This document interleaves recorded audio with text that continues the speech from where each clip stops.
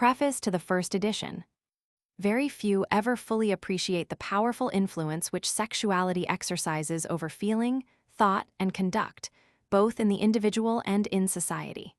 Schiller, in his poem Die Weltweisen, recognizes it with the words, Einstwillen bis den Bau der Weltphilosophie, Zusammenhalt, Seides Getrieb durch Hunger und durch Liebe.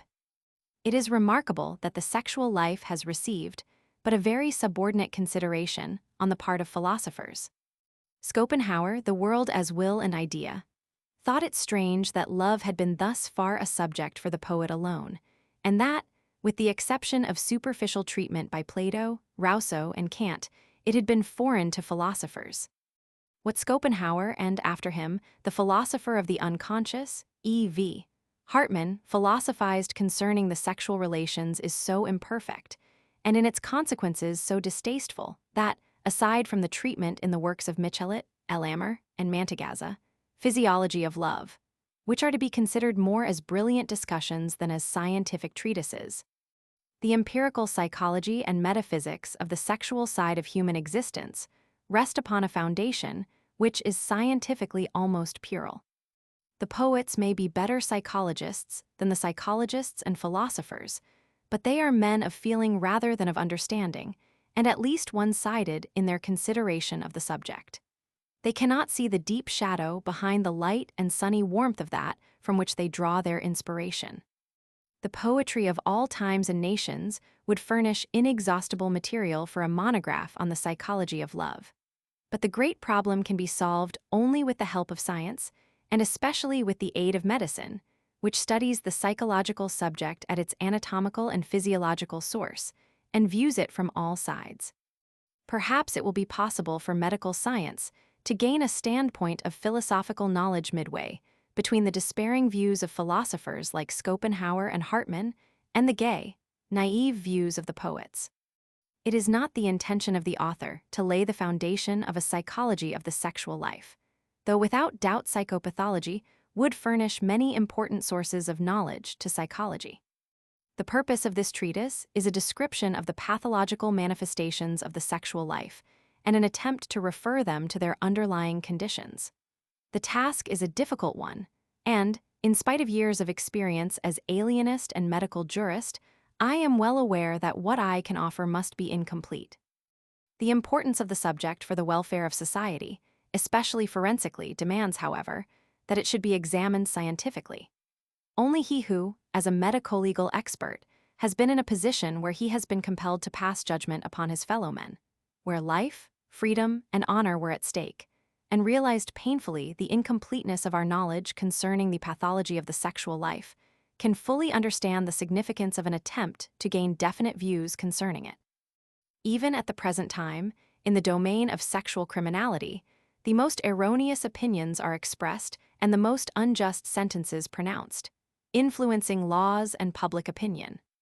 He who makes the psychopathology of sexual life the object of scientific study sees himself placed on a dark side of human life and misery, in the shadows of which the godlike creations of the poet become hideous masks, and morals and aesthetics seem out of place in the image of God. It is the sad province of medicine, and especially of psychiatry, to constantly regard the reverse side of life, human weakness and misery. Perhaps in this difficult calling some consolation may be gained, and extended to the moralist, if it be possible to refer to morbid conditions much that offends ethical and aesthetic feeling. Thus medicine undertakes to save the honor of mankind before the court of morality, and individuals from judges and their fellow men. The duty and right of medical science in these studies belong to it by reason of the high aim of all human inquiry after truth. The author would take to himself the words of Tardieu, Desitentets aux moeurs. Aucune mesure physique au moral, aucune plaie, quel corrompu quel soit, ni doit effrir celui qui est voué à la science de l'homme et le ministère sacré du médecin, en l'obligeant à tout voir, lui permet aussi de tout dire. The following pages are addressed to earnest investigators in the domain of natural science and jurisprudence. In order that unqualified persons should not become readers, the author saw himself compelled to choose a title understood only by the learned, and also, where possible, to express himself in terminis technicis. It seemed necessary also to give certain particularly revolting portions in Latin rather than in German. It is hoped that this attempt to present to physician and jurist facts from an important sphere of life will receive kindly acceptance and fill an actual hiatus in literature. For, with the exception of certain single descriptions and cases, the literature presents only the writings of Marau and Tarnowski, which cover but a portion of the field. Translator's Preface. The distinguished author of Psychopathia Sexualis speaks for himself and his work in its preface, but there are not wanting others to speak for him. Dr. Yvonne Schrenk-Notzing, of Munich, writes, "It may be questioned whether it is justifiable to discuss the anomalies of the sexual instinct apart, instead of treating of them in their proper place in psychiatry. As a rule, they are certainly only symptoms of a constitutional malady, or of a weakened state of the brain, which manifest themselves in the various forms of sexual perversion. Moreover, attention has been directed to the baneful influence possibly exerted by such publications as Psychopathia Sexualis. To be sure, the appearance of 7 editions of that work could not be accounted for were its circulation confined to scientific readers. Therefore, it cannot be denied that a pornographic interest on the part of the public is accountable for a part of the wide circulation of the book. But in spite of this disadvantage, the injury done by implanting knowledge of sexual pathology in unqualified persons is not to be compared with the good accomplished. History shows that urinism was very widespread long before the appearance of Psychopathia Sexualis. The courts have constantly to deal with sexual crimes in which the responsibility of the accused comes in question. For the physician himself, sexual anomalies, treated as they are in a distant manner in textbooks on psychiatry, are in greater part a terra incognita. Exact knowledge of the causes and conditions of development of sexual aberrations, and of the influence on them of hereditary constitution, education, the impressions of everyday life, and modern refined civilization, is the prerequisite for a rational prophylaxis of sexual aberrations and for a correct sexual education. Without careful study of the circumstances which attend the development of sexual anomalies, we should never be in a position to use effectual therapies. The majority of these unfortunates, Krafft-Ebing calls them nature's stepchildren, are devoid of insight into their malady.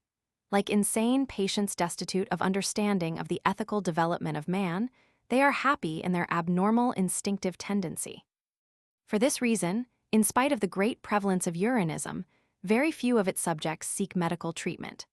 While the terminal forms of sexual aberrations end in asylums for the insane, the doubtful cases, in which incompleteness of development or apparent viciousness render correct diagnosis difficult, make up the majority.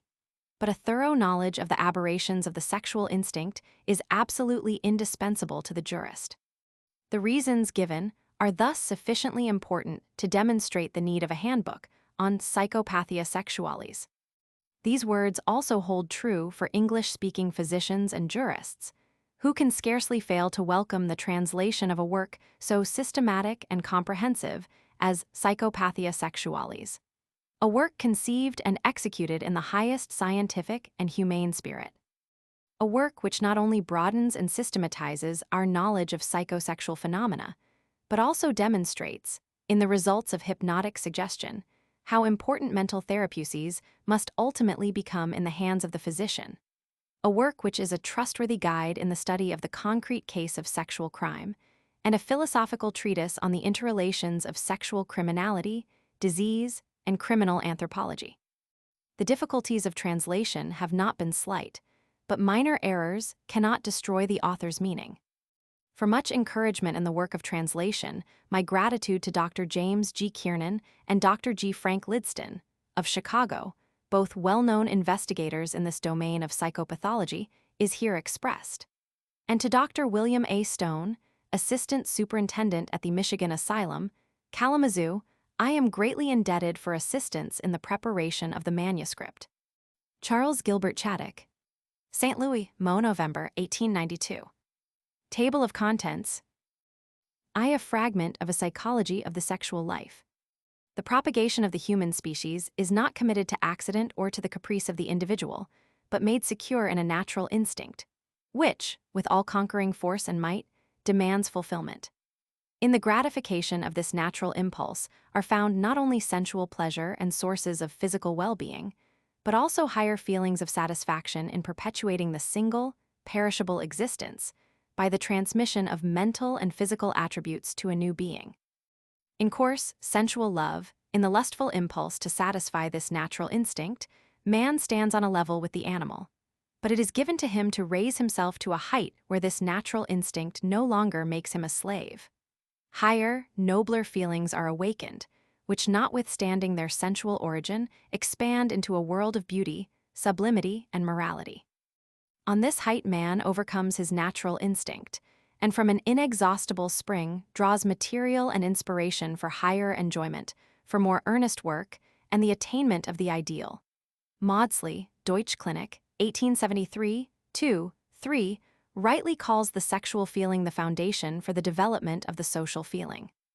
Were man to be robbed of the instinct of procreation and all that arises from it mentally, nearly all poetry, and perhaps the entire moral sense as well, would be torn from his life. Sexuality is the most powerful factor in individual and social existence, the strongest incentive to the exertion of strength and acquisition of property, to the foundation of a home, and to the awakening of altruistic feelings, first for a person of the opposite sex, then for the offspring, and, in a wider sense, for all humanity. Thus all ethics, and perhaps a good part of aesthetics and religion, depend upon the existence of sexual feeling. Though the sexual life leads to the highest virtues, even to the sacrifice of the ego, yet in its sensual force lies also the danger that it may degenerate into powerful passions and develop the grossest vices. Love as an unbridled passion is like a fire that burns and consumes everything, like an abyss that swallows all, honor, fortune, well-being. It seems of high psychological interest to trace the developmental phases through which, in the course of the evolution of human culture to the morality and civilization of today, the sexual life has passed. On primitive ground, the satisfaction of the sexual appetite of man seems like that of the animal. Openness in the sexual act is not shunned. Man and woman are not ashamed to go naked. Today we see savages in this condition, comp. Place des Weib, p. 196, 1884, as, for example, the Australians, the Polynesians, and the Malays of the Philippines. The female is the common property of the males, the temporary booty of the strongest, who strive for the possession of the most beautiful of the opposite sex, thus carrying out instinctively a kind of sexual selection. Woman is a movable thing, aware, an object of bargain and sale and gift, a thing to satisfy lust and to work. The appearance of a feeling of shame before others in the manifestation and satisfaction of the natural instinct, and modesty in the intercourse of the sexes, form the beginning of morality in the sexual life. From this arose the effort to conceal the genitals, and they knew that they were naked, and the secret performance of the sexual act. The development of this degree of culture is favored by the rigors of climate and the necessity for complete protection of the body thus entailed. Thus, in part, the fact is explained that among northern races modesty may be proved anthropologically earlier than among southern races. A further stage in the development of culture in sexual life is marked when the female ceases to be a movable thing. She becomes a person, and if still for a long time placed far below the male socially, yet the idea that the right of disposal of herself and her favors belongs to her is developed. Thus she becomes the object of the male's wooing. To the barbarous sensual feeling of sexual desire, the beginnings of ethical feeling are added. The instinct is intellectualized. Property in women ceases to exist. Individuals of the opposite sexes feel themselves drawn toward each other by mental and physical qualities and show love for each other only. At this stage, woman has a feeling that her charms belong only to the man of her choice and wishes to conceal them from others. Thus, by the side of modesty, the foundations of chastity and faithfulness, as long as the bond of love lasts, are laid. Woman attains this degree of social elevation earlier when, at the transition from nomadic life to a state of fixed habitation, man obtains a house and home, and the necessity arises for him to possess in woman a companion for the household, a housewife. Among the nations of the East, the Egyptians, the Israelites, and the Greeks, and among those of the West, the Germans, early attained this stage of culture. Among all these races, at this stage of advancement, the esteem in which virginity, chastity, modesty, and sexual faithfulness are held is in marked contrast with other nations, which offer the female of the house to the guest for his sexual enjoyment. That this stage in the culture of sexual morality is quite high and makes its appearance much later than other developmental forms of culture, as, for example, aesthetics, is seen from the condition of the Japanese, with whom it is the custom to marry a woman only after she has lived for a year in the tea houses, which correspond with European houses of prostitution, and to whom the nakedness of women is nothing shocking. At all events, among the Japanese, every unmarried woman can prostitute herself without lessening her value as a future wife. A proof that with this remarkable people woman possesses no ethical worth, but is valued in marriage only as a means of enjoyment, procreation, and work. Christianity gave the most powerful impulse to the moral elevation of the sexual relations by raising woman to social equality with man and elevating the bond of love between man and woman to a religio-moral institution. The fact that in higher civilization human love must be monogamous and rest on a lasting contract was thus recognized. If nature does no more than provide for procreation, a commonwealth, family, or state cannot exist without a guarantee that the offspring shall flourish physically, morally, and intellectually. Christendom gained both mental and material superiority over the polygamous races, especially Islam, through the equalization of woman and man, and by establishing monogamous marriage and securing it by legal, religious, and moral ties. If Mohammed was actuated by a desire to raise woman from her place as a slave and means of sensual gratification to a higher social and matrimonial plane, nevertheless, in the Mohammedan world woman remained far below man, to whom alone divorce was allowed and also made very easy. Islam kept woman from any participation in public life under all circumstances, and thus hindered her intellectual and moral development. In consequence of this, the Mohammedan woman has ever remained essentially a means of sensual gratification and procreation, while on the other hand, the virtues and capabilities of the Christian woman, as housewife, educator of children, and equal companion of man, have been allowed to unfold in all their beauty. Islam, with its polygamy and harem life, is glaringly contrasted with the monogamy and family life of the Christian world. The same contrast is apparent in a comparison of the two religions with reference to the conception of the hereafter. The picture of eternity seen by the faith of the Christian is that of a paradise freed from all earthly sensuality, promising the purest of intellectual happiness. The fancy of the Mussulman fills the future life with the delights of a harem full of houris. In spite of all the aids which religion, law, education, and morality give civilized man in the bridling of his passions, he is always in danger of sinking from the clear height of pure, chaste love into the mire of common sensuality. In order to maintain oneself on such a height, a constant struggle between natural impulses and morals, between sensuality and morality, is required. Only characters endowed with strong wills are able to completely emancipate themselves from sensuality and share in that pure love from which spring the noblest joys of human life. It is yet questionable whether, in the course of the later centuries, mankind has advanced in morality. It is certain, however, that the race has become more modest, and this phenomenon of civilization, this hiding of the animal propensities, is, at least, a concession that vice makes to virtue. From a reading of Scher's works, History of German Civilization, one would certainly gain the impression that, in comparison with those of the Middle Ages, our own ideas of morals have become refined, even when it must also be allowed that in many instances finer manners, without greater morality, have taken the place of earlier obscenity and coarseness of expression. When widely separated periods of history are compared, no doubt is left that public morality, in spite of occasional temporary retrogression, makes continuous progress, and that Christianity is one of the most powerful of the forces favoring moral progress. Today, we are far beyond the sexual conditions which, as shown in the sodomitic worship of the gods, in the life of the people, and in the laws and religious practices existed among the ancient Greeks. To say nothing of the worship of Phallus and Priapus among the Athenians and Babylonians, of the bacchanals of ancient Rome, and the prominent place prostitutes took among these peoples. In the slow and often imperceptible progress which human morality makes, there are variations or fluctuations, just as in the individual sexuality manifests an ebb and flow. Periods of moral decadence in the life of a people are always contemporaneous with times of effeminacy, sensuality, and luxury. These conditions can only be conceived as occurring with increased demands upon the nervous system, which must meet these requirements. As a result of increase of nervousness, there is increase of sensuality, and, since this leads to excesses among the masses, it undermines the foundation of society, the morality and purity of family life.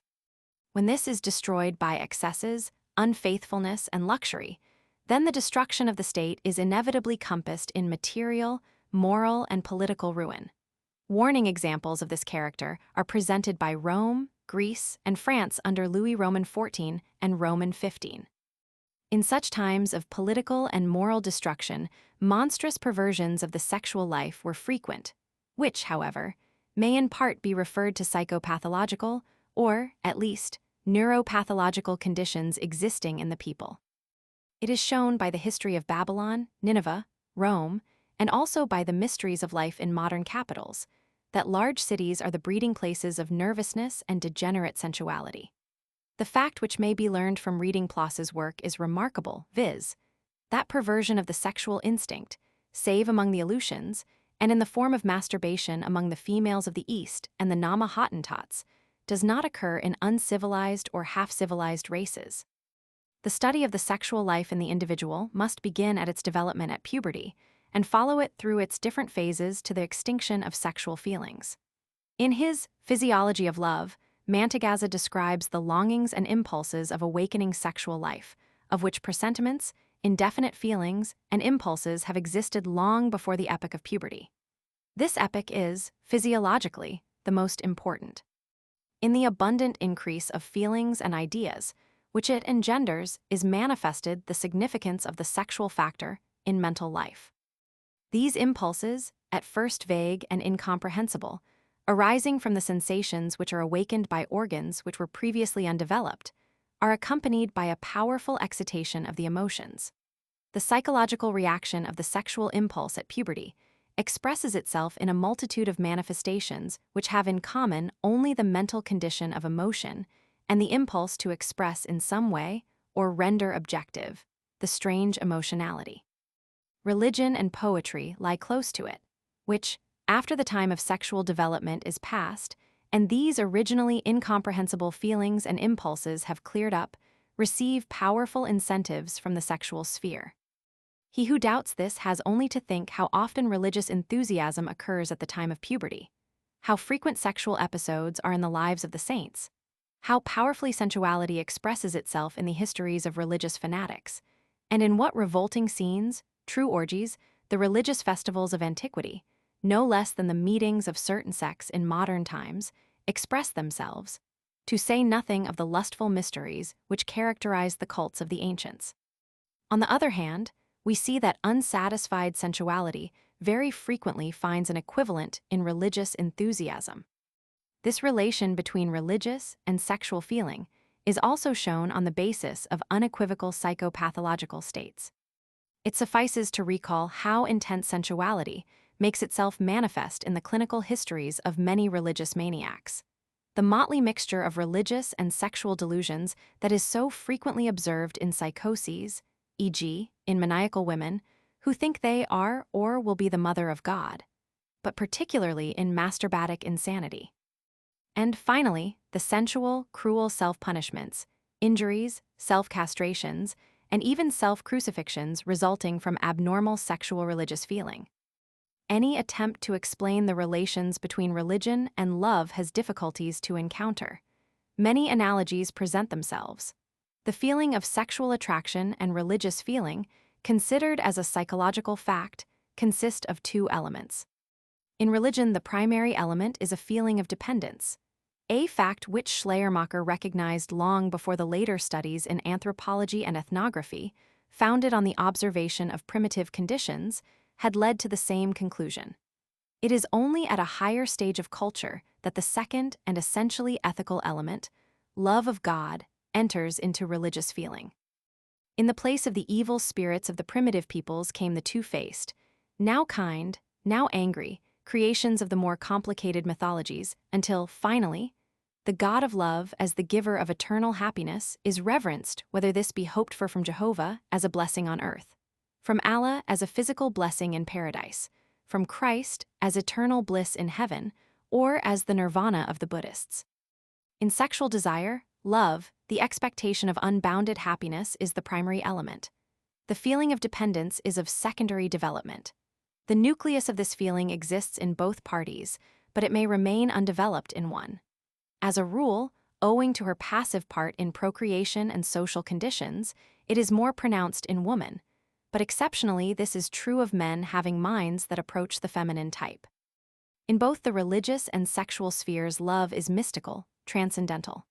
In sexual love, the real purpose of the instinct, the propagation of the species, does not enter into consciousness, and the strength of the desire is greater than any that consciousness of purpose could create. In religion, however, the good sought and the object of devotion are of such nature that they cannot become a part of empirical knowledge. Therefore, both mental processes give unlimited range to the imagination. But both have an immortal object, in as far as the bliss which the sexual sentiment creates in fancy seems incomparable and infinite in contrast with all other pleasurable feelings. And the same is true of the promised blessings of faith, which are conceived to be eternal and supreme. From the correspondence between the two states of consciousness, with reference to the commanding importance of their objects, it follows that they both often attain an intensity that is irresistible, and which overcomes all opposing motives.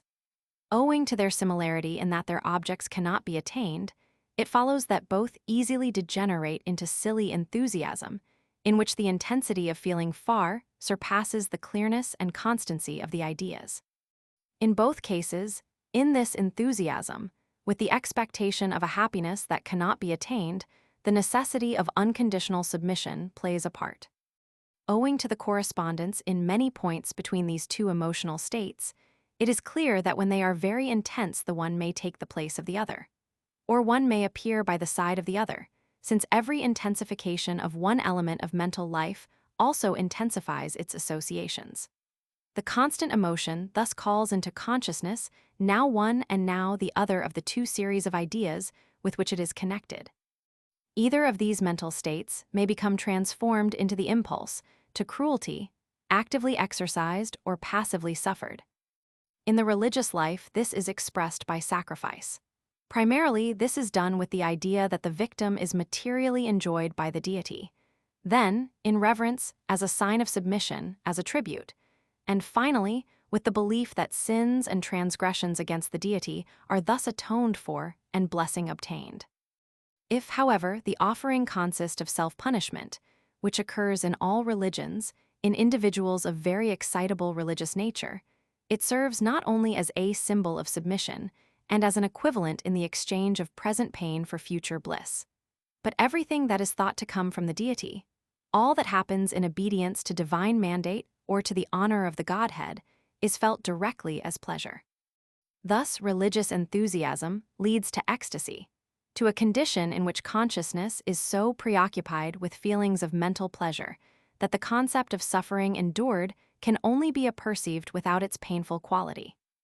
The exaltation of religious enthusiasm may lead actively to pleasure in the sacrifice of another, if pity be overcompensated by feelings of religious pleasure.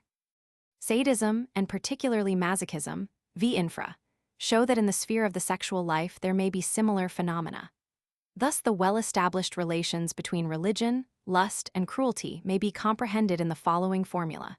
States of religious and sexual excitement, at the acme of their development, may correspond in the amount and quality of excitement, and therefore, under favoring circumstances, one may take the place of the other. Both, in pathological conditions, may become transformed into cruelty. The sexual factor proves to be no less influential in awakening aesthetic feelings. What would poetry and art be without a sexual foundation? In sensual, love is gained that warmth of fancy without which a true creation of art is impossible, and in the fire of sensual feelings, its glow and warmth are preserved. It may thus be understood why great poets and artists have sensual natures. This world of ideals reveals itself with the inception of the processes of sexual development. He who, at this period of life, cannot become enthusiastic for all that is great, noble, and beautiful, remains a Philistine all his life. At this epoch does not the least of natural poets forge verses. At the limits of physiological reaction, there are events which take place at the time of puberty, in which these obscure feelings of longing express themselves in paroxysms of despair of self and the world, which may go on to tedium vitae, and are often accompanied by a desire to do harm to others, weak analogies of a psychological connection between lust and cruelty. Youthful love has a romantic, idealistic character. It elevates the beloved object to apotheosis. In its inception, it is platonic and turns to forms of poetry and romance. With the awakening of sensuality, there is danger that this idealizing power may be brought to bear upon persons of the opposite sex who are mentally, physically, and socially of inferior station. Thus there may occur mésalliances, seductions, and errors, with the whole tragedy of a passionate love that comes in conflict with the dictates of social position and prospects, and sometimes terminates in suicide or double suicide. Oversensual love can never be lasting and true.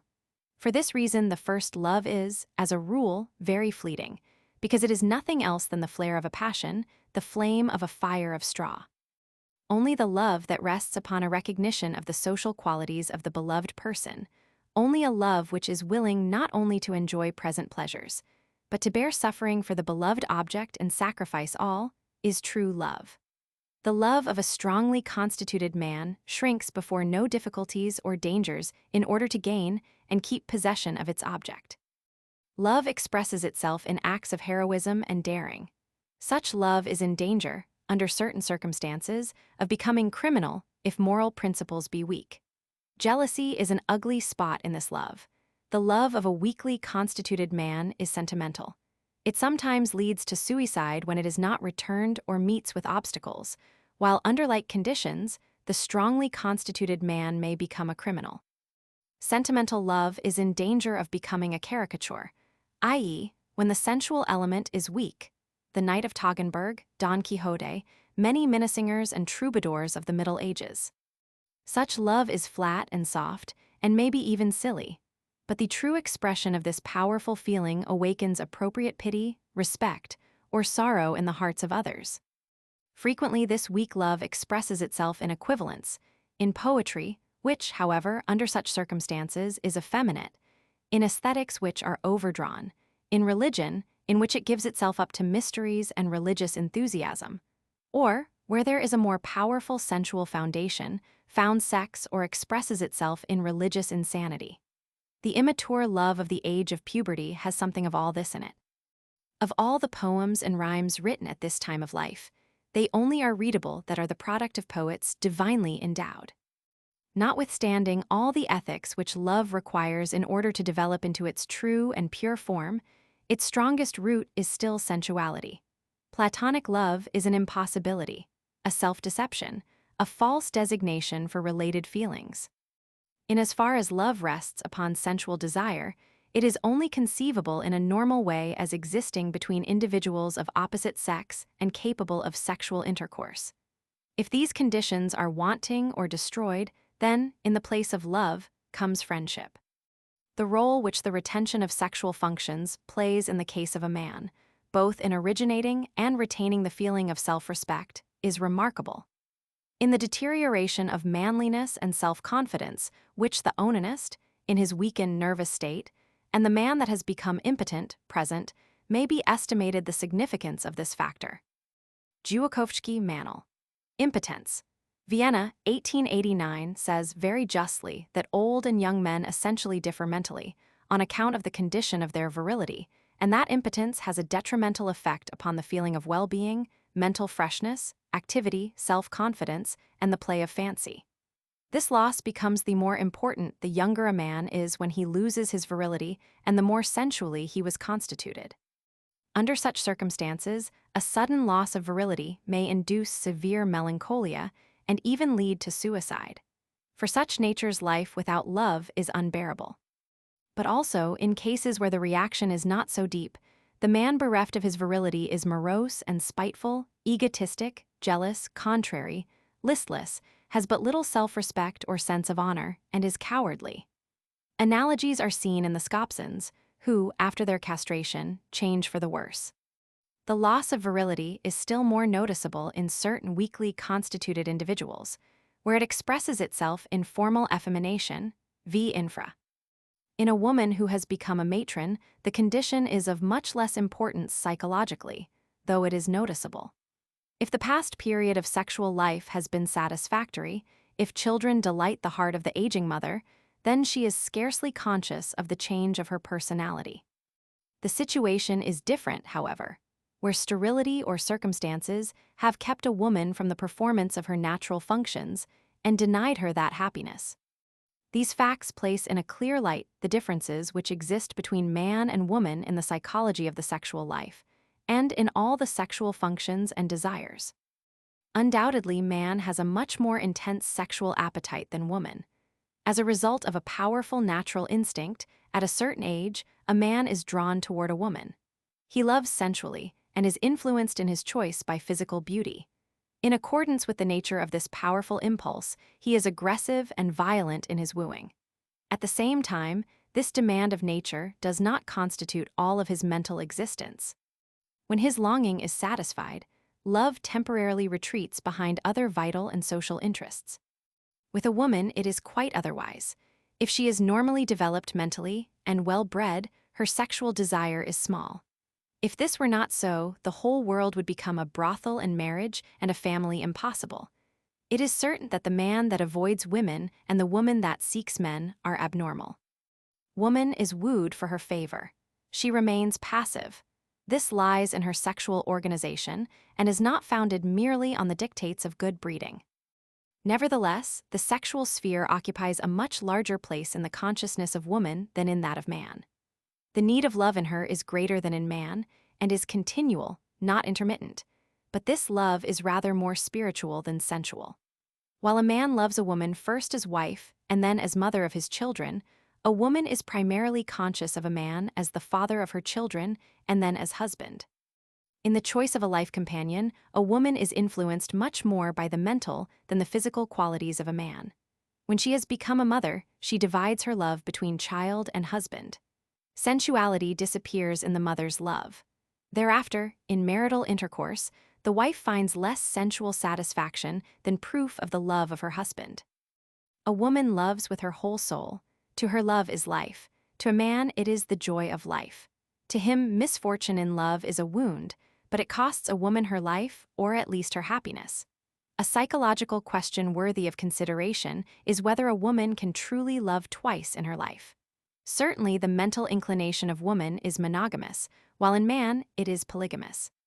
The weakness of men in comparison with women lies in the great intensity of their sexual desires. Man becomes dependent upon woman, and the weaker and more sensual he becomes, and this just in proportion as he becomes neuropathic. Thus may be understood the fact that, in times of effeminateness and luxury, sensuality flourishes luxuriantly. Then arises the danger to society that mistresses and their dependents may rule the state and compass its ruin, the mistresses of the courts of Louis Roman XIV and Roman XV, the prostitutes of ancient Greece. The biographies of many statesmen of ancient and modern times show that they were the instruments of women, owing to their great sensuality, which had its foundation in their neuropathic constitutions. The fact that the Catholic Church enjoins celibacy upon its priests, in order to emancipate them from sensuality and preserve them entirely for the purpose of their calling, is an example of discerning psychological knowledge of mankind. But it is unfortunate that the priests, living in celibacy, lose the elevating effect which love and matrimony exert upon the development of character. From the fact that man by nature plays the aggressive role in sexual life, he is in danger of overstepping the limits which morality and law have set. The unfaithfulness of a wife, in comparison with that of a husband, is morally much more weighty, and should be more severely punished legally. The unfaithful wife dishonors not only herself, but also her husband and her family, not to speak of the possibility of pater incitus. Natural instinct and social position favor unfaithfulness on the part of a husband, while the wife is afforded much protection. In the case of an unmarried woman, sexual intercourse is something quite different from what it is in an unmarried man. Of a single man, society demands decency. Of a woman, also chastity. In the cultivated social life of today, woman, occupying a sexual position and concerning herself in the interests of society, can only be thought of as a wife. The aim and ideal of woman, even when she is sunken in the mire of vice, is and remains marriage. Woman, as Mantegazza justly remarks, desires not only satisfaction of her sexual feeling, but also protection and support for herself and her children. A man of right feeling, no matter how sensual he may be, demands a wife that has been, and is, chaste. The emblem and ornament of a woman seeking this, her only worthy purpose in life, is modesty. Mantegazza finally characterizes modesty as one of the forms of psychical self-respect in woman. This is not the place for anthropological and historical consideration of this, the most beautiful attribute of woman. Probably, feminine modesty is an hereditarily evolved product of the development of civilization. In remarkable contrast with it, there is occasional exposition of physical charms, conventionally sanctioned by the law of fashion, in which even the most discreet maiden allows herself to indulge in the ballroom. The reasons which lead to this display are evident. Fortunately, the modest girl is as little conscious of them as of the reason for the occasionally recurring mode of making certain portions of the body more prominent panniers, to say nothing of corsets, etc. In all times, and among all races, women show a desire to adorn themselves and be charming. In the animal kingdom, nature has distinguished the male with the greater beauty. Men designate women as the beautiful sex. This gallantry clearly arises from the sensual desire of men. As long as this personal adornment has a purpose only in itself, or the true psychological reason of the desire to please remains unknown to the woman, nothing can be said against it. When it is done with knowledge, the effort is called flirting. Under all circumstances, a dandified man is ridiculous. We are accustomed to this slight weakness in a woman and find no fault with it, so long as it is but a subordinate manifestation. When it has become the all-absorbing aim, the French apply to it the word coquetry. Woman far surpasses man in the natural psychology of love, partly because, through heredity and education, her native element is love, and partly because she has finer feelings, Mantegazza. Even in a man of the very highest breeding, it cannot be found objectionable that he recognizes woman as a means of satisfying his natural instinct. But it becomes his duty to belong only to the woman of his choice. In a civilized state, this becomes a binding social obligation, marriage, and inasmuch as the wife requires for herself and children protection and support, it becomes a marriage right. It is of great importance psychologically, and, for certain pathological manifestations to be later described, indispensable to examine the psychological events which draw a man and a woman together and unite them, so that, of all other persons of the same sex, only the beloved one seems desirable. If one could demonstrate design in the processes of nature, adaptation cannot be denied them. The fact of fascination by a single person of the opposite sex, with indifference toward all others, as it occurs between true and happy lovers, would appear as a wonderful creative provision to ensure monogamous unions for the promotion of their object. To the scientific observer, however, this love, or harmony of souls, this heart bond, does not by any means appear as a soul mystery. But in the majority of cases, it may be referred to certain physical or mental peculiarities, as the case may be, by which the attractiveness of the beloved person is exerted. Thus we speak of what is called fetish and fetichism.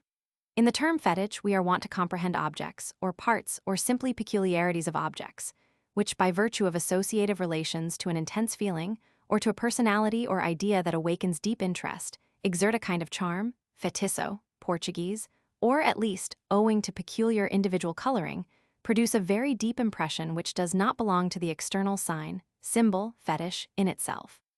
The individual valuation of the fetish, which may go to the extent of an unreasoning enthusiasm in the individual affected, is called fetichism. This interesting psychological phenomenon is explicable by an empirical law of association, the relation of a particular to a general concept, in which, however, the essential thing is the pleasurable emotional coloring of the particular concept peculiar to the individual. It is most common in two related mental spheres, those of religious and erotic feelings and ideas. Religious fetichism differs in relation and significance from sexual fetichism, for it found, and still finds, its original motive in the delusion that the object of the fetichism, or the idol, possesses divine attributes, and that it is not simply a symbol, or peculiar wonder-working relics or protective amulet virtues are superstitiously ascribed to the fetish. It is otherwise with erotic fetichism, which finds its psychological motive in fetishes which consist of physical or mental qualities of a person, or even merely of objects which a person has used. These always awaken intense associative ideas of the personality as a whole, and, moreover, are always colored with a lively feeling of sexual pleasure. Analogies with religious fetichism are always discernible, for, under certain circumstances, in the latter, the most insignificant objects, bones, nails, hair, etc., become fetishes and are associated with pleasurable feelings which may reach the intensity of ecstasy. With respect of the development of physiological love, it is probable that its nucleus is always to be found in an individual fetish, charm, which a person of one sex exercises over a person of the opposite sex. The case is the simplest where the sight of a person of the opposite sex occurs simultaneously with sensual excitement, and the latter is thus increased. Emotional and visual impressions are brought into associative connection, and this association is strengthened in proportion as the recurring emotion awakens the visual memory picture, or the latter. Another meeting renews sexual excitement, which may possibly reach the intensity of orgasm and pollution, dream picture. In this case, the whole physical personality has the effect of a fetish. As Binet and others show, merely parts of the whole, simply peculiarities either physical or mental, may affect the person of the opposite sex as a fetish, when the perception of them is associated with accidental, sexual excitement, or induces it. It is well known from experience that accident determines this mental association, that the objects of the fetish may be individually very diverse, and that thus the most peculiar sympathies and antipathies arise. These physiological facts of fetichism explain the individual sympathies between husband and wife, the preference of a certain person to all others of the same sex. Since the fetish represents a symbol that is purely individual, it is clear that its effect must be individual. Since it is colored by the most intense pleasurable feeling, it follows that possible faults in the beloved object are overlooked. Love is blind, and an exaltation of it is induced that to others is incomprehensible and even silly under some circumstances. Thus it is clear why lovers are not understood by their unaffected fellowmen, and why they deify their idols, develop a true cult of devotion, and invests them with attributes which objectively they do not possess. Thus we may understand why love appears sometimes more like a passion, sometimes as a formal, exceptional mental state in which the unattainable seems attainable, the ugly beautiful, the profane sacred, and every other interest, every duty disappears.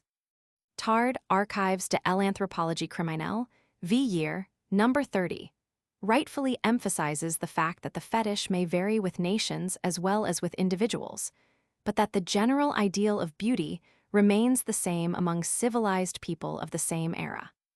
Binet deserves great credit for having studied and analyzed in detail the fetichism of love. The particular sympathies all spring from it, thus one is attracted to slender, another to plump beauties, to blondes or brunettes. For one a peculiar expression of the eyes, for another a peculiar tone of the voice, or a particular, even an artificial odor, perfume.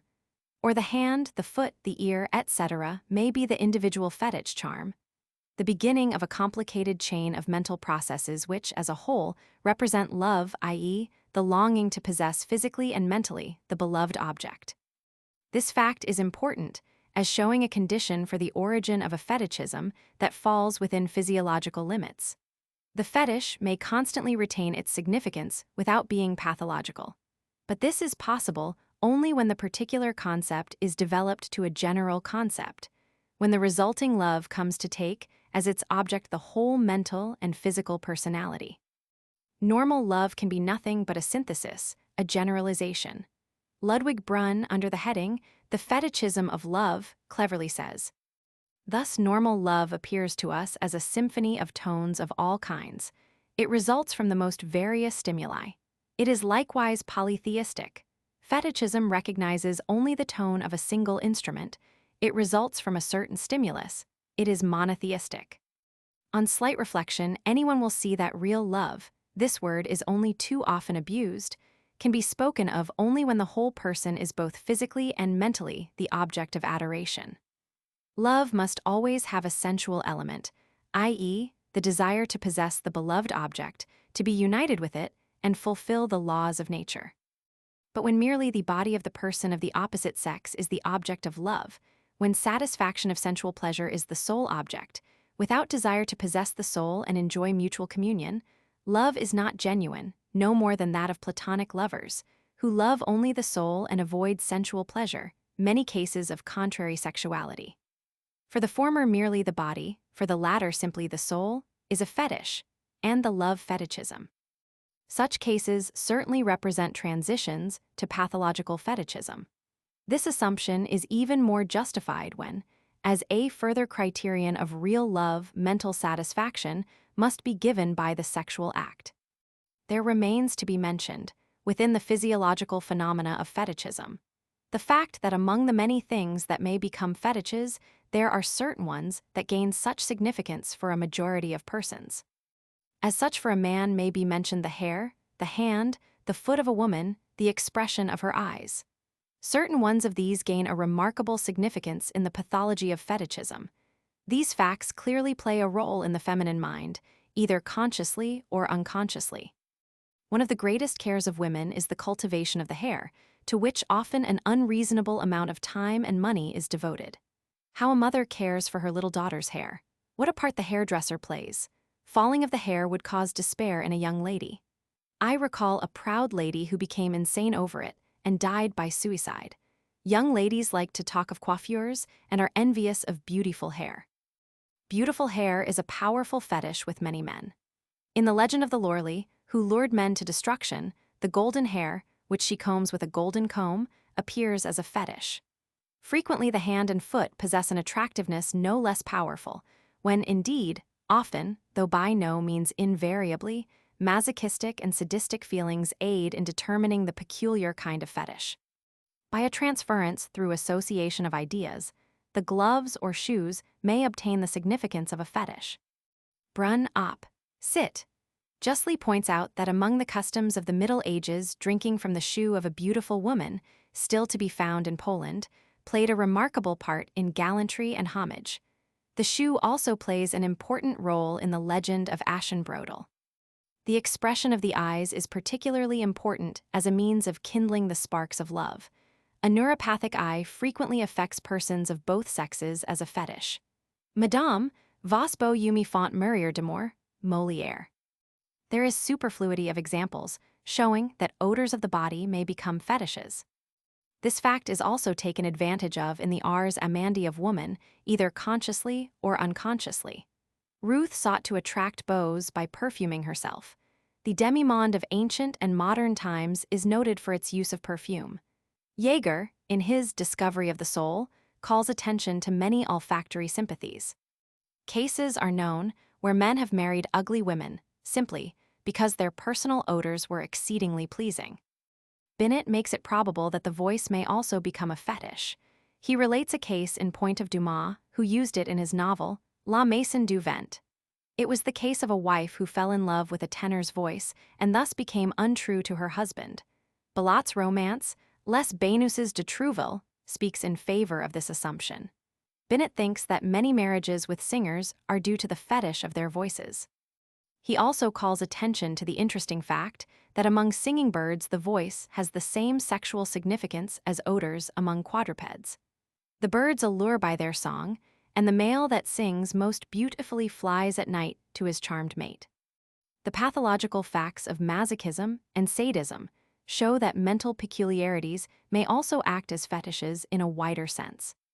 Thus, the fact of idiosyncrasies is explained, and the old saying, de gustibus non est disputandum, retains its force. Roman II, Physiology. During the time of the physiological processes in the reproductive glands, desires arise in the consciousness of the individual, which have for their purpose the perpetuation of the species, sexual instinct. Sexual desire during the years of sexual maturity is a physiological law. The duration of the physiological processes in the sexual organs, as well as the strength of the sexual desire manifested, vary both in individuals and in races. Race, climate, heredity, and social circumstances have a very decided influence upon it. The greater sensuality of southern races as compared with the sexual needs of those of the north is well known. Sexual development in the inhabitants of tropical climes takes place much earlier than in those of more northern regions.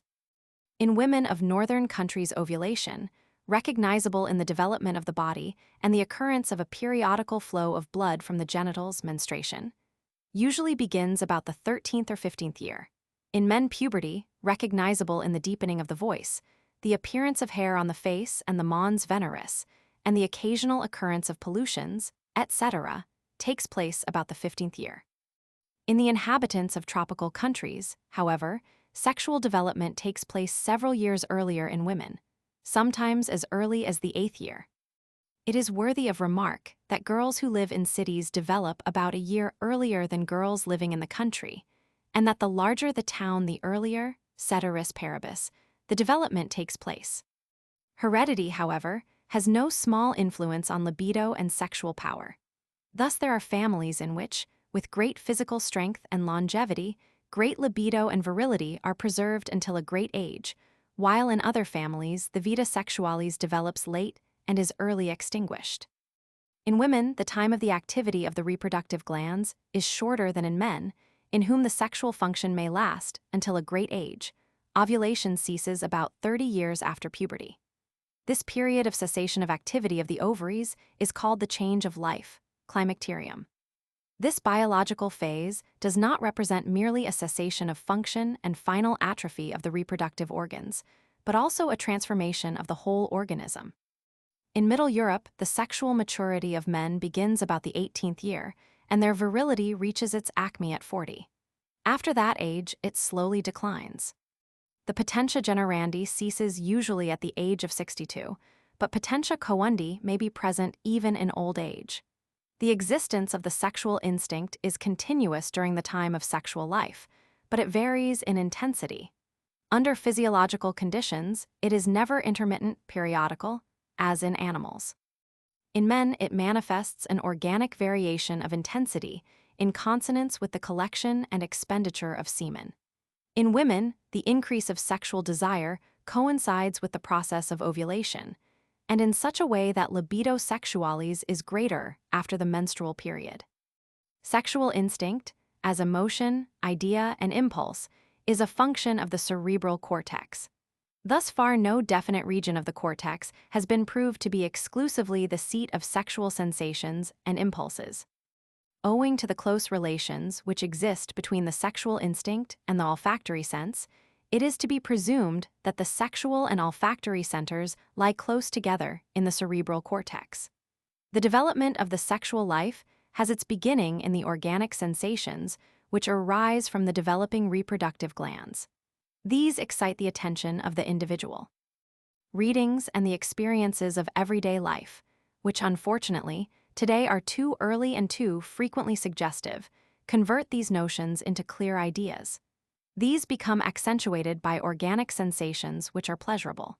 With this accentuation of erotic ideas by lustful feelings, an impulse to induce these, sexual desire, is developed. Thus, there is established a mutual dependence between the cerebral cortex, as the place of origin of sensations and ideas, and the reproductive organs. The latter, by reason of physiological processes, hyperemia, secretion of semen, ovulation, give rise to sexual ideas, images, and impulses. The cerebral cortex, by means of a perceived or reproduced sensual ideas, reacts on the reproductive organs, inducing hyperemia, secretion of semen, erection, ejaculation. This results by means of centers for vasomotor innervation and ejaculation, which are situated in the lumbar portion of the cord and lie close together. Both are reflex centers. The erection center Goltz-Eckardt is an intermediate station placed between the brain and the genital apparatus. The nervous paths which connect it with the brain probably run through the pedunculi cerebri and the pons. This center may be excited by central, psychical, and organic stimuli, by direct irritation of the nerve tract in the pedunculi cerebri, pons, or cervical portion of the cord, as well as by peripheral irritation of the sensory nerves, penis, clitoris, and annexa. It is not directly subordinated to the will. The excitation of this center is conveyed to the corpora cavernosa by means of nerves, nervi erigents Eckardt, running in the first 3 sacral nerves. The action of the nervi erigents, which renders erection possible, is an inhibitory one. They inhibit the ganglionic nervous mechanism in the corpora cavernosa, upon the action of which the smooth muscle fibers of the corpora cavernosa are dependent, Kolliker and Kohlrausch. Under the influence of the action of the nervi erigents, these fibers of the corpora cavernosa become relaxed and their spaces fill with blood. Simultaneously, as a result of the dilatation of the capillary network of the corpora cavernosa, pressure is exerted upon the veins of the penis, and the return of blood is impeded. This effect is aided by contraction of the bulbocavernosus and ischiocavernosus muscles, which are inserted by means of an aponeurosis on the dorsal surface of the penis.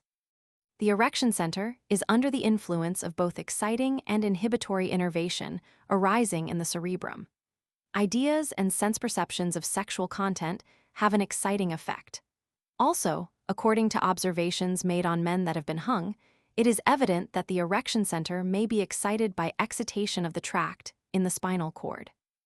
Observations on the insane and those suffering with cerebral disease show that this is also possible as a result of organic irritation in the cerebral cortex, psychosexual center.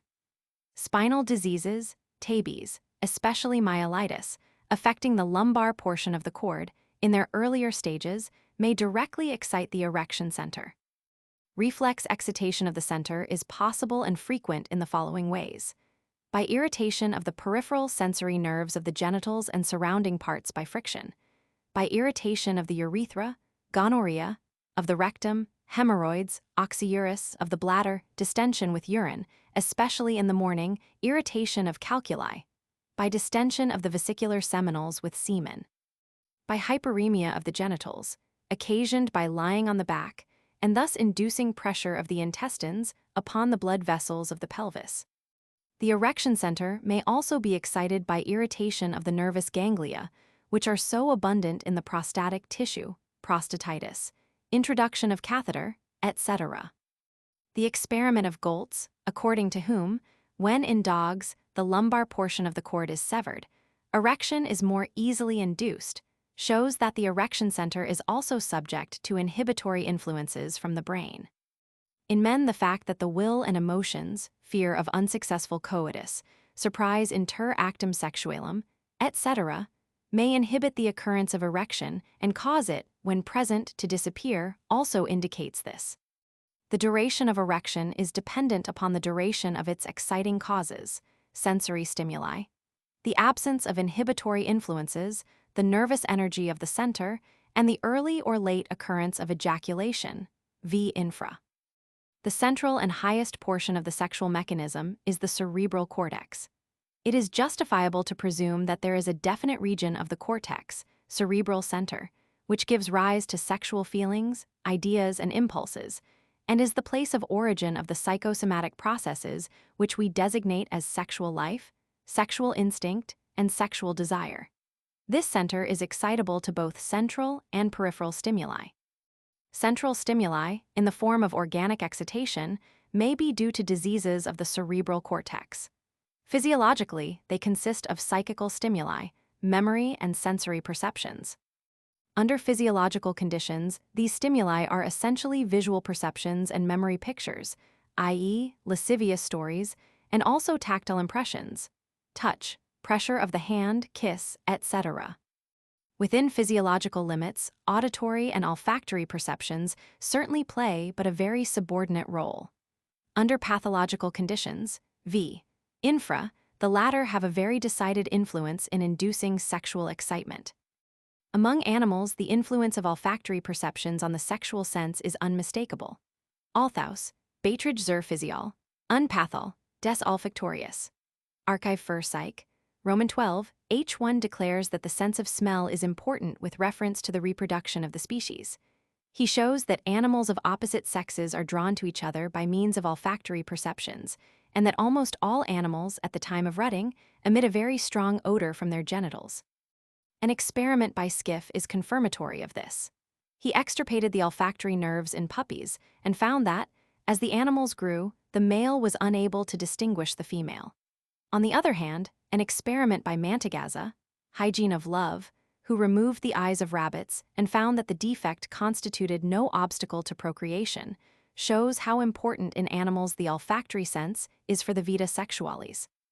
It is also remarkable that many animals, muskox, civet cat, beaver, possess glands on their sexual organs, which secrete materials having a very strong odor.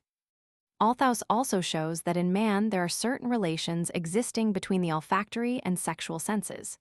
He mentions Cloquet, Os Phraseology, Paris, 1826, who calls attention to the sensual pleasure excited by the odors of flowers, and tells how Richelieu lived in an atmosphere loaded with the heaviest perfumes in order to excite his sexual functions. Zip Wien, Med. Wochenschrift, 1879 NR. 24, in connection with a case of kleptomania in an onanist, likewise establishes such relations and cites Hildebrand as authority, who in his Popular Physiology says, "It cannot be doubted that the olfactory sense stands in remote connection with the sexual apparatus." Odors of flowers often occasion pleasurable sensual feelings, and when one remembers the passage in the Song of Solomon, "And my hands dropped with myrrh, and my fingers with sweet-smelling myrrh upon the handles of the lock," one finds that it did not escape Solomon's observation. In the Orient, the pleasant perfumes are esteemed for their relation to the sexual organs, and the women's apartments of the Sultan are filled with the perfumes of flowers. Most, professor in Rostock Comp. Zip, relates, "I learned from a sensual young peasant that he had excited many a chaste girl sexually, and easily gained his end, by carrying his handkerchief in his axilla for a time, while dancing, and then wiping his partner's perspiring face with it." The case of Henry Roman III shows that contact with a person's perspiration may be the exciting cause of passionate love. At the betrothal feast of the King of Navarre and Margaret of Valois, he accidentally dried his face with a garment of Maria of Cleves, which was moist with her perspiration. Although she was the bride of the Prince of Condé, Henry conceived immediately such a passionate love for her that he could not resist it, and made her, as history shows, very unhappy. An analogous instance is related of Henry Roman IV, whose passion for the beautiful Gabrielle is said to have originated at the instant when, at a ball, he wiped his brow with her handkerchief. Professor Jaeger, the discoverer of the soul, refers to the same thing in his well-known book, 2D ed. 1880, chapter Roman 15, p. 173. For he regards the sweat as important in the production of sexual effects and as being especially seductive. One learns from reading the work of Ploss, Des Weib, that attempts to attract a person of the opposite sex by means of the perspiration may be discerned in many forms in popular psychology. In reference to this, a custom which holds among the natives of the Philippine Islands when they become engaged, as reported by Jaeger, is remarkable. When it becomes necessary for the engaged pair to separate, they exchange articles of wearing apparel, by means of which each becomes assured of faithfulness. These objects are carefully preserved, covered with kisses, and smelled. The love of certain libertines and sensual women for perfumes indicates a relation between the olfactory and sexual senses. A case mentioned by Heschel Wiener Zeitschrift F. Pracht. Halkund, March 22, 1861, is remarkable, where the absence of both olfactory lobes was accompanied by imperfectly developed genitals. It was the case of a man aged 45, in all respects well developed, with the exception of the testicles, which were not larger than beans and contained no seminal canals, and the larynx, which seemed to be of feminine dimensions. Every trace of olfactory nerves was wanting, and the trigona olfactoria and the furrow on the undersurface of the anterior lobes were absent. The perforations of the ethmoid plate were sparingly present and occupied by nerveless processes of the dura instead of by nerves. In the mucous membrane of the nose, there was also an absence of nerves. Finally, the clearly defined relation of the olfactory and sexual senses in mental diseases is worthy of notice, in that in the psychoses of both sexes dependent on masturbation, as well as in insanity due to disease of the sexual organs of the female, or during the climacteric, olfactory hallucinations are especially frequent, while in cases where a sexual cause is wanting, they are very infrequent. I am inclined to doubt that olfactory impressions in man, under normal conditions, as in animals, play an important role in the excitation of the sexual center. On account of the importance of this consensus for the understanding of pathological cases, it is necessary here to thoroughly consider the relations existing between the olfactory and sexual senses.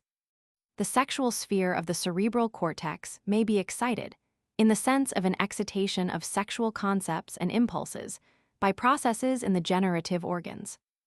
This is possible as a result of all conditions which also excite the erection center by means of centripetal influence, stimulus resulting from distension of the seminal vesicles, enlarged Graafian follicle, any sensory stimulus, however produced, about the genitals, hyperemia and turgescence of the genitals, especially of the erectile tissue of the corpus cavernosum of the penis and clitoris, as a result of luxurious, sedentary life. Plethora abdominalis, high external temperature, warm beds, clothing, taking of cantharides, pepper, and other spices. Libido sexualis may also be induced by stimulation of the gluteal region, castigation, whipping. This fact is not unimportant for the understanding of certain pathological manifestations. It sometimes happens that in boys, the first excitation of the sexual instinct is caused by a spanking, and they are thus incited to masturbation. This should be remembered by those who have the care of children. On account of the dangers to which this form of punishment of children gives rise, it would be better if parents, teachers, and nurses were to avoid it entirely. Passive flagellation may excite sensuality, as is shown by the sex of flagellants, so widespread in the 13th and 15th centuries. They were accustomed to whip themselves, partly as atonement and partly to kill the flesh, in accordance with the principle of chastity promulgated by the Church, i.e., the emancipation of the soul from sensuality. These sects were at first favored by the Church, but since sensuality was only excited the more by flagellation, and the fact became apparent in unpleasant occurrences, the Church was finally compelled to oppose it. The following facts from the lives of the two heroines of flagellation, Maria Magdalena of Pazzi and Elizabeth of Genton, clearly show the significance of flagellation as a sexual excitant. The former, a child of distinguished parents, was a Carmelite nun in Florence about 1580, and by her flagellations, and still more through the results of them, she became quite celebrated, and is mentioned in the annals. It was her greatest delight to have the prioress bind her hands behind her and have her whipped on the naked loins in the presence of the assembled sisters. But the whippings, continued from her earliest youth, quite destroyed her nervous system, and perhaps no other heroine of flagellation had so many hallucinations and suckungen. While being whipped, her thoughts were of love. The inner fire threatened to consume her, and she frequently cried, "Enough! Fan no longer the flame that consumes me. This is not the death I long for. It comes with all too much pleasure and delight." Thus it continued. But the spirit of impurity wove the most sensual, lascivious fancies, and she was several times near losing her chastity. It was the same with Elizabeth of Genton.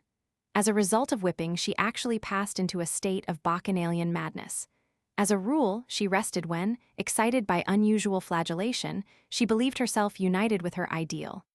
This condition was so exquisitely pleasant to her that she would frequently cry out, "O love, O eternal love, O you creatures! Cry out with me, love, love."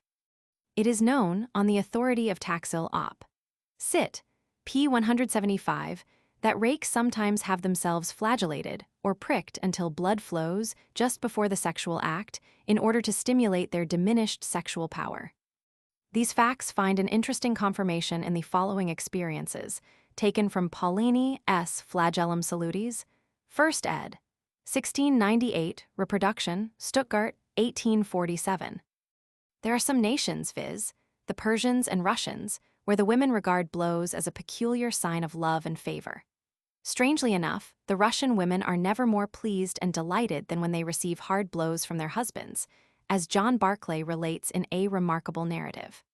A German named Jordan went to Russia, and pleased with the country, he settled there and took a Russian wife, whom he loved dearly and to whom he was always kind in everything. But she always wore an expression of dissatisfaction and went about with sighs and downcast eyes. The husband asked the reason, for he could not understand what was wrong. "I," she said, "though you love me, you do not show me any sign of it." He embraced her and begged to be told what he had carelessly and unconsciously done to hurt her feelings, and to be forgiven, for he would never do it again. "I want nothing," was the answer, "but what is customary in our country, the whip, the real sign of love." Jordan observed the custom and accustomed himself to it, and then his wife began to love him dearly. Similar stories are told by Peter Petrius, of Erlesund, with the addition that the husbands, immediately after the wedding, among other indispensable household articles, provide themselves with whips. On page 73 of this remarkable book, the author says further, "The celebrated Count of Mirandula, John Picus, relates of one of his intimate acquaintances that he was an insatiable fellow, but so lazy and incapable of love that he was practically impotent until he had been roughly handled. The more he tried to satisfy his desire, the heavier the blows he needed, and he could not attain his desire until he had been whipped until the blood came. For this purpose he had a suitable whip made, which was placed in vinegar the day before using it. He would give this to his companion and on bended knees beg her not to spare him, but to strike blows with it, the heavier the better. The good Count thought this singular man found the pleasure of love in this punishment. While in other respects he was not a bad man, he understood and hated his weakness." Celius Rhodogen relates a similar story, as does also the celebrated jurist Andreas Turquell. In the time of the skillful physician, Otten Brunfelsen, there lived in Munich, then the capital of the Bavarian Electorate, a debauchee who could never perform his duties without a severe preparatory beating. Thomas Bartholin also knew a Venetian who had to be beaten and driven before he could have intercourse, just as Cupid himself moved reluctantly driven by his followers with sprays of hyacinth. A few years ago there was in Lübeck a cheesemonger, living on Mill Street, who, on a complaint to the authorities of unfaithfulness, was ordered to leave the city. The prostitute with whom he had been went to the judges and begged in his behalf, telling how difficult all intercourse had become for him. He could do nothing until he had been mercilessly beaten. At first the fellow, from shame and to avoid disgrace, would not confess, but after earnest questioning he could not deny it. There is said to have been a man in the Netherlands who was similarly incapable, and could do nothing without blows. On the decree of the authorities, however, he was not only removed from his position, but also properly punished. A credible friend, a physician in an important city of the kingdom, told me on July 14th last year how a woman of bad character had told a companion, who had been in the hospital a short time before, that she, with another woman of like character, had been sent to the woods by a man who followed them there, cut rods for them, and then exposed his nates, commanding them to belabor him well. This they did. It is easy to conclude what he then did with them. Not only men have been excited and inflamed to lasciviousness, but also women, that they too might experience greater intensity of pleasure. For this reason, the Roman woman had herself whipped and beaten by the Lupercis. Thus Juvenal writes, "Steril's morienter, et illis turgida non prodist candida saecido lid, nec prodist agili palmas preber luperco." In men, as well as in women, erection and orgasm, or even ejaculation, may be induced by irritation of various other regions of the skin and mucous membrane. These erogenous zones in woman are, while she is a virgin, the clitoris, and, after defloration, the vagina and cervix uteri. In woman, the nipple particularly seems to possess this quality. Titilatio hugis regionis plays an important part in the ars erotica. In his Topographical Anatomy, 1865 BD. I. p. 552, Heidel cites Val. Hildebrandt, who observed a peculiar anomaly of the sexual instinct in a girl, which he called suctus deprecatio. She had her mammy sucked by her lover, and finally, by gradually drawing on her nipples, she became able to suck them herself, an act that gave her most intense pleasure. Heidel also calls attention to the fact that cows sometimes suck the milk from their own udders. L. Brunn, Zeitch. F. Literatur, etc., D. Hamburg. Correspondent, 1889, N.R. 21, in an interesting article on sensuality and love of kin, points out how zealously the nursing mother gives herself to nursing the babe, for love of the weak, undeveloped, helpless being. It is easy to assume that, by the side of the ethical motives, the fact that the sucking may be attended by feelings of physical pleasure plays a part. The remark of Brunn, which is correct in itself, but one-sided, that, according to Huzzo's experience, among the majority of animals, it is only during the time of nursing that the relations between mother and offspring are close, and thereafter indifferent, also speaks in favor of this assumption. Bastian found the same thing, blunting of the feeling for the offspring after weaning, among savages. Under pathological conditions, as is shown by Chambard, among others, in his thesis for the doctorate, Other Portions of the Body, in Hysterical Persons, about the mammy and genitals may attain the significance of erogenous zones. In man, physiologically, the only erogenous zone is the glans penis, and perhaps the skin of the external genitals. Under pathological conditions, the anus may become an erogenous area, thus anal automasturbation, which seems to be only too frequent, and passive pederasty would be explained.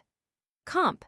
Gamier, Anomalies Sexuelles, Paris, p. 514, F. Moll, Contrarie Sexualempfindung, p. 163.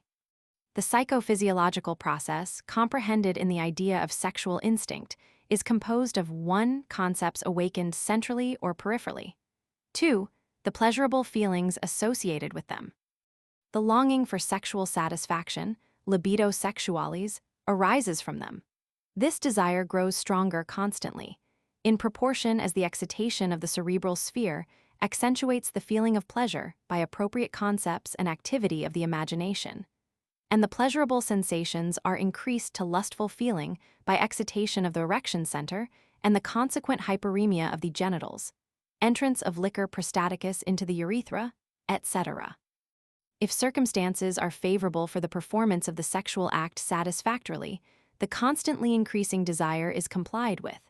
If, however, conditions are unfavorable, inhibitory concepts occur, overcome the sexual longing, and prevent the sexual act. To civilized man, cultivation of a readiness with ideas which inhibit sexual desire is necessary and distinctive. The moral freedom of the individual, and the decision whether, under certain circumstances, excess and even crime be committed or not depend, on the one hand, upon the strength of the instinctive concepts and the accompanying organic sensations, on the other, upon the power of the inhibitory concepts. Constitution and, especially, organic influences have a marked effect upon the instinctive impulses. Education and cultivation of self-control have a decisive influence on the opposing concepts. The exciting and inhibitory powers are variable quantities. Overindulgence in alcohol in this respect is very fatal, since it awakens and increases libido sexualis, while at the same time it reduces moral resistance. The act of cohabitation. The essential condition for the man is sufficient erection. Angel Arch, Fur Psych, Roman 8, H2, calls attention to the fact that in sexual excitement the erection center is not alone influenced. The nervous excitement is distributed to the entire vasomotor system of nerves. The proof of this is the turgescence of the organs in the sexual act, injection of the conjunctiva, prominence of the eyes, dilatation of the pupils, and cardiac palpitation, resulting from paralysis of the vasomotor nerves of the heart, which arise from the cervical sympathetic and the consequent dilatation of the cardiac arteries, and the increased stimulation of the cardiac ganglia induced by the consequent hyperemia of the cardiac walls.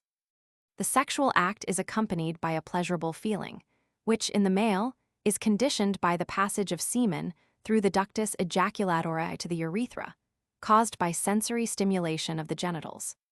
The pleasurable sensation occurs earlier in the male than in the female, grows rapidly in intensity until the moment of commencement of ejaculation, reaching its height in the instant of free emission and disappears quickly post-ejaculationum.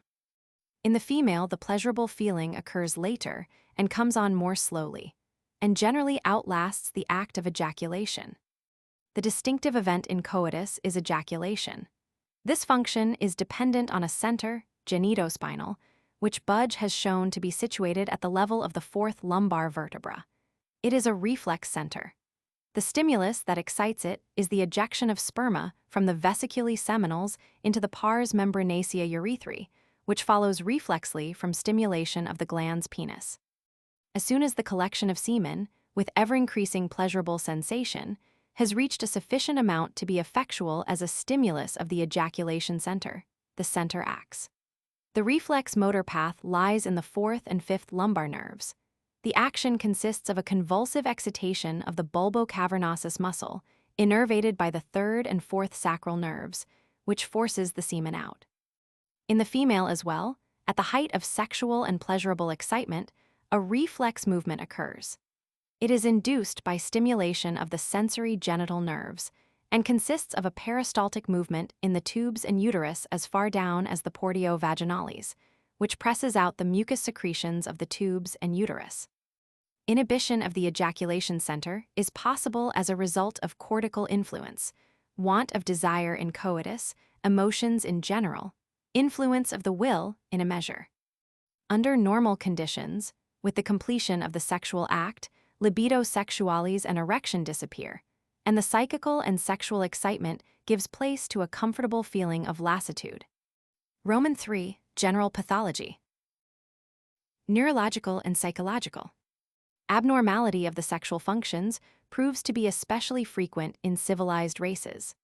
This fact is explained in part by the frequent abuse of the sexual organs, and in part by the circumstance that such functional anomalies are often the signs of an abnormal constitution of the central nervous system, which is, for the most part, hereditary, functional signs of degeneration. Since the generative organs stand in important functional connection with the entire nervous system, and especially with its psychical and somatic functions, it is easy to understand the frequency of general neuroses and psychoses arising in sexual, functional, or organic disturbances. Schema of the sexual neuroses. A. Anesthesia. 1. Sensory. B. Hyperesthesia. C. Neuralgia. I. Peripheral. 2. Secretory. A. Aspermia. B. Polyspermia. 3. Motor. A. Pollutions. Spasm. B. Spermatoria. Paralysis. Roman 2. Spinal.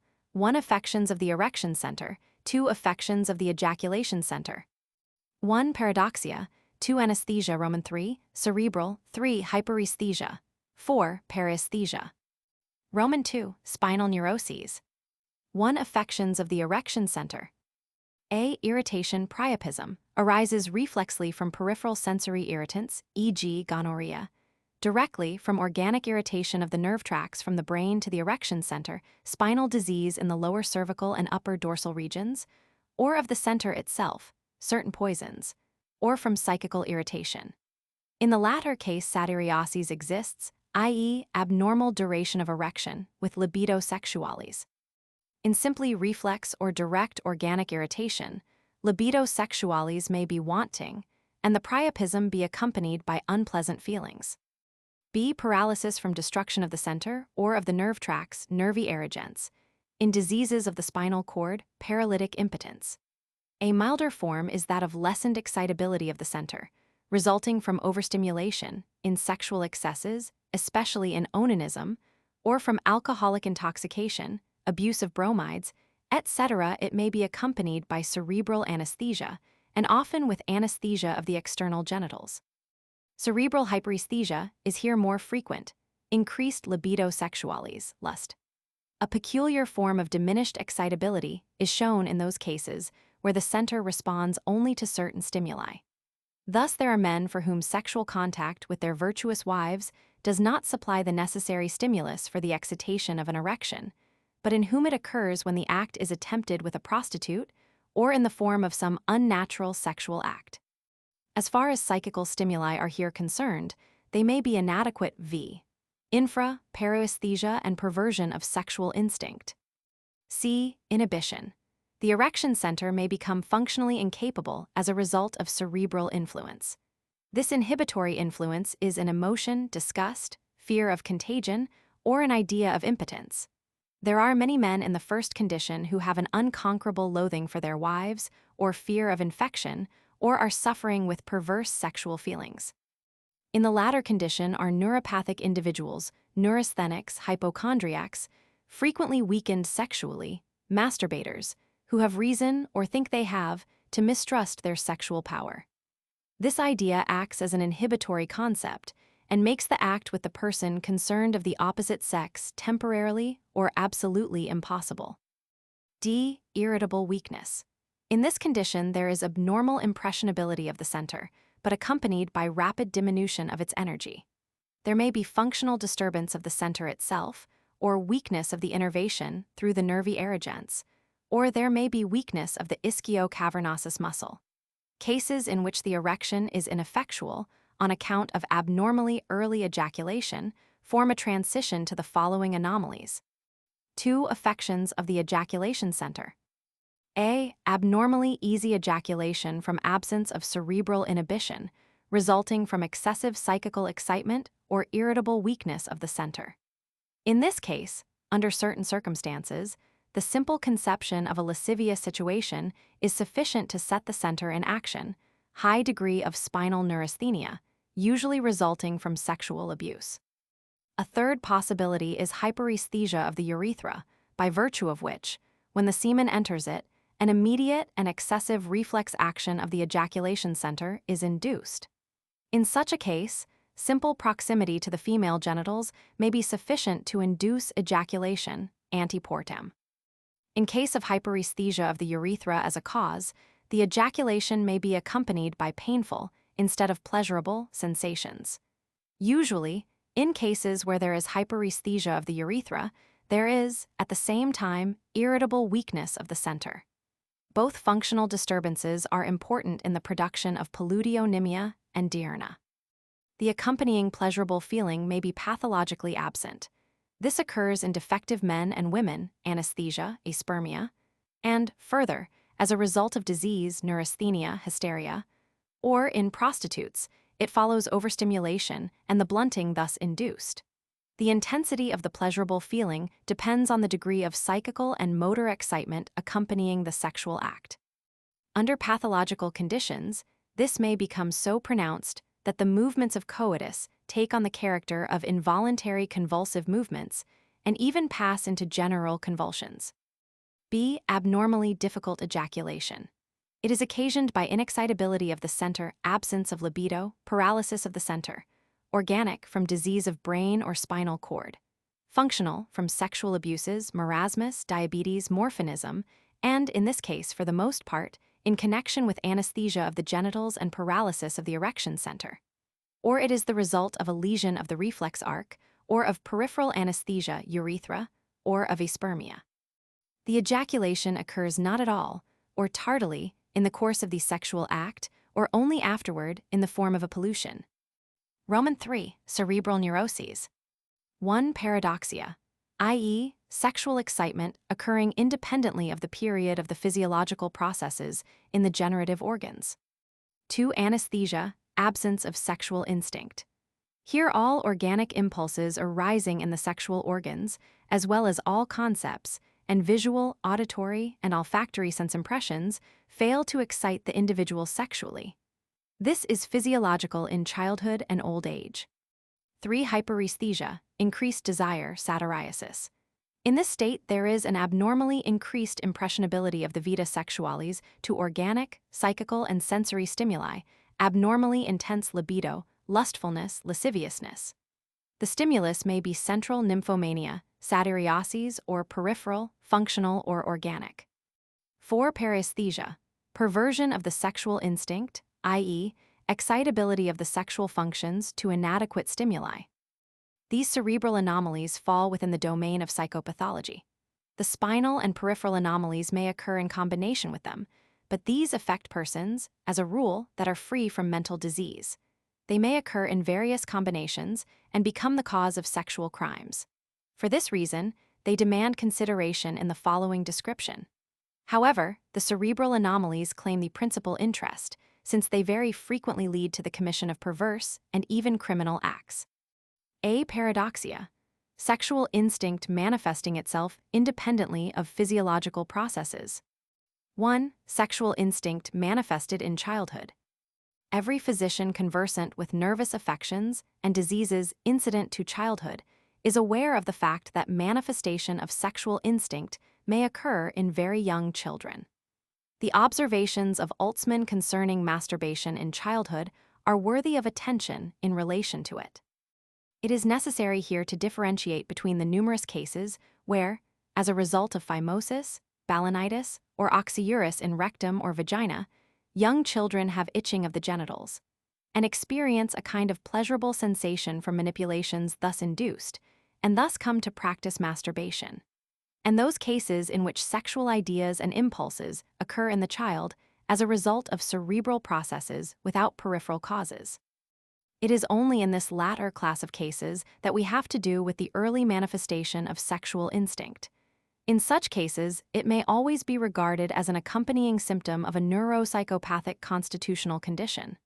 A case of Marx, die Geisteskrankheiten, etc., von Eidler, I.P. 66, illustrates very well these conditions. The subject was a girl of 8 years, of respectable family, who was devoid of all childlike and moral feelings, and had masturbated from her 4th year. At the same time, she consorted with boys of the age of 10 or 12. She had thought of killing her parents, that she might become her own mistress and give herself up to pleasure with men. In these cases of early manifestation of libido, the children come also to masturbate.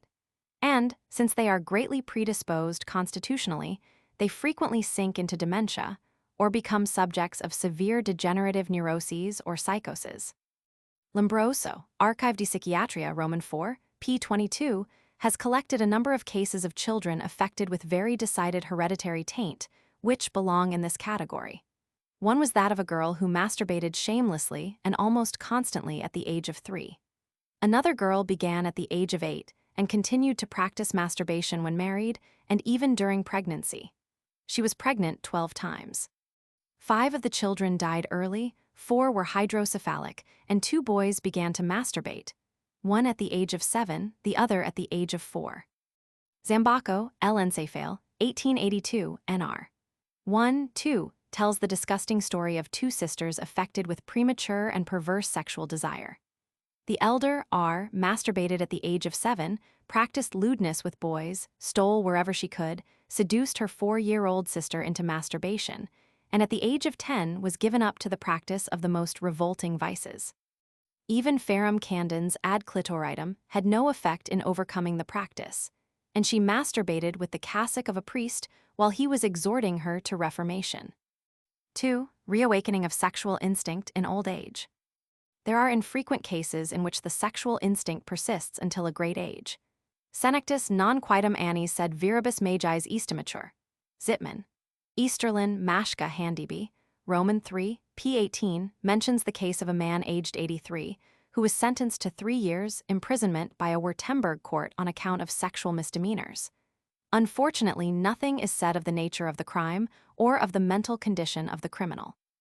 The manifestation of sexual instinct in old age is not in itself pathological, but presumption of pathological conditions must necessarily be entertained when the individual is decrepit and his sexual life has already long become extinct, and when the impulse, in a man whose sexual needs were in his early life, perhaps, not very marked, manifests itself with greater strength, and strives for even perverse satisfaction in a shameless and impulsive manner. In such cases, there is at once suggested a presumption of pathological conditions. Medical science recognizes the fact that such an impulse depends upon the morbid alterations of the brain which lead to senile dementia. This abnormal manifestation of sexual life may be the precursor of senile dementia, and make its appearance even long before there are any well-defined manifestations of intellectual weakness. The attentive and experienced observer will always be able to detect in this prodromal stage an alteration of character in pegis, and a deterioration of the moral sense accompanying the peculiar sexual manifestation. The libido of those passing into senile dementia is at first expressed in lascivious speech and gesture. The next objects of the attempts of these senile subjects of brain atrophy and psychical degeneration are children. This sad and dangerous fact is explained by the better opportunity they have of falling in with children, but more especially by a feeling of imperfect sexual power. Defective sexual power and greatly diminished moral sense explain the additional fact of the perversity of the sexual acts of these aged men. They are the equivalents of the impossible physiological act. The annals of legal medicine distinguish, as such, exhibition of the genitals, lustful handling of the genitals of children, inducing them to perform manustupration of the seducer, and performing masturbation or flagellation on the victim. In this stage, the intellect may still be sufficiently intact to allow avoidance of publicity and discovery, while the moral sense is too far gone to allow consideration of the moral significance of the act and resistance to the impulse. With the progress of dementia, these acts are more and more shamelessly committed. Then care on account of defective sexual power disappears, and adults also become the objects of the senile passion. But the defective sexual power necessitates equivalence for coitus. Not infrequently sodomy results, and, as Tarnowski, Op. Cit. p. 77 points out, in the sexual act performed with geese, chickens, etc., the sight of the dying animal and its death struggles at the time of coitus afford complete satisfaction. The perverse sexual acts with adults are quite as horrible and may be explained psychologically in the same way. Case 49, in the author's Textbook of Legal Psychopathology, 2nd ed., p. 161, demonstrates how enormously increased sexual lust may be during the course of senile dementia. Quam senex libidinosus germinam suem filium emulation, modus necaret et id spectu pectoris sciosi puelli moribundi delectoretur. Erotic delirium and states of satyriasis may occur in the course of the malady, with or without maniacal episodes, as the following case shows. Case 1.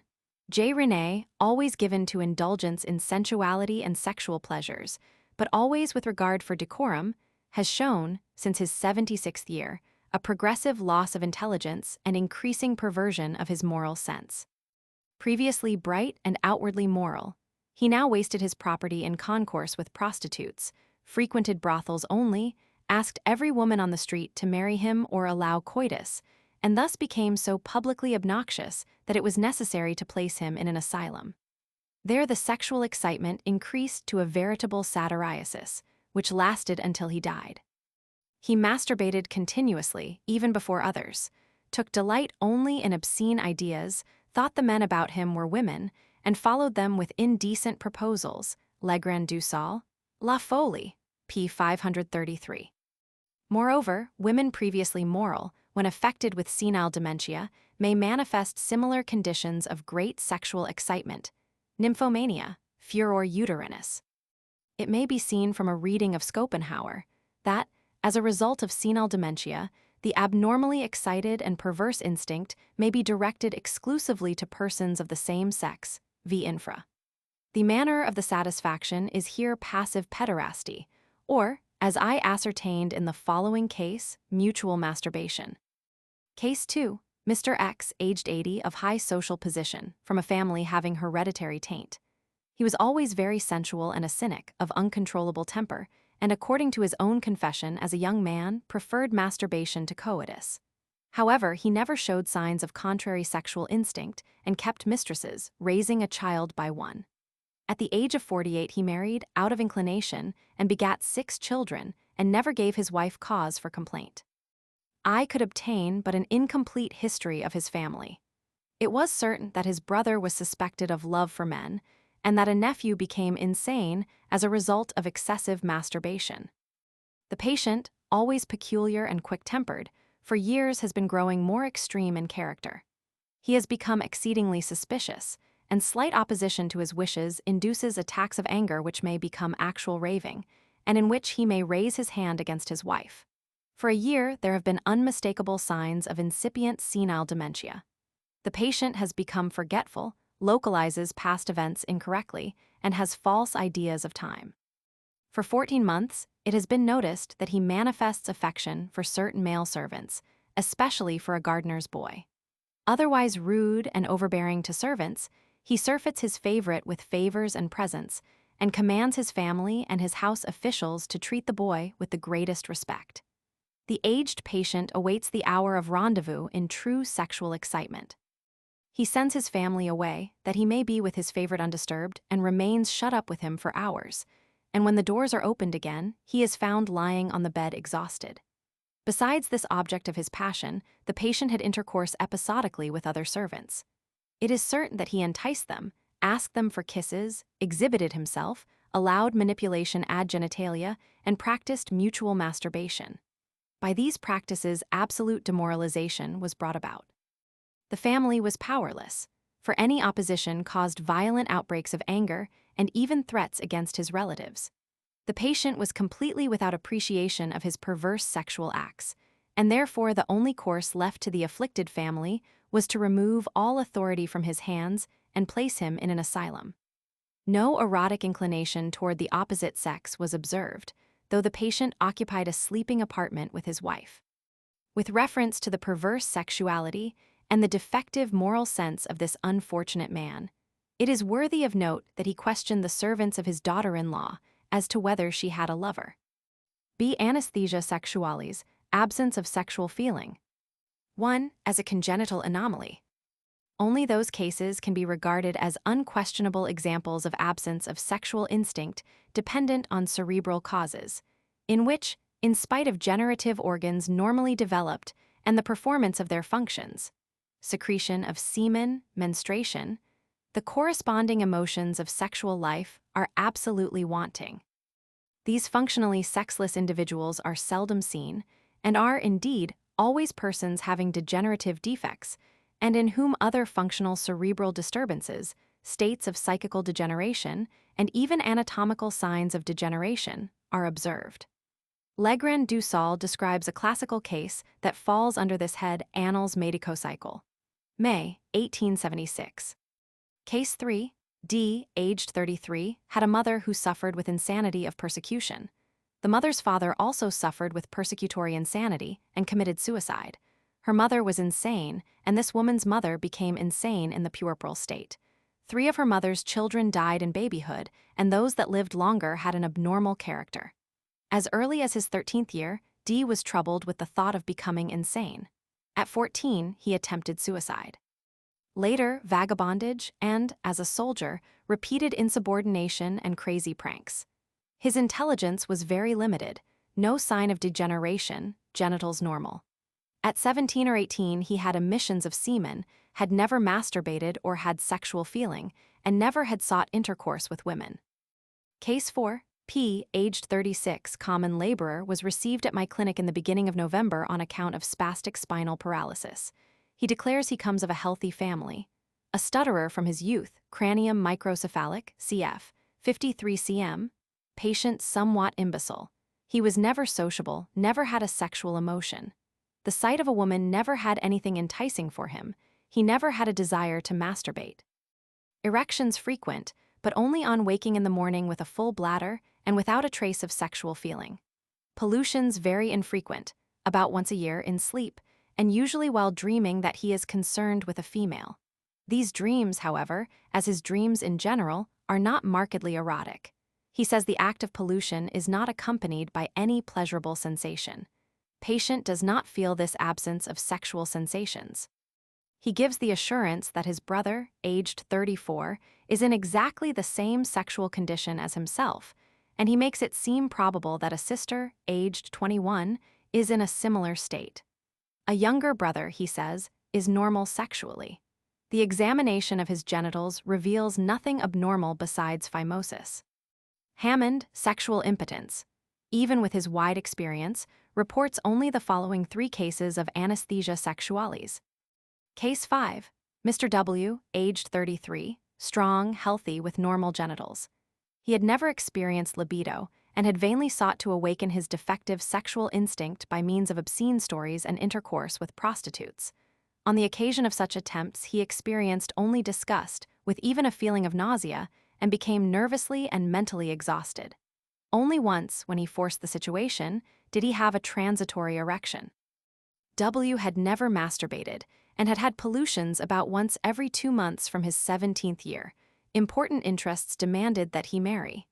He had no horror feminae and longed for a home and a wife, but felt that he was incapable of the sexual act. He died, unmarried, in the American Civil War.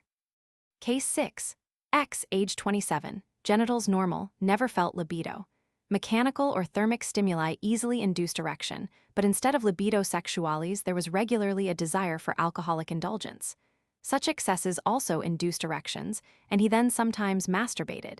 He had a disinclination for women and a loathing of coitus. If with an erection he made an attempt at coitus, it disappeared at once. Death in coma during an attack of cerebral hyperemia. Case 7. Mrs. O, normally developed, healthy, menstruated regularly, aged 35, 15 years married.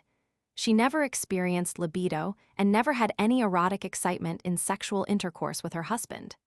She was not averse to coitus and sometimes seemed to experience pleasure in it, but she never had a wish for repetition of cohabitation. In connection with such pure cases of anesthesia, there should be considered other cases in which the mental side of the vita sexualis is a blank leaf in the life of the individual, but where elementary sexual sensations manifest themselves at least in masturbation comp. The transitional case 6. According to Magnan's ingenious classification, which, however, is not strictly correct and somewhat too dogmatic, in such cases the sexual life is so limited as to be designated spinal.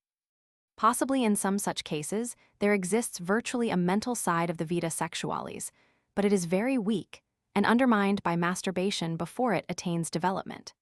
These represent the transitional cases from the congenital to the acquired psychical anesthesia sexualis. This danger threatens many masturbators of vicious constitution. It is psychologically interesting that when the sexual element is early vitiated, then an ethical defect is manifested.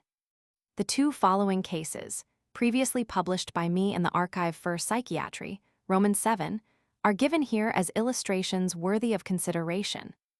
Case 8. FJ, aged 19, student, mother was nervous, sister epileptic. At the age of 4, acute brain affection lasting 2 weeks. As a child, he was not affectionate and was cold toward his parents. As a student, he was peculiar, retiring, preoccupied with self, and given to much reading. Well endowed mentally. Masturbation from 15th year. Eccentric after puberty, with continual alternation between religious enthusiasm and materialism, now studying theology, now natural sciences. At the university, his fellow students took him for a fool. He read Jean Paul almost exclusively and wasted his time. Absolute absence of sexual feeling toward the opposite sex. Once he indulged in intercourse, experienced no sexual feeling in the act, found coitus absurd, and did not repeat it. Without any emotional cause whatever, he often had a thought of suicide. He made it the subject of a philosophical dissertation in which he contended that it was, like masturbation, a justifiable act. After repeated experiments, which he made on himself with various poisons, he attempted suicide with 57 grains of opium, but he was saved and sent to an asylum. Patient is destitute of moral and social feelings. His writings disclose incredible frivolity and vulgarity. His knowledge is of a wide range, but his logic is peculiarly distorted. There is no trace of emotionality. He treats everything, even the sublime, with incomparable cynicism and irony. He pleads for the justification of suicide with false philosophical premises and conclusions, and, as one would speak of the most indifferent affair, he declares that he intends to accomplish it. He regrets that his penknife has been taken from him. If he had it, he would open his veins as Seneca did, in the bath. A short time before a friend had given him, instead of a poison as he supposed, a cathartic. Instead of having been a means to send him to the other world, it had sent him to the water closet. Only the great operator could eradicate his foolish and fatal idea by removing his senses, etc. The patient has a large, rhombic, distorted skull, the left half of the forehead being flatter than the right. The occiput is very straight. Ears far back, widely projecting, and the external meatus forms a narrow slit. Genitals very lax, testicles unusually soft and small. Now and then the patient suffers with onomatomania. He is compelled to think of the most useless problems and give up to an interminable distressing and worrying thought, and is so fatigued after it that he is no longer capable of any rational thought.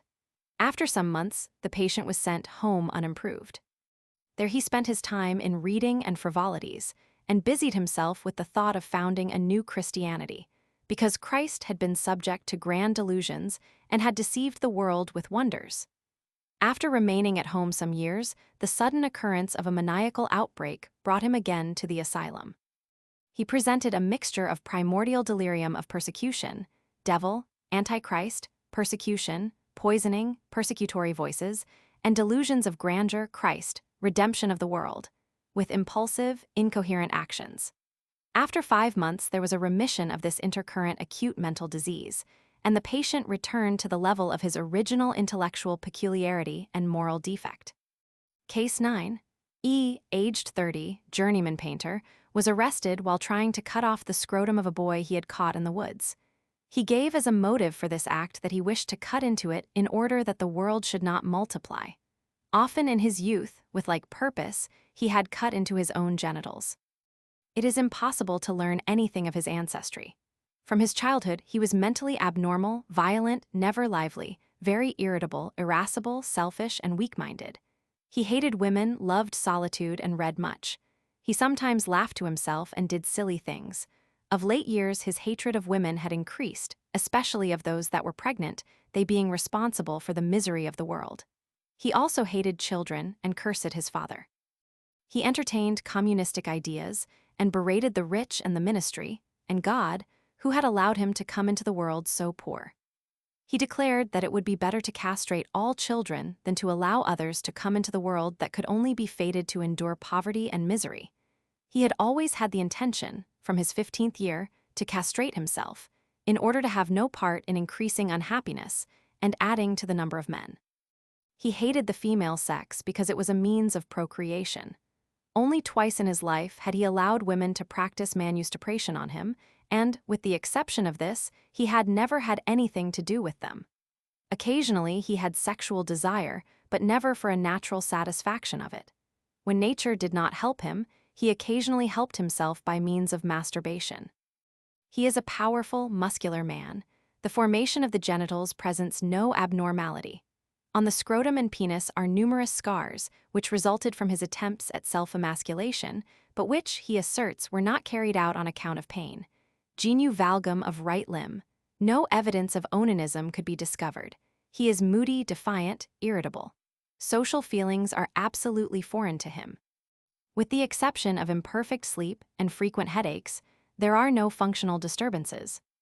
From cases of this kind, depending on cerebral causes, there must be distinguished others where the absence of function arises from an absence or malformation of the generative organs, as in certain hermaphrodites, idiots, and cretins. A case belonging here is found in Mashka's handbook. Case 10. Complainant pleads for divorce on account of impotence of her husband, who has never had intercourse with her. She is 31 years old and a virgin. The husband is somewhat weak mentally, physically strong, the genitals well developed. He declares that he has never had a complete erection or a flow of semen and says that he is totally indifferent about intercourse with women. Altsman's observations show that anesthesia sexualis is not caused by aspermia simply. He shows that even in congenital aspermia, the vita sexualis and sexual power may be entirely satisfying. An additional proof that defective libido ob origin is to be sought for in cerebral conditions. The naturae frigidas of Zacchias are examples of a milder form of anesthesia. They are met more frequently among women than among men. The characteristic signs of this anomaly are slight inclination to sexual intercourse or pronounced disinclination to coitus without sexual equivalent, and failure of corresponding psychical, pleasurable excitation during coitus, which is indulged in simply from sense of duty. I have often had occasion to hear complaints from husbands about this. In such cases, the wives have always proved to be neuropathic ab origin. Some were at the same time hysterical. 2. Acquired anesthesia. Acquired diminution of sexual instinct, extending through all degrees to extinction, may depend on various causes. These may be organic and functional, psychical and somatic, central and peripheral. The diminution of libido, as age advances, and its temporary disappearance after the sexual act, are physiological. The variations with reference to the duration of the sexual instinct are dependent upon individual factors. Education and manner of life have a great influence upon the intensity of the vita sexualis. Intense mental activity, hard study, physical exertion, emotional depression, and sexual continence decidedly diminish sexual inclination. Continence at first induces increase, but sooner or later, according to constitutional conditions, the activity of the generative organs decreases, and with it libido. At all events, in a person sexually mature, a close connection exists between the activity of the generative glands and the degree of libido. That this relation is not determinate is shown by the cases of sensual women, who, after the climacterium, continue to have sexual intercourse and may manifest states of sexual excitement, cerebral. Also in eunuchs, it is seen that libido may long outlast the production of semen. On the other hand, however, experience teaches that libido is essentially conditioned by the function of the generative glands, and that the facts mentioned are exceptional manifestations. As peripheral causes of diminution or extinction of libido may be mentioned castration, degeneration of the sexual glands, marasmus, sexual excesses in the form of coitus and masturbation, and alcoholism. In the same way, the disappearance of libido in general disturbances of nutrition, diabetes, morphinism, etc., may be explained. Finally, the atrophy of the testicles should be remembered, which has sometimes been observed to follow focal lesions of the brain cerebellum. A diminution of the vita sexualis from degeneration of the tracts of the cord and genitospinal center occurs in diseases of the spinal cord and brain. A central interference with the sexual instinct may be organically induced by cortical disease, dementia paralytica in its advanced stages, functionally by hysteria, central anesthesia, and emotional insanity, melancholia, hypochondria. See hyperesthesia, abnormally increased sexual desire. Pathology has no easy task, in the single case, when it has to decide whether the impulse to sexual satisfaction has reached a pathological degree. Emminghaus, Psychopathology, p. 225, declares that the immediate reawakening of desire after satisfaction, with its occupation of the entire attention, and no less the excitation of libido by the sight of persons and things which in themselves should have but an indifferent sexual effect, are decidedly abnormal. In general, sexual instinct and its corresponding needs are in proportion to physical strength and age. Sexual desire rapidly increases after puberty until it reaches a marked degree, is strongest from the 20th to the 40th year, and then slowly decreases. Married life seems to preserve and control the instinct. Sexual intercourse with many persons increases the desire.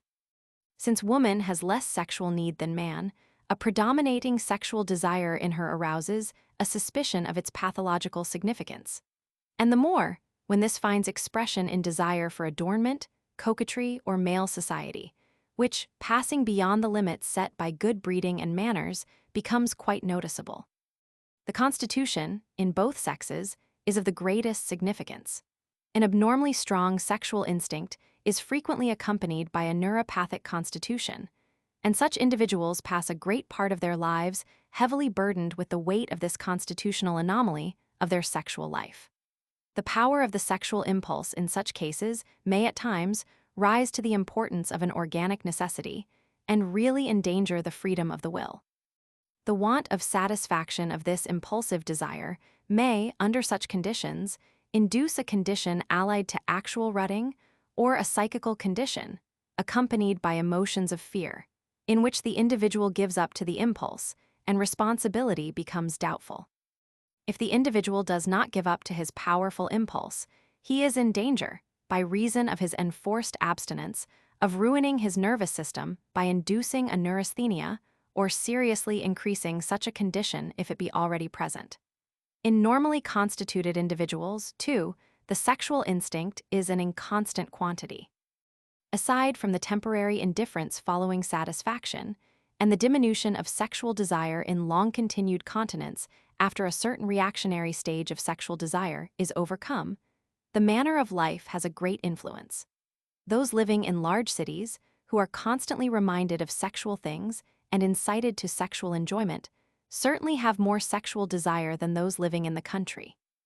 A dissipated, luxurious, sedentary manner of life, preponderance of animal food, and the consumption of spirits, spices, etc., have a stimulating influence on the sexual life. In woman, the sexual inclination is postmenstrually increased. At this time, in neuropathic women, the excitement may reach a pathological degree. The great libido of consumptives is remarkable. Hoffman tells of a consumptive peasant who satisfied his wife sexually on the evening before his death. The sexual acts are coitus, eventually rape, and photdemia, masturbation, and with defective moral sense, pederasty or bestiality. If sexual power is diminished or extinct, with excessive sexual desire, all manner of perversity of sexual acts becomes possible. Excessive libido may be peripherally or centrally induced. The former manner of origin is the more infrequent. Pruritus and eczema of the genitals may cause it, and likewise certain substances, like cantharides, which powerfully stimulate sexual desire. Not infrequently, in women at the climacteric, sexual excitement occurs, occasioned by pruritus, and also in cases where there is neuropathic taint. Magnin, Annals Medico-Legal. 1885, p. 157, reports the case of a lady who was afflicted mornings with attacks of frightful erythemus genitalis, and the case of a man, aged 55, who was tormented at night by unbearable priapism. In each case, there was a neurosis. The central origin of sexual excitement is of frequent occurrence in persons having neurotic taint or hysteria, and in conditions of psychical exaltation. Here, where the cortex and the psychosexual center are in a condition of hyperesthesia, abnormal excitability of the imagination, increased ease of association, not only visual and tactile impressions, but also auditory and olfactory sensations may be sufficient to call up lascivious concepts. Magnin op. Cit. reports the case of a young woman who had an increasing sexual desire from puberty and satisfied it by masturbation. Gradually, she grew to become sexually excited at the sight of any man pleasing to her, and since she was unable to control herself, she would sometimes shut herself up in a room until the storm had passed. At last, she gave herself up to men of her choice, that she might get rest from her tormenting desire. But neither coitus nor masturbation brought relief, and she went to an asylum. The case of a mother of 5 children is added, who, in despair about her inordinate sexual impulse, attempted suicide and then sought an asylum. There her condition improved, but she never trusted herself to leave it. There are several illustrative cases in men and women in the author's article, on certain anomalies of sexual instinct.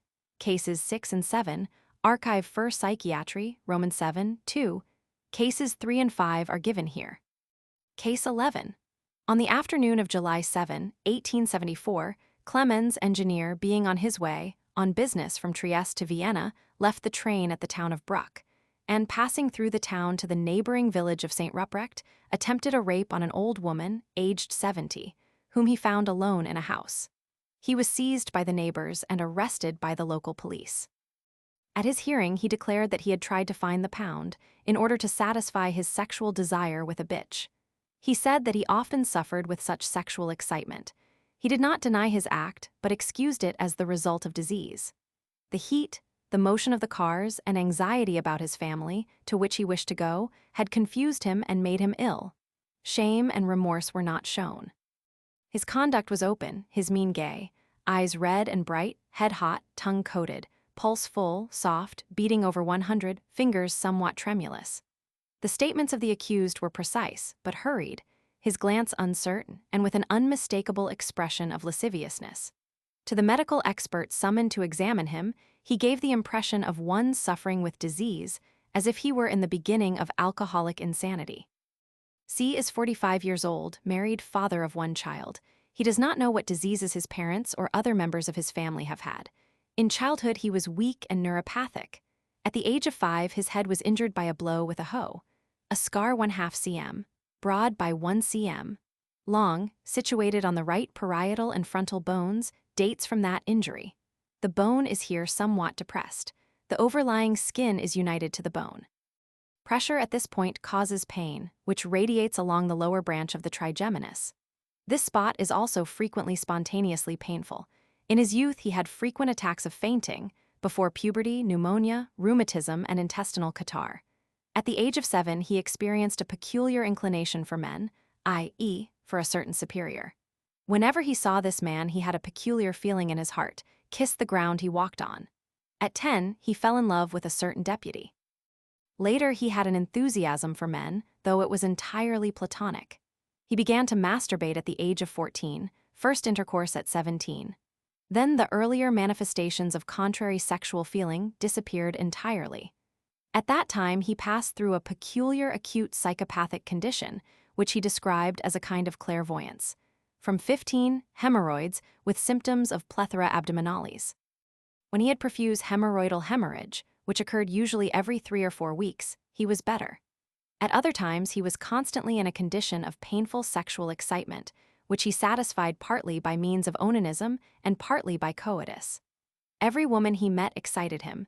Even when he was among female relatives, he was impelled to make indecent proposals. Sometimes it was possible for him to master his desire. Sometimes he was driven to indecent acts.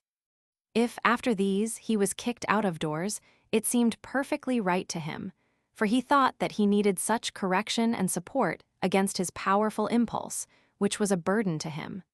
No periodicity in this sexual excitement was recognizable. Until 1861, he committed excesses in venery and was several times infected with gonorrhea and cankers. In 1861, marriage. He was sexually satisfied, but became a burden to his wife on account of his great sensuality.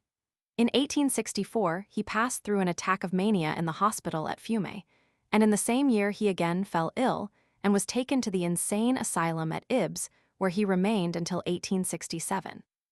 There he suffered with recurrent mania, accompanied by great sexual excitement. He says that intestinal catarrh and anxiety were the cause of his illness at that time.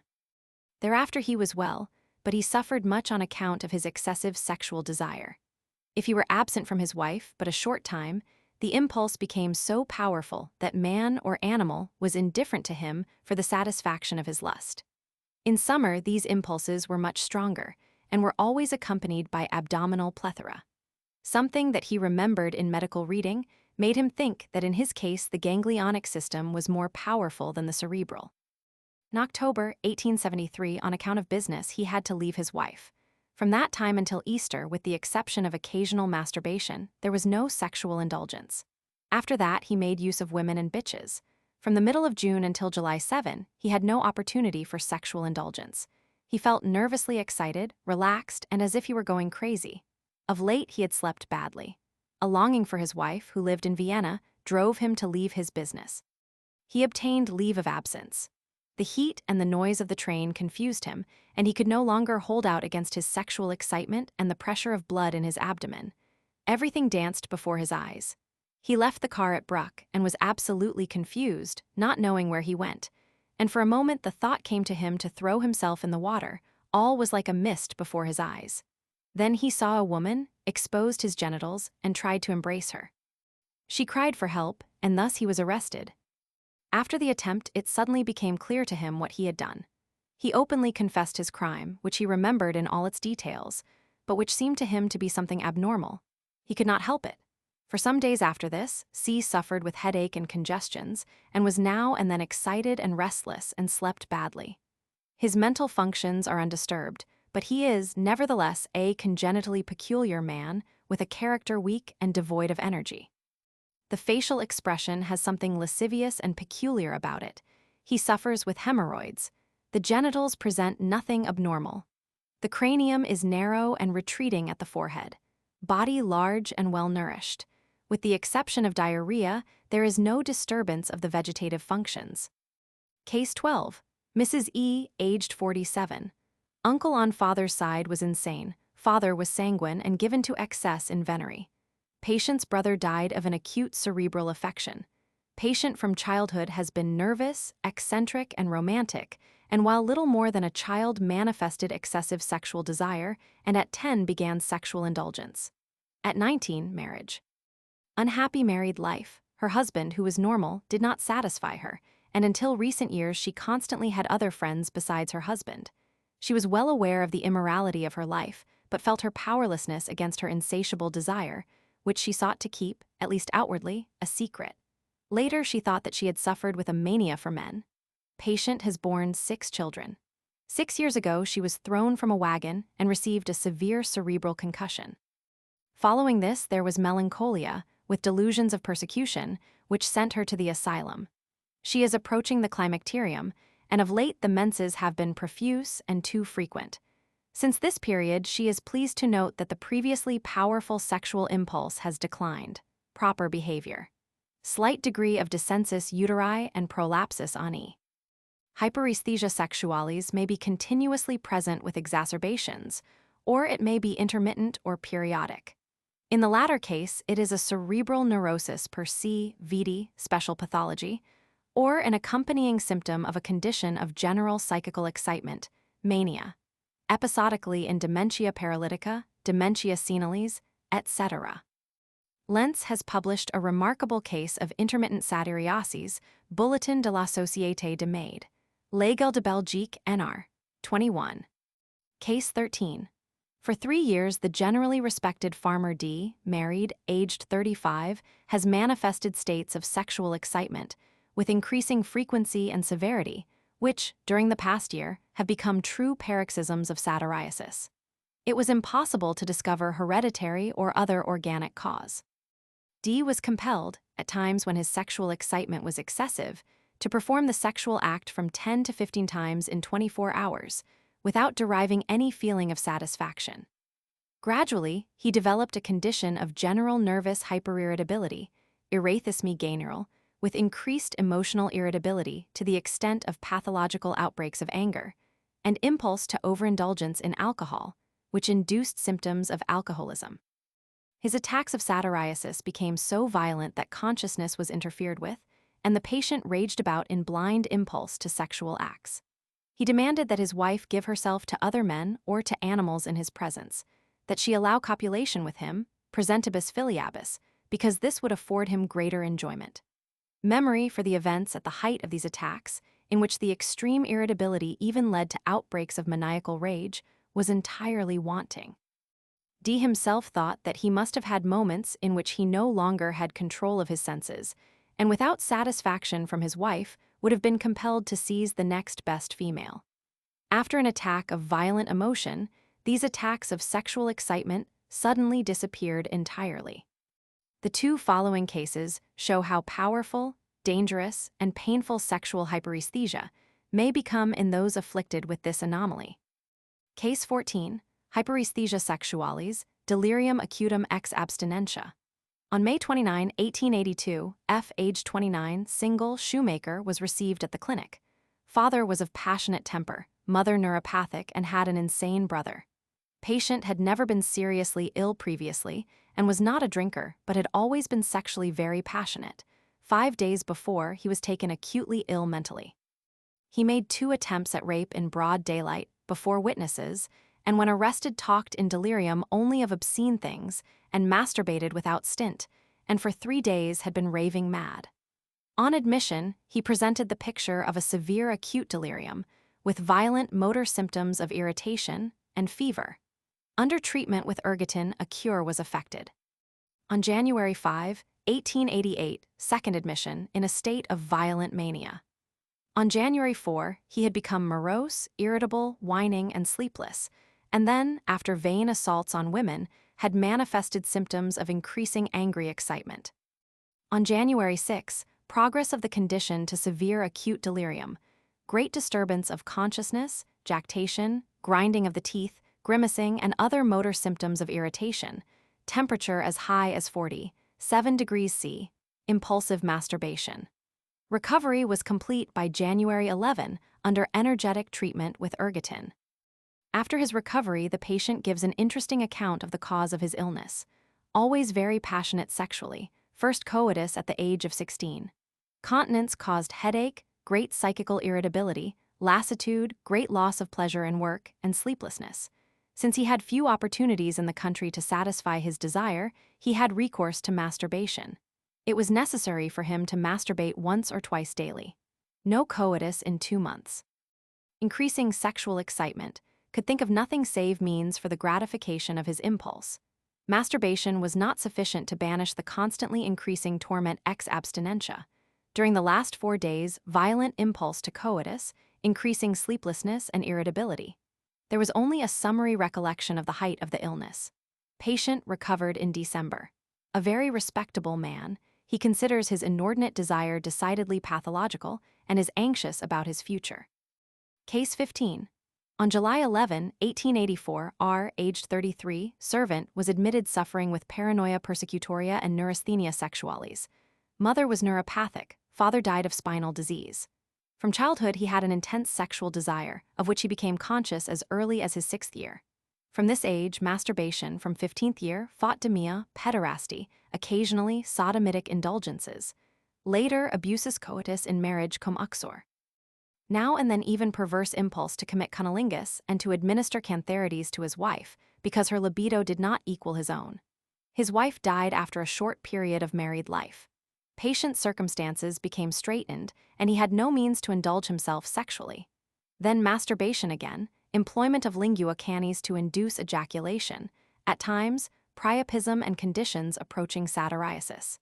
He was then driven to masturbate in order not to become stuporous. Beneficial diminution of the libido-nimia, with the gradually predominating sexual neurasthenia and hypochondria. The following case, valuable for an understanding of many Messalinas, some of whom are historically celebrated, is a classical example of pure hyperesthesia sexualis, which I take from Trelat S. Foley Lucide. Case 16. Mrs. V has suffered with a passion for men since her earliest youth. Of good family, well-bred, of pleasant disposition, exceedingly modest, she was, as a little girl, a terror to her family, because she could scarcely be alone with a person of the opposite sex, no matter whether it was with child or man of any age, without exposing herself immediately and demanding satisfaction for her sexual passion, even going so far as to lay hold of him. An attempt was made to cure her by marriage. She loved her husband passionately, but even with him she could not keep from demanding coitus of everyone with whom she could be alone, no matter whether it was servant, laborer, or schoolboy. Nothing could cure her of this impulse. Even when she became a grandmother, she was still a Messalina. One day she locked a 12-year-old boy in her room and tried to seduce him. The boy defended himself and escaped. She was severely punished by his brother. All was in vain. She was put in a cloister. There she was an example of morality, and gave not the slightest cause for blame. Immediately after her return, the scandal began again. The family banished her, and set aside money to support her. She earned by her own handwork enough to buy herself lovers. Anyone seeing this neatly dressed matron, of good manners and amiable disposition, would never suspect how recklessly passionate she still was at the age of 65. On January 7, 1854, her family, in despair at new scandals, placed her in an asylum. She lived there until May 1858, when she died of apoplexia cerebri in her 73rd year. Her conduct in the asylum was exemplary. Left to herself, and under favorable conditions, her sexual impulses manifested themselves shortly before her death. With the exception of this, during an observation of 4 years by physicians of the asylum, she never showed a sign of mental abnormality. Deparesthesia of sexual feeling, perversion of the sexual instinct. In this condition, there is perverse emotional coloring of the sexual ideas. Ideas physiologically and psychologically accompanied by feelings of disgust give rise to pleasurable sexual feelings, and the abnormal association finds expression in passionate, uncontrollable emotion. The practical results are perverse acts, perversion of the sexual instinct. This is more easily the case if the pleasurable feelings, increased to passionate intensity, inhibit any opposing ideas with corresponding feelings of disgust, or the influence of such opposing concepts may be impossible on account of the absence or loss of all ideas of morality, aesthetics, and law. This loss, however, is only too frequently found where the spring of ethical ideas and feelings, a normal sexual instinct, has been poisoned from the beginning. With opportunity for the natural satisfaction of the sexual instinct, every expression of it that does not correspond with the purpose of nature, i.e., propagation, must be regarded as perverse. The perverse sexual acts resulting from paresthesia are of the greatest importance clinically, socially, and forensically, and therefore they must here receive careful consideration. All aesthetic and polite disgust must be overcome. Perversion of the sexual instinct, as will be seen from what follows, is not to be confounded with perversity in the sexual act, since the latter may be induced by conditions which are not psychopathology. The concrete perverse act, monstrous as it may be, is not decisive. In order to differentiate between disease, perversion, and vice, perversity, one must investigate the whole personality of the individual and the original impulse leading to the perverse act. Therein will be found the key of diagnosis, v. infra.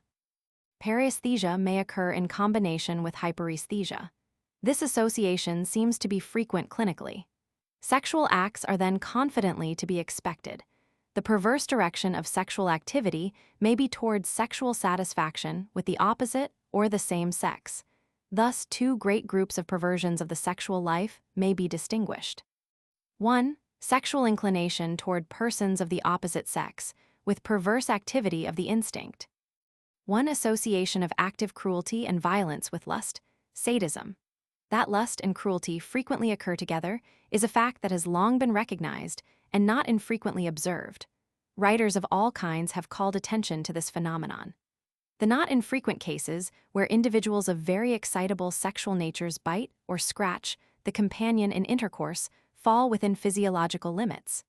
The older authors have called attention to the relation between lust and cruelty.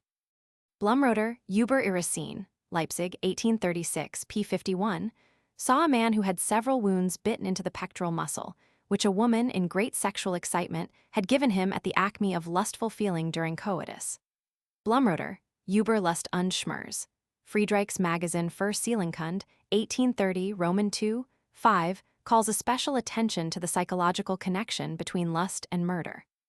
In relation to this, he especially refers to the Indian myths of Siva and Durga, death and lust, to human sacrifice with sensual mysteries, and to sexual instinct at puberty with a lustful impulse to suicide, with whipping, pinching, and pricking of the genitals, in the blind impulse to satisfy sexual desire.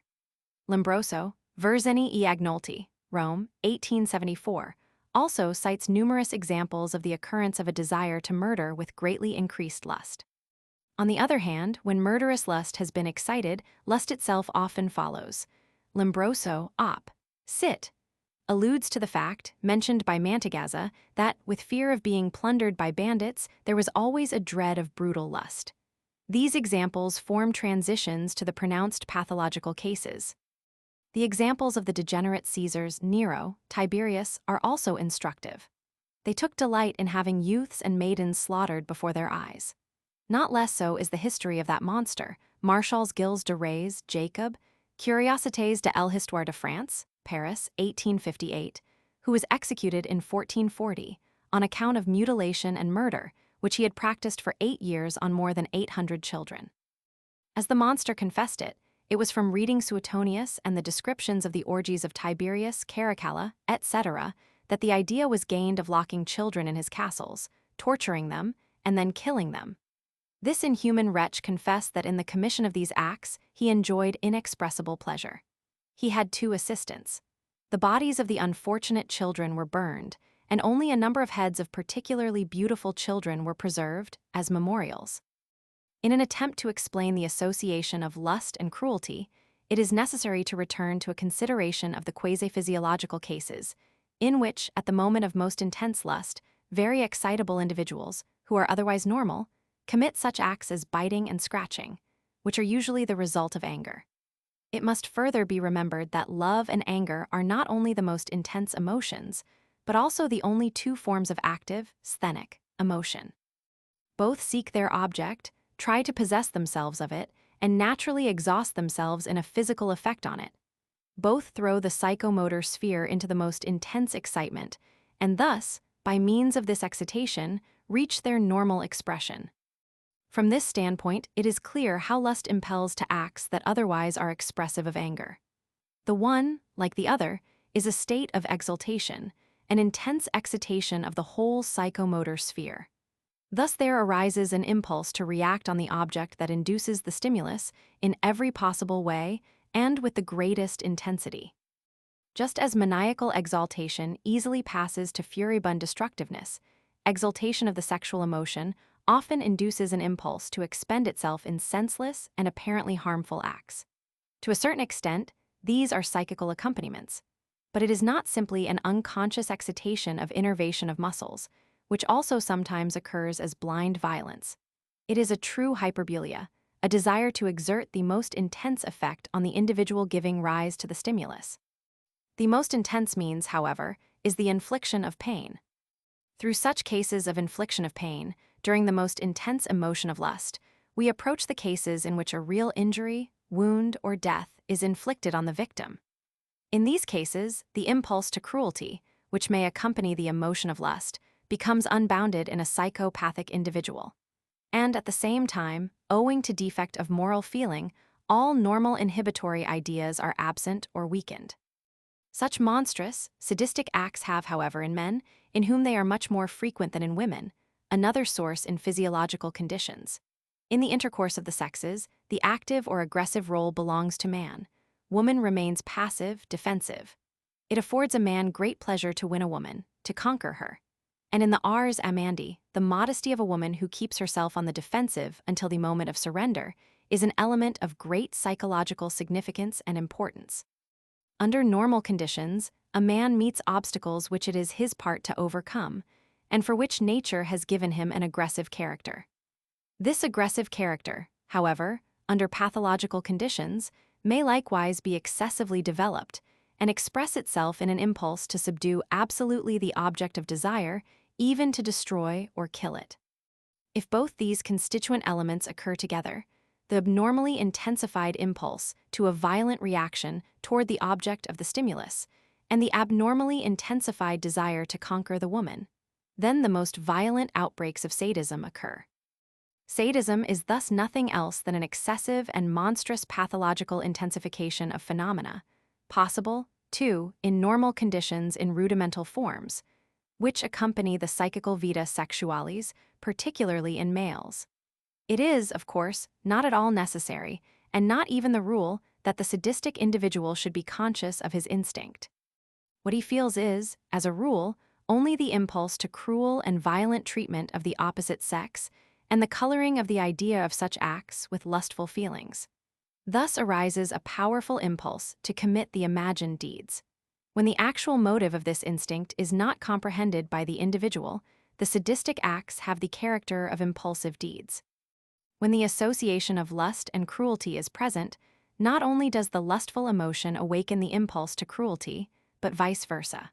Cruel ideas and acts cause sexual excitement, and in this way are used by perverse individuals.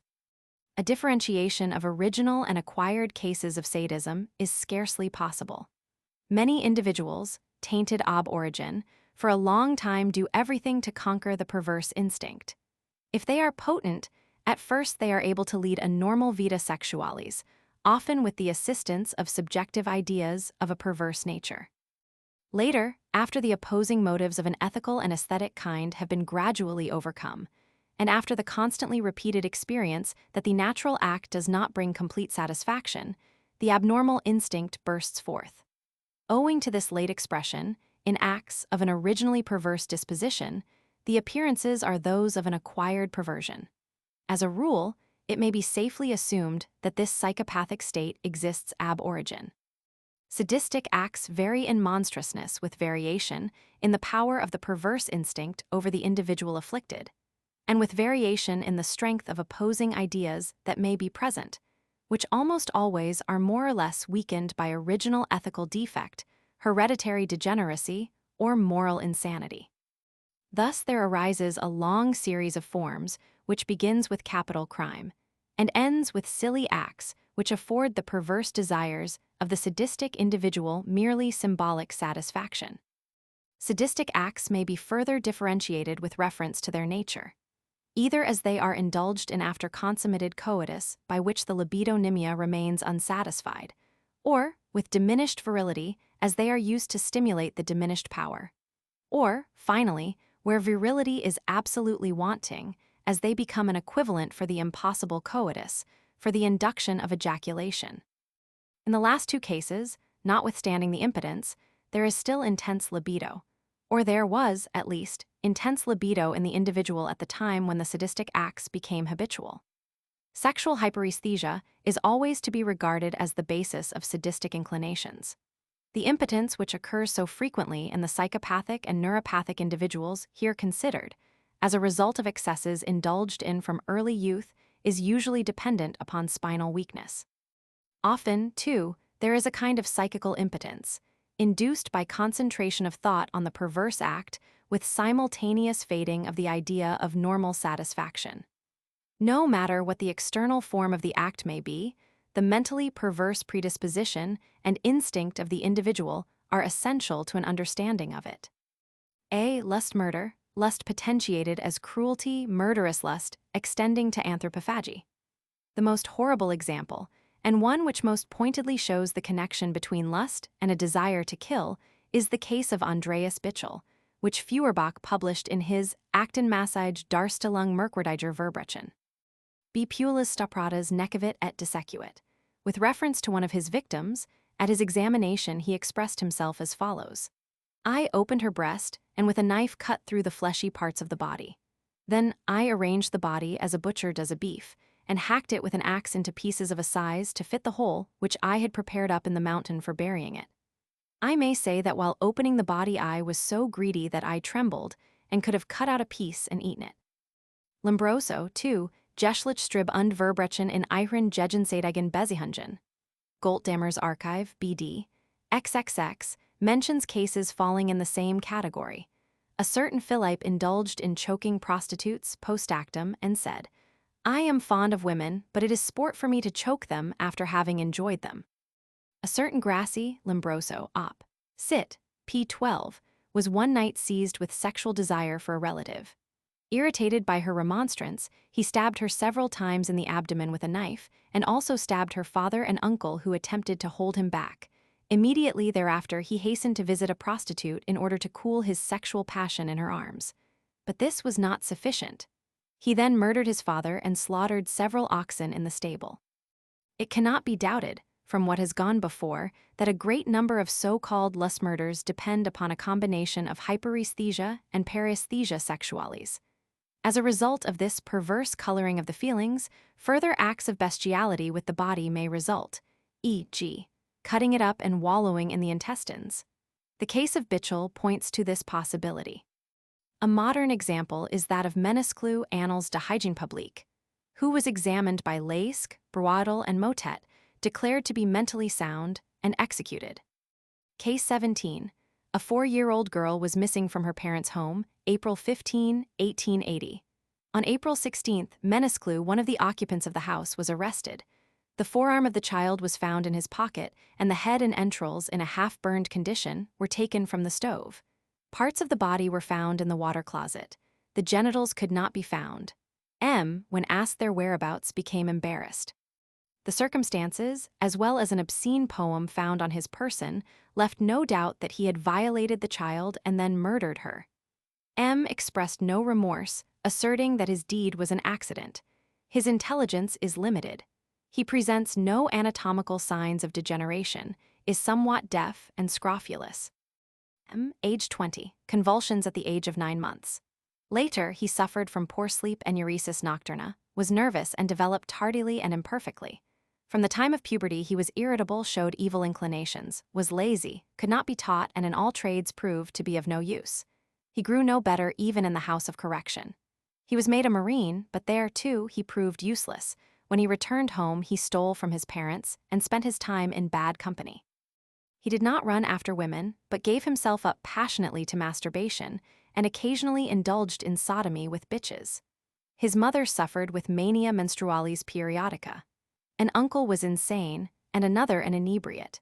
The examination of M.'s brain showed morbid changes of the frontal lobes, of the first and second temporal convolutions, and of a part of the occipital convolutions. Case 18. Alton, a clerk in England, goes out of town for a walk. He lures a child into a thicket and returns after a time to his office, where he makes this entry in his notebook. Killed today a young girl, it was fine and hot. The child was missed, searched for, and found cut into pieces. Many parts, and among them the genitals, could not be found. A did not show the slightest trace of emotion and gave no explanation of the motive or circumstances of his horrible deed. He was a psychopathic individual and occasionally subject to states of depression with tedium vitae. His father had had one attack of acute mania. A near relative suffered from mania with homicidal impulses. A was executed. In such cases, it may even happen that appetite for the flesh of the murdered victim arises, and, in consequence of this perverse coloring of the idea, parts of the body may be eaten. Case 19. Ledger Vinedresser, age 24, from youth moody, silent, shy of people. He starts out in search of a situation. He wanders about 8 days in the forest, there catches a girl 12 years old, violates her, mutilates her genitals, tears out her heart, eats of it, drinks the blood, and buries the remains. Arrested, at first he lied, but finally confessed his crime with cynical cold-bloodedness. He listened to his sentence of death with indifference and was executed. At the post-mortem examination, Esquirol found morbid adhesions between the cerebral membranes and the brain gorget. Darstellung der Prozess Ledger, Feldman, etc., Darmstadt, 1827. Case 20. Tersch, hospital beneficiary of Prague, aged 55, always silent. Peculiar, coarse, very irritable, grumbling, revengeful, was sentenced to 20 years imprisonment on account of violating a girl 10 years old. He had attracted attention on account of outbursts of anger from insignificant causes and also on account of tedium vitae. In 1864, on account of the refusal of an offer of marriage which he made to a widow, he developed a hatred toward women, and on July 8 he went about with the intention of killing one of this hated sex. Vecelam occurrentum in silvem alexit, coitum poposit, renitentum prostravit, jugulum femini compressit, furori captis. Cadaver virga biceli desecta verberare voluit nec tamen id professit, quia conscientia sua hic feri veduit, cultello mammi et genitalia desecta domi cocta proximus debis cum globus comedit. On September 12, when he was arrested, the remains of this meal were found. He gave as the motive of this act inner impulse. He himself wished to be executed because he had always been persecuted. In confinement, there were great emotional irritability and occasional outbursts of fury, preceded by refusal of food, which made isolation, lasting several days, necessary. It was authoritatively established that the most of his earlier excesses were coincident with outbreaks of excitement and fury. Maschke, Prager Vierteljahrschrift, 1866, I.P. 79. The Whitekapelle murderer, who still eludes the vigilance of the police, probably belongs in this category of psychosexual monsters. The constant absence of uterus, ovaries, and labia in the victims, 10 of this modern Bluebeard, allows the presumption that he seeks and finds still further satisfaction in anthropophagy. In other cases of lust murder, for physical and mental reasons, vide supra, violation is omitted, and the sadistic crime alone becomes the equivalent of coitus. The prototype of such cases is the following one of Verzeni. The life of his victim hung on the rapid or retarded occurrence of ejaculation. Since this remarkable case presents all the peculiarities which modern science knows concerning the relation of lust to lust murder with anthropophagy, and especially since it was carefully studied, it receives detailed description here. Case 21. Vincenz Verzeni, born in 1849, since January 11, 1872, in prison, is accused, 1, of an attempt to strangle his nurse Marion 4 years ago while she lay sick in bed. 2, of a similar attempt on a married woman, Arsafi, aged 27. 3, of an attempt to strangle a married woman, Gala, by grasping her throat while kneeling on her body. 4, on suspicion of the following murders. In December, a 14-year-old girl, Johanna Mata, set out for a neighboring village between 7 and 8 o'clock in the morning. Since she did not return, her master set out to find her and discovered her body near the village, lying by a path in the fields. The corpse was frightfully mutilated with numerous wounds. The intestines and genitals had been torn from the opened body and were found nearby. The nakedness of the body and erosions on the thighs made it seem probable that there had been an attempt at rape. The mouth filled with earth pointed to suffocation. In the neighborhood of the body, under a pile of straw, were found a portion of flesh torn from the right calf and pieces of clothing. The perpetrator of the deed remained undiscovered. On August 28, 1871, a married woman, Fragment, aged 28, set out in the fields early in the morning. Since she did not return by 8 o'clock, her husband started out to fetch her. He found her a corpse, lying naked in the field, with the mark of a thong around her neck, with which she had been strangled, and with numerous wounds. The abdomen had been slit open, and the intestines were hanging out. On August 29, at noon, as Maria Pravitali, aged 19, went through a field, she was followed by her cousin, Verzeni.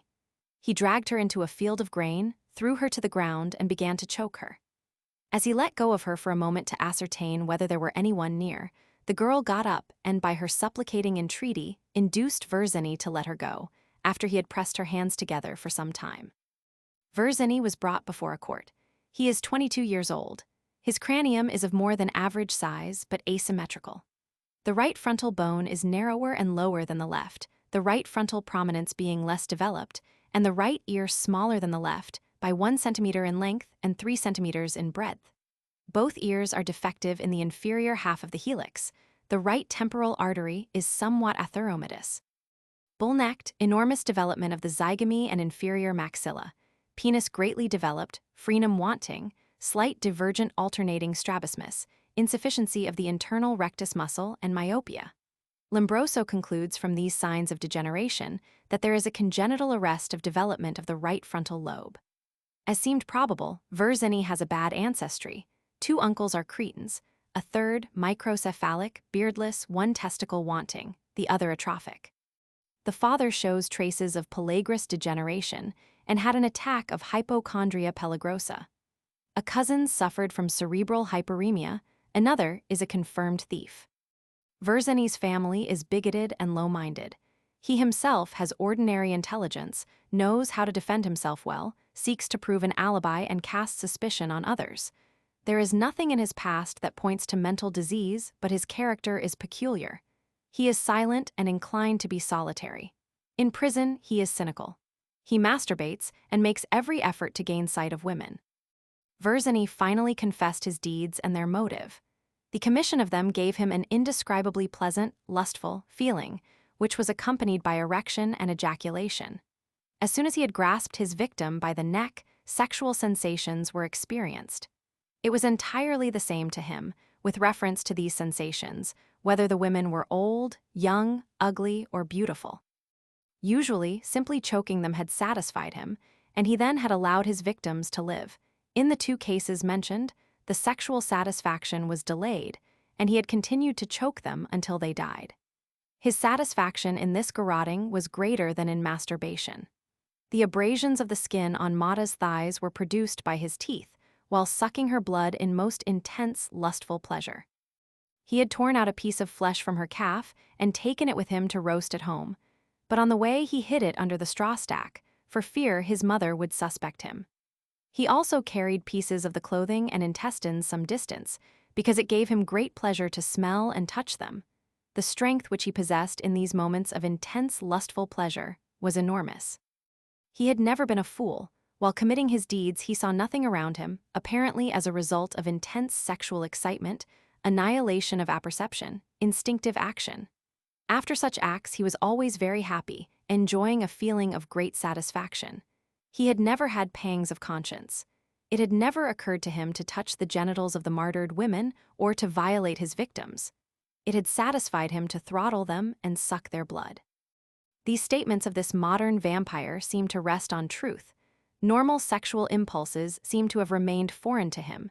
2 sweethearts that he was satisfied to look at. It was very strange to him that he had no inclinations to strangle them or press their hands, but he had not had the same pleasure with them as with his victims. There was no trace of moral sense, remorse, and the like. Verzeni said himself that it would be a good thing if he were to be kept in prison, because with freedom he could not resist his impulses. Verzeni was sentenced to imprisonment for life. Lombroso, Verzeni e Agnolti, Rome, 1873. The confessions which Verzeni made after his sentence are interesting. I had an unspeakable delight in strangling women, experiencing during the act erections and real sexual pleasure. It was even a pleasure only to smell female clothing. The feeling of pleasure while strangling them was much greater than that which I experienced while masturbating. I took great delight in drinking Mata's blood. It also gave me the greatest pleasure to pull the hairpins out of the hair of my victims. I took the clothing and intestines because of the pleasure it gave me to smell and touch them. At last, my mother came to suspect me because she noticed spots of semen on my shirt after each murder or attempt at one. I am not crazy, but in the moment of strangling my victims, I saw nothing else. After the commission of the deeds, I was satisfied and felt well. It never occurred to me to touch or look at the genitals or such things. It satisfied me to seize the women by the neck and suck their blood. To this very day, I am ignorant of how a woman is formed. During the strangling and after it, I pressed myself on the entire body without thinking of one part more than another. Verzani arrived at his perverse acts entirely independently, after having noticed, when he was 12 years old, that he experienced a peculiar feeling of pleasure while wringing the necks of chickens. After this, he had often killed great numbers of them, and then said that a weasel had been in the hen coop, Lombroso, Goltdemmer's Archive, BD. XXX, p13. Lombroso mentions an analogous case, Goltdemmer's Archive, which occurred in Vitoria, Spain. Case 22. A certain Grullo, aged 41, with a blameless past life, having been 3 times married, strangled 6 women in the course of 10 years. They were almost all public prostitutes and quite old.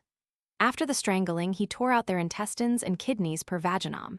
Some of his victims he violated before killing, others, on account of the occurrence of impotence, he did not. He set about his horrible deeds with such care that he remained undetected for 10 years. B. Mutilation of corpses. Following the preceding horrible group of perversions of the sexual instinct, which arise from hyperesthesia and paresthesia sexualis with retained virility, come naturally the necrophiles. For in these cases, just as with lustful murderers and analogous cases, an idea which in itself awakens a feeling of horror, and before which a healthy person would shudder, is accompanied by lustful feelings, and thus leads to the impulse to indulge in acts of necrophilia. The cases of mutilation of bodies mentioned in literature seem to be pathological, but, with the exception of the celebrated one of Sergeant Bertrand, v. Infra, they come far from being described and observed with exactness. In certain cases there may be nothing more than the possibility that unbridled desire sees in the idea of death no obstacle to its satisfaction. The 7th case mentioned by Morrow is perhaps such a one. A man, aged 23, attempted to rape a woman, aged 53. Struggling, he killed her and then violated her, threw her in the water, and fished her out again for renewed violation. The murderer was executed. The meninges of the anterior lobes were thickened and adherent to the cortex. French writers have recorded numerous examples of necrophilia. 2 cases concerned monks, where they were performing the watch for the dead. In a 3rd case, the subject was an idiot who also suffered from periodical mania, and after commission of rape was sent to an insane asylum and their mutilated female bodies in the mortuary. In other cases, however, there is undoubtedly direct preference of a corpse to the living woman. When no other act of cruelty, cutting into pieces, etc., is practiced on the cadaver, it is probable that the lifeless condition itself forms the stimulus for the perverse individual. It is possible that the corpse, a human form absolutely without will, satisfies an abnormal desire, in that the object of desire is seen to be capable of absolute subjugation, without possibility of resistance. Brière de Boismont, Gazette Médicale, July 21, 1859, relates the history of a corpse violator who, after bribing the watchman, had gained entrance to the corpse of a girl of 16 who belonged to a family of high social position. At night, a noise was heard in the death chamber, as if a piece of furniture had fallen over. The mother of the dead girl effected an entrance, and saw a man dressed in his nightshirt springing from the bed where the body lay. It was at first thought that the man was a thief, but the real explanation was soon discovered. It was afterward ascertained that the culprit, a man of good family, had often violated the bodies of young women. He was sentenced to imprisonment for life. The story of a prelate, reported by Taxil, La Prostitution Contemporaine, p. 171, is of great interest as an example of necrophilia. From time to time, he would visit houses of prostitution in Paris and order a prostitute, dressed in white like a corpse, to be laid out on a bed. At the appointed hour, he would appear in the room, which, in the meantime, had been elaborately prepared as a room of mourning. Then he would act as if reading a mass for the soul, and finally throw himself on the girl, who, during the whole time, was compelled to play the role of a corpse.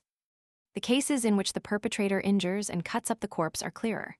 Such cases come next to those of lust murder, in that, in these individuals, cruelty, or at least an impulse to attack the female body, is connected with lust.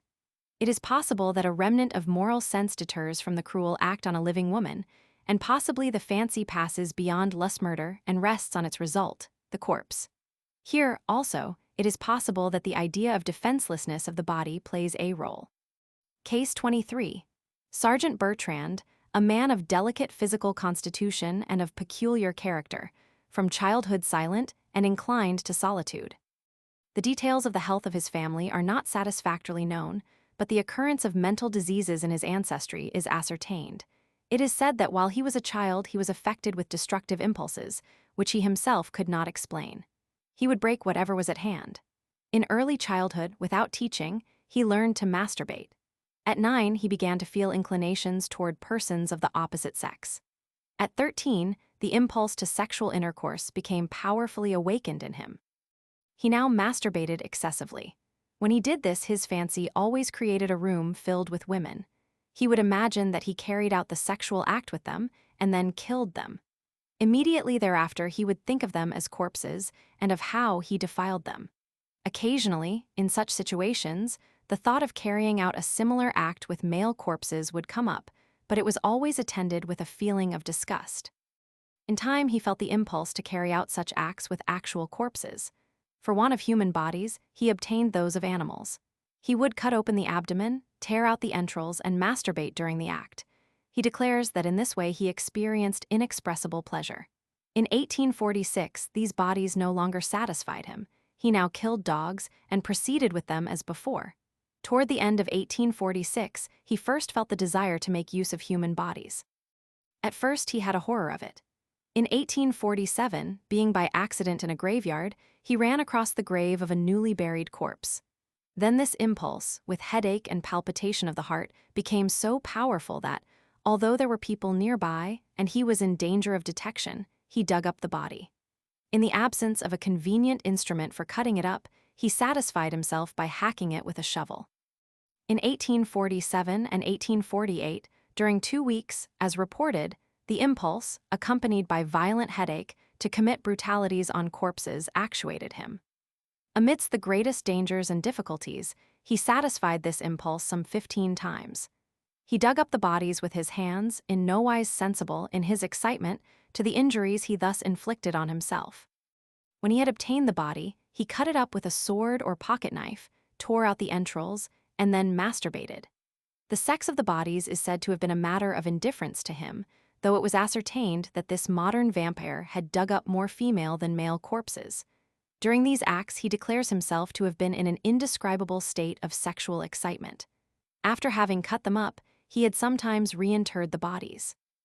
In July 1848, he accidentally came across the body of a girl of 16. Then, for the first time, he experienced a desire to carry out coitus on a cadaver. I covered it with kisses and pressed it wildly to my heart. All that one could enjoy with a living woman is nothing in comparison with the pleasure I experienced. After I had enjoyed it for about a quarter of an hour, I cut the body up, as usual, and tore out the entrails. Then I buried the cadaver again.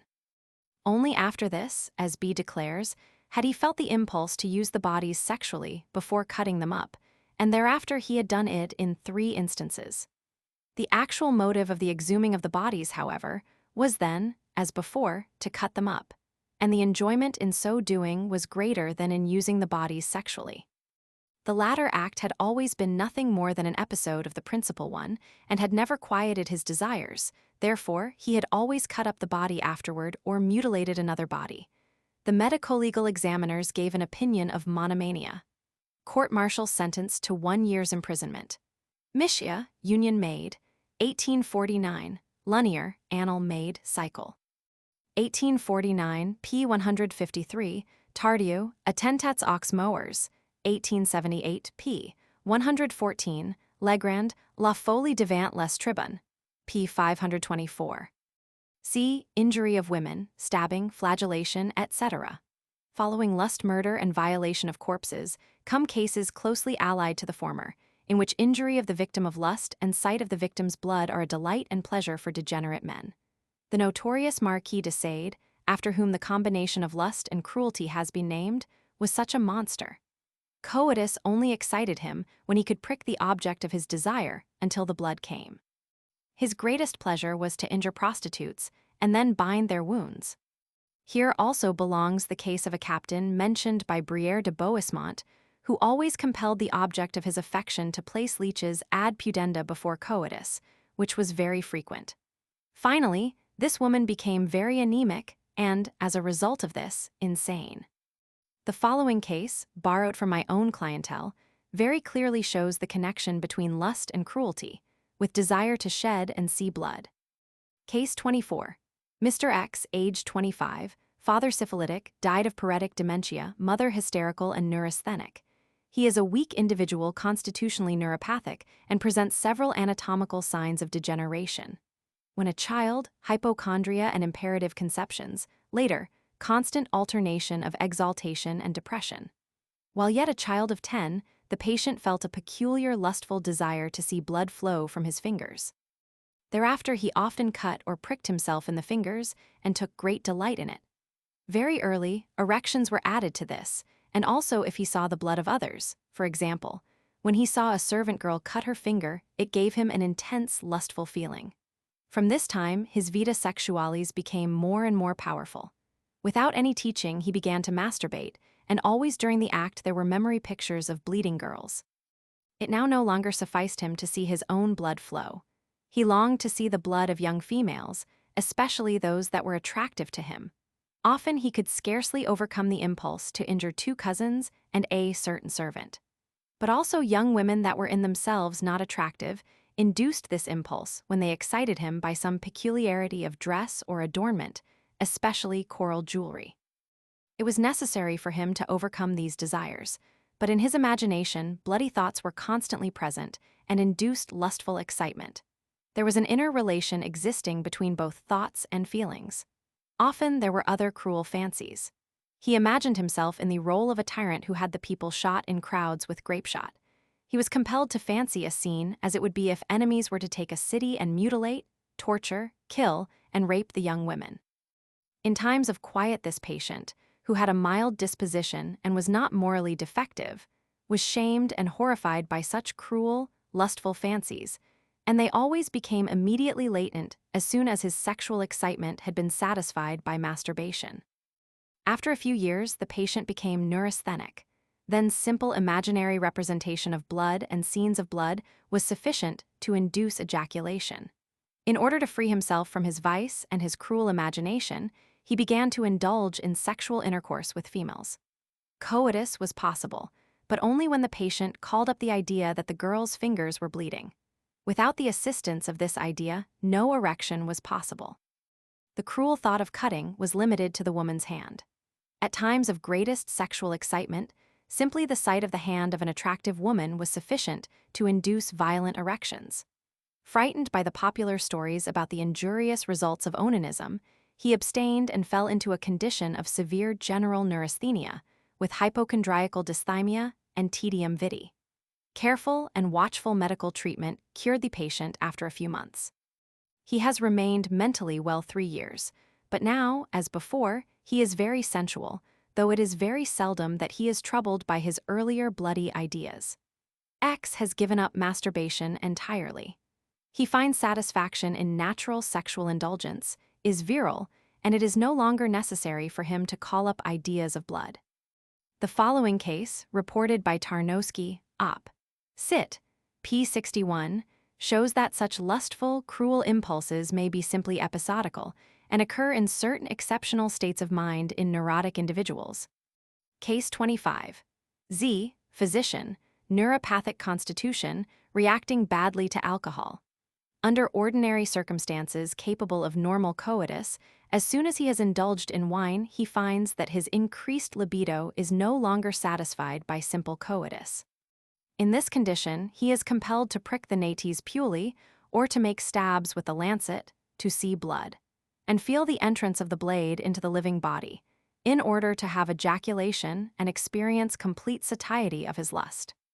The majority of those afflicted with this form of the perversion seem insensible to the normal stimulus of woman.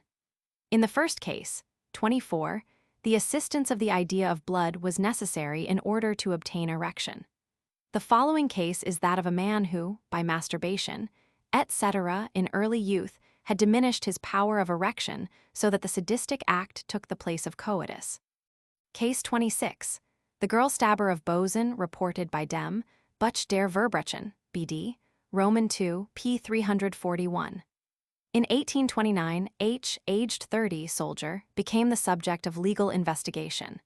At different times and in different places, he had wounded girls with bread knives or pocket knives by stabbing them in the abdomen, probably in the region of the genitals.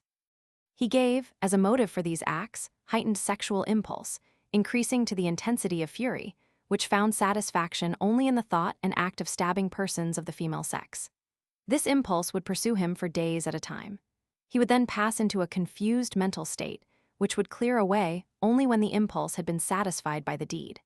In the act of stabbing, he had a satisfaction like that of completed coitus, which was increased by the sight of the blood that ran from the knife.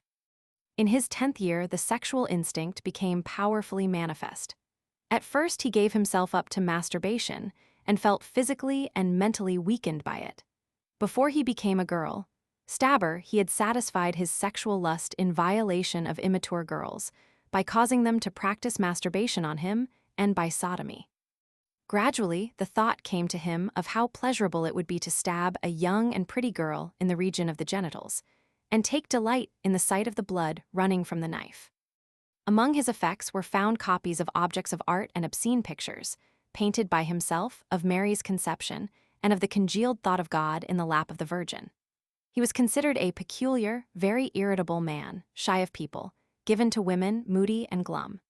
He was apparently a person that had become impotent through earlier sexual excesses, and who was thus predisposed, by the continuance of intense libido sexualis and heredity, to perversion of the sexual life. Case 27. In the 60s, the inhabitants of Leipzig were frightened by a man who was accustomed to attack young girls on the street and stab them in the upper arm with a dagger. Finally arrested, he was recognized as a sadist, who, at the instant of stabbing, had an ejaculation, and with whom the wounding of the girls was an equivalent for coitus. Wharton, A Treatise on Mental Unsoundness, section 623, Philadelphia, 1873. Impotence exists, likewise, in the next 3 cases. It may be psychical, however, in that the principal tone of the vita sexualis lies in the sadistic inclination, and the normal elements are distorted. Case 28. The girl cutter of Augsburg, reported by Dem, Butch der Verbrechen, Roman 7, p. 281. Bartel, wine merchant. He was subject to lively sexual excitement at the age of 14, though decidedly opposed to its satisfaction by coitus, his aversion going so far as disgust for the female sex. At that time, he already had the idea to cut girls and thus satisfy his sexual desire. He refrained from it, however, on account of lack of opportunity and courage. He practiced masturbation, and now and then had pollutions with erotic dreams of girls that had been cut. At the age of 19, he first cut a girl. During the act, he had a seminal emission and experienced intense pleasure. From that time, the impulse became constantly more powerful. He chose only young and pretty girls, and, as a rule, asked them before the deed whether they were still single. The ejaculation, or sexual satisfaction, occurred only when he was sure that he had actually wounded the girls. After such an act, he always felt tired and bad, and was also troubled with qualms of conscience. Until 32 years old, he carried on this process of cutting, but always with care not to wound the girls dangerously. From that time until his 36th year, he was able to control his impulse. Then he sought to satisfy himself by simply pressing the girls on the arm or neck, but this gave rise to erections and not to ejaculation. Then he sought to attain his object by pricking the girls with a knife in its sheath, but this did not suffice. Finally, he stabbed with the open knife and had complete success, for he thought that a girl when stabbed bled more and had more pain than one that was merely cut. In his 37th year, he was detected and arrested. In his dwelling was found a collection of daggers, sword canes, and knives. He said that the mere sight of these weapons, and still more the grasping of them, gave him an intense feeling of sensual pleasure, with violent excitement. According to his confession, he had injured, in all, 50 girls. His external appearance was rather pleasing. He lived in very good circumstances, but was peculiar and shy. Case 29. J.H., aged 25, in 1883 came for consultation concerning severe neurasthenia and hypochondria. Patient confesses that he has practiced onanism since his 14th year, infrequently up to his 18th year. But since that time, he has been unable to resist the impulse. Up to that time, he had no opportunity to approach females, for he had been anxiously cared for and never left alone, on account of his invalidism. He had had no real desire for this unknown pleasure, but he accidentally learned what it was when one of his mother's maids cut her hand severely on a pane of glass she had broken while washing windows. While helping to stop the blood, he could not keep from sucking up the blood that flowed from the wound, and in the act, he experienced extreme erotic excitement, with complete orgasm and ejaculation. From this time, in every possible way, he sought to see, and if possible to taste, the fresh blood of females. That of young girls was preferred by him. He spared no pains or expense to obtain this pleasure. At first he availed himself of a young servant who allowed her finger to be pricked with a needle or lancet at his request. When his mother discovered this, she discharged the girl. Then he was driven to prostitutes as a substitute, with success frequently enough, though with some difficulty. In the intervals, he practiced onanism and manustupration per feminam, which, however, never afforded him complete satisfaction, but on the contrary, caused listlessness and self-reproach. On account of his nervous difficulties, he visited many sanitariums, and he was twice a voluntary patient in institutions. He used hydrotherapy, electricity, and strengthening cures, without particular success. For a time it was possible, by means of cold sitz baths, monobromide of camphor, and bromides, to diminish his sexual excitability and onanistic impulse. However, when the patient felt himself free again, he would immediately fall into his old passions and spare no pains or money in order to satisfy his sexual desire in the abnormal manner described. Case 30, communicated by Dr. A. Moll, Berlin. Lt., aged 21, merchant in a Rhenish city. He belongs to a family in which there are several nervous and psychopathic members. A sister suffers with hysteria and melancholia. The patient was always of quiet disposition and timid. At school, he frequently kept apart from other pupils, particularly when they talked about girls. In the presence of ladies, he thought every expression he made was an offense against decency. Thus, for example, he thought it very improper, in the presence of ladies, married or unmarried, to speak of going to bed, rising, etc. In the elementary classes, the patient learned well. Later, he became more indolent and did not make good progress. August 17, 1890, the patient visited Dr. Moll on account of abnormal symptoms of a sexual kind. He did this on the advice of a physician X, a relative, in whom he had previously confided. The patient conveys the impression of being very apprehensive and shy, and in answer to questions says that he is very timorous, and that particularly in the presence of others, all his self-confidence and assurance leave him. Dr. X confirmed this statement. The beginning of his sexual life, the patient was able to refer to his 7th year. At that age, he frequently played with his genitals and was often punished for it. In this onanism, in which he said he had erection, he constantly thought of whipping a woman on the naked nates with a rod until the skin raised in wheels. "It delighted me," said the patient, "when I thought that she was a proud, beautiful lady, and that I performed the act in the presence of others, especially women, particularly with the idea that she might feel the power I had over her. For this reason, I early sought reading about punishment, e.g., about the abuse of Roman slaves. However, I had erections only when the conceived abuse consisted of blows delivered on the back or nates. At first I thought this kind of excitement would disappear in time, and said nothing about it to anyone. Masturbation, early indulged in, the patient continued to practice, and always with the same thought. After his 13th or 14th year, he had ejaculation with the act. Decimum septimum annum agens primum feminam adiet kai undicasa nec coitum perficere potuit libidine et erection deficientibus. Mox autumn itrum apud alteram coitum canatus est nullo successu. Tum feminam per vim verberavit. Tantoper erat excitatus ut mulierum dolor clamentum ac lamentantum verberare non desiret. He never thought of any legal punishment for his acts, and, in fact, escaped it. In this procedure, erection, orgasm, and ejaculation occurred. The patient performed the act in such a way that he took the woman between his knees, with the penis in contact with her body, but without emissio penis in vaginam, which seemed entirely superfluous to him. But the patient afterward experienced such a feeling of shame about the beating, and was overcome with such great depression, that he often contemplated suicide. In the following 3 years, he still visited women occasionally, but he never again asked one to allow him to beat her. He sought to obtain erection by thinking of the beating, but this was without result, and manustupration by the woman did not induce erection. Finally, after an unsuccessful attempt of this kind, the patient determined to give his confidence to a physician. The patient made several other statements concerning his vita sexualis. His abnormal sexual desire had troubled him by its intensity. He went to sleep with sexual thoughts. They troubled him through the night and were still with him when he awoke.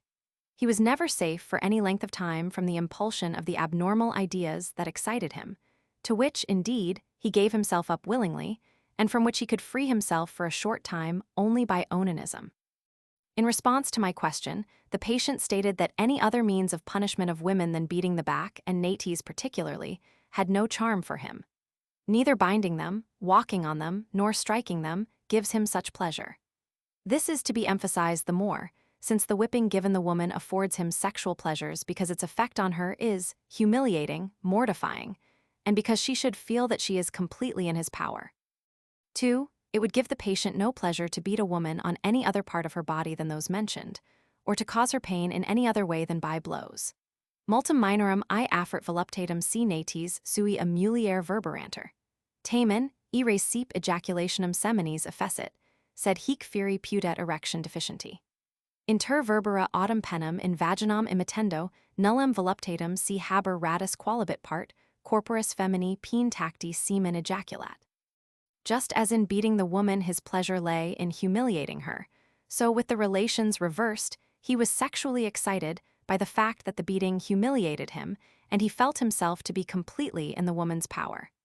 No other personal humiliation than a beating on his nates could excite him. To allow himself to be bound or walked on by a woman is repugnant to him.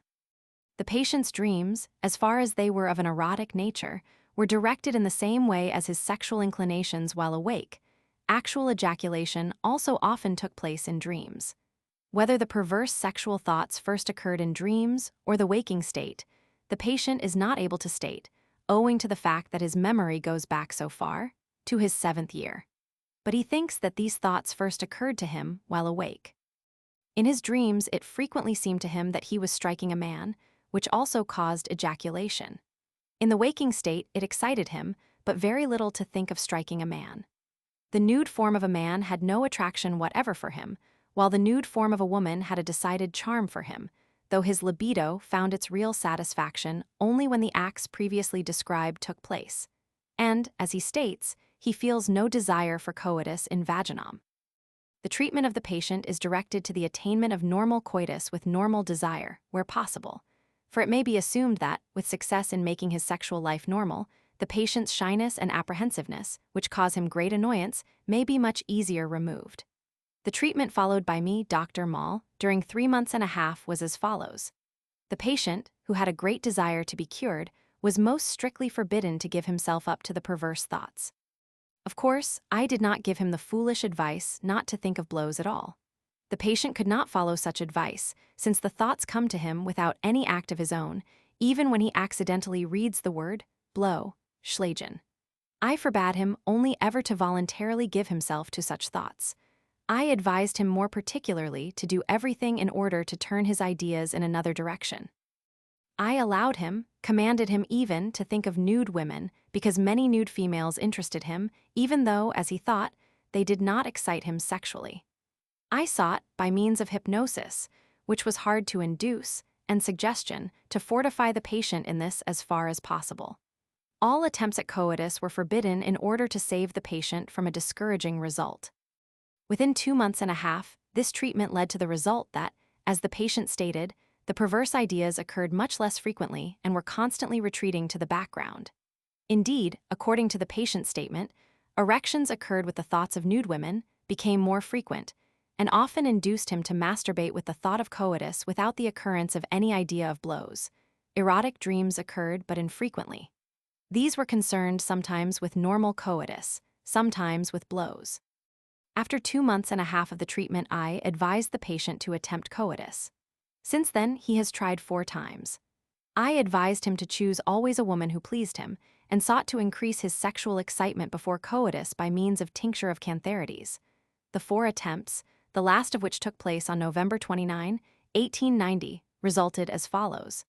At the first, prolonged manipulation of the penis by the woman was necessary in order to induce erection. Then emissio in vaginam and ejaculation with orgasm took place. During the whole act, there occurred no thought of beating the woman or being beaten, but the woman in herself excited him sufficiently for the performance of coitus. At the second attempt, the result was better and more quickly attained. Manipulation ad genitalia by the woman was not long required. In the third attempt, coitus was attained only after the patient had thought of beating for a long time and had thus induced erection, but beating was not indulged in. At the fourth attempt, coitus was attained without any thought of beating and without any manipulation ad genitalia.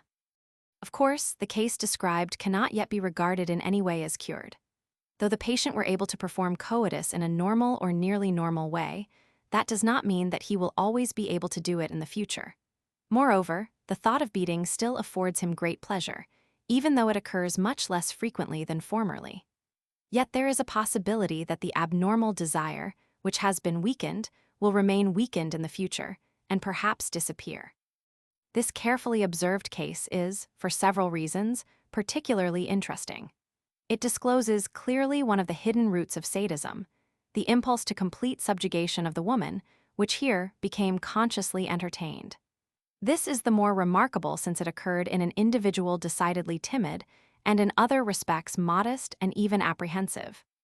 The case also shows clearly that powerful libido, which even impels the individual to overcome all obstacles, may be present, while at the same time coitus is not desired, because the principal intensity of feeling is, ab origin, connected with the cruel part of the sadistic, lustful, and cruel circle of ideas. This case also contains weak elements of masochism, v. infra. Cases are by no means infrequent in which men with perverse inclinations induce prostitutes, by paying them high prices, to allow themselves to be whipped and even wounded by them. Works on prostitution contain reports of them, vidi Coffignon, La corruption à Paris, etc. D. Defilement of women. The perverse sadistic impulse, to injure women and put contempt and humiliation upon them, is also expressed in the desire to defile them with disgusting, or at least foul things. The following case, published by Arndt Vierteljacher, Fger, Medicine, NF Roman 17, H1, belongs here. Case 31. A. Medical student at Greifswald, accusatus quod itrum pulis honestis parentibus natis in publico genitalia sua ebrasis dependentia, plain nudate acquientia, summo emiculo overcoat tector erant, ostenderat. Non-nunquam pulis fugint secutus isc ad si attractas urina oblivit. Hic lus clara facta sunt, nunquam aliquid hic faciens locutus est. A is 23 years old, powerfully built, neat in dress and decent in manners. Indication of cranium progenium, chronic pneumonia of the apex of the right lung, emphysema. Pulse 60, in excitement not more than 70 to 80. Genitals normal. Complaints of occasional disturbances of digestion and hardness of the abdomen, vertigo, excessive excitement of the sexual desires, which early led to onanism. The sexual desire has never been directed toward a natural method of satisfaction. Complaints of occasional attacks of depression or thoughts of deprecation of self and of perverse impulses for which he could find no motive, such as laughing at serious things, throwing his money in the water, and running about in the pouring rain. The father of the culprit is of a nervous temperament. His mother is subject to nervous headache. A brother suffered with epileptic convulsions. From his youth, the culprit presented a nervous temperament, was inclined to convulsions and attacks of syncope, and when he was severely scolded would fall into a state of momentary stiffness. In 1869, he studied medicine in Berlin. In 1870, he went to the war as a hospital assistant. His letters at this time betray a peculiar torpidity and weakness. On his return home, in 1871, his emotional irritability was noticed by those about him. Thereafter, frequent complaints of bodily ailments, unpleasantness resulting from a love affair. In November 1871, he pursued his studies diligently in Greifswald. He was considered very gentlemanly. In confinement, he is quiet, calm, and sometimes self-absorbed. His acts he attributes to painful sexual excitement, which of late had become excessive. He declared that he had been fully conscious of his perverse acts and had afterward been ashamed of them. He had not experienced actual sexual satisfaction in their commission. He obtained no correct insight into his position. He considered himself a kind of martyr, fallen a victim to an evil power. Presumption of irresponsibility as a result of absence of free will. The impulse to defile occurs also, paradoxically, in the aged, when there is a reappearance of sexual instinct, which, under such circumstances, is so often expressed in perverse acts. Thus Tarnowski reports, p. 76, the following case. Case 32. I knew such a patient, who had a woman dressed in a décolleté ball dress lie down on a low sofa in a brightly lighted room.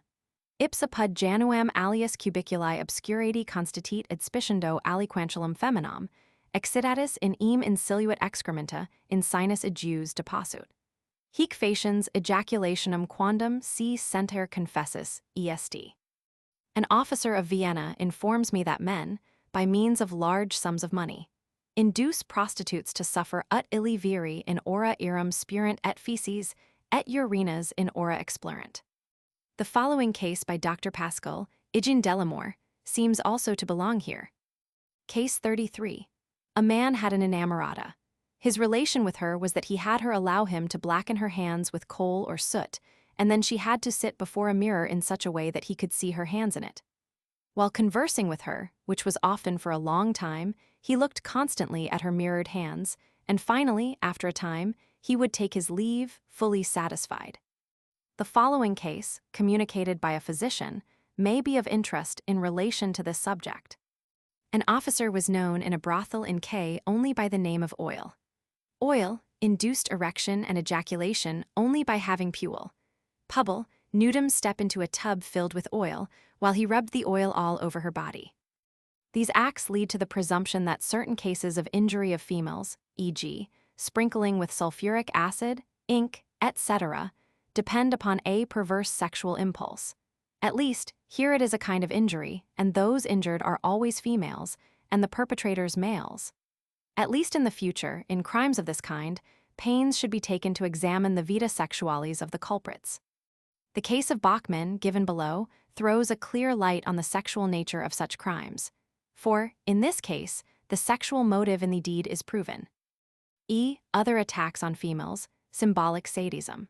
The foregoing groups do not exhaust the forms in which the sadistic impulse toward women is expressed. If the impulse is not overmastering, or there is yet sufficient moral resistance, it may happen that the perverse inclination is satisfied by an act that is apparently quite senseless and silly, but which has a symbolic meaning for the perpetrator. This seems to be the meaning of the two following cases. Case 34. Dr. Pascal, Ygin Delamore. A man was accustomed to go, on a certain day once a month, to an inamorata and cut her bang. This gave him the greatest pleasure. He made no other demands on the girl.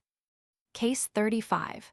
A man in Vienna regularly visits several prostitutes only to lather their faces and then to remove the lather with a razor, as if he were shaving them. He never hurts the girls, but becomes sexually excited and ejaculates during the procedure. The significance of the following cases, in which a sadistic comedy is played, is clearer. Case 36. A man always announces to a puella publica his intended visits. She must stand at the window, awaiting him with her face done up, and, on his entrance into the room, complain of severe toothache. He is sorry for her, asks particularly about the pain, takes the cloth off and puts it on again, but he never has coitus and finds his satisfaction simply in this act. The following case, which, unfortunately, was not carefully examined scientifically, is peculiar to itself. In an examination before a criminal court in Vienna, the following facts were brought to light. Count N, accompanied by a young girl, appeared in the public garden of an hotel, and, by his actions there, gave public offense. He demanded of his companion that she kneel down before him and implore him with folded hands. Then she was compelled to lick his boots. Finally, he demanded of her, publicly, an unheard-of thing, osculum ad nates or the like, and only desisted after she had sworn to do it at home. In this case, the most remarkable thing was the desire of the perverse individual to humiliate the woman before witnesses, comp. The fancies of sadists, case 29. Further, that the desire to humiliate the woman came entirely into the foreground, and acts of a purely symbolic nature were undertaken. Of course, with these, in this imperfectly observed case, acts of cruelty were probable. F. Sadism with other objects, whipping of boys. Besides the sadistic acts with females described, others occur with other living, sensitive objects, children and animals. There may be a full consciousness that the impulse is really directed toward women, and that only demia the next attainable objects, pupils, are abused. But the condition of the perpetrator may be such that the impulse to cruel acts enters consciousness accompanied only by lustful excitement, while its real object, which alone can explain the lustful coloring of such acts, remains in the dark. The first alternative suffices as an explanation of the cases which Dr. Albert describes, Friedreich's bladder F. Med. p. 77, 1859, cases in which lustful teachers whip their pupils on the naked nates without cause. We must think of the second alternative, the sadistic impulse with unconsciousness of its object, when boys are immediately excited sexually at the sight of punishment of their companions, and are thus determined in their later vita sexualis, as in the following cases. Case 37. K, aged 37, merchant, applied to me in the fall of 1889 for advice concerning an anomaly of his vita sexualis, which made him fear invalidism and impossibility of future happiness in marriage. Patient came of a nervous family. As a child, he was delicate, weak, and nervous. Healthy except for measles, he later became strong. At the age of 8, while at school, he saw how the teacher punished the boys taking their heads between his thighs and spanking them with a ferule. This sight caused the patient lustful excitement. Without any idea of the danger and enormity of onanism, he satisfied himself with it, and from that time often masturbated, during which he always called up the memory picture of a boy being punished. Thus it continued until his 20th year. Then he learned the significance of onanism, was terribly frightened, and tried to overcome his impulse to masturbate, but he fell into the practice of psychical onanism, which he regarded as innocuous and morally defensible, and for which he made use of the memory pictures of boys being whipped, previously mentioned. Patient now became neurasthenic, suffered with pollutions, and tried to cure himself by visiting brothels, but he could not induce erection. Then he sought to obtain normal sexual feelings by means of social intercourse with ladies, but he recognized that he was entirely insensible to the charms of the fair sex. The patient is an intelligent man, normally developed, and of aesthetic taste. There is no inclination to persons of his own sex. My advice consisted of means to combat the neurasthenia and pollutions, interdiction of psychical and manual onanism, avoidance of all sexual excitants, and, possibly, hypnotic treatment to ultimately induce a return of the vita sexualis to its normal condition. Case 38. Abortive sadism. N, student, came under observation in December 1890. He had practiced masturbation from early youth. According to his statements, he became sexually excited when he saw his father whip the children, and later, when he saw the teacher whip his companions.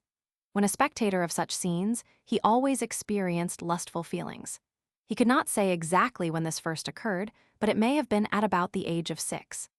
He could not tell exactly when he began to masturbate, but he stated with certainty that his sexual instinct was first awakened by the punishment of others, and thus he unconsciously came to practice onanism. The patient remembered clearly that from the age of 4 to the age of 8, he was frequently spanked, and that this caused him pain, never lustful pleasure. Since he did not always have opportunity to see others whipped, he began to imagine how others were punished. This excited his lust, and he would then masturbate. Whenever he could, he managed to see others punished at school.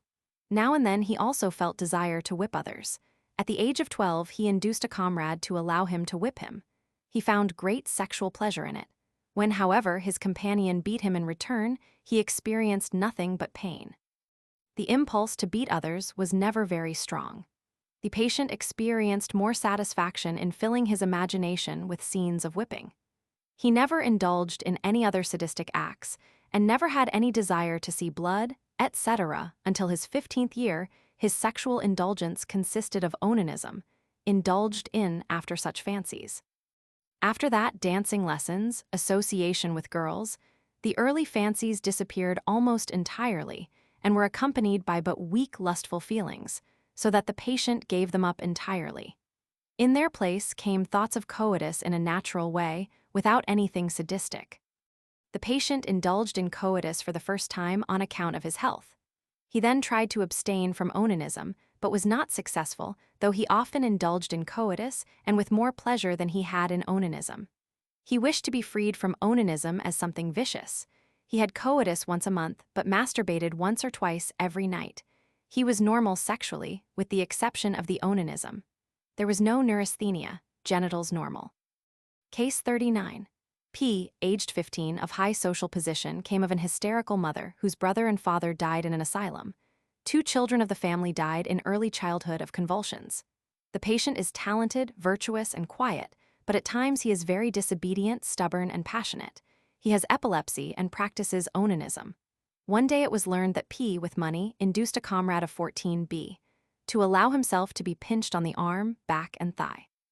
When B cried, P became excited and struck at B with his right hand, while with his left he made manipulations in the left pocket of his trousers.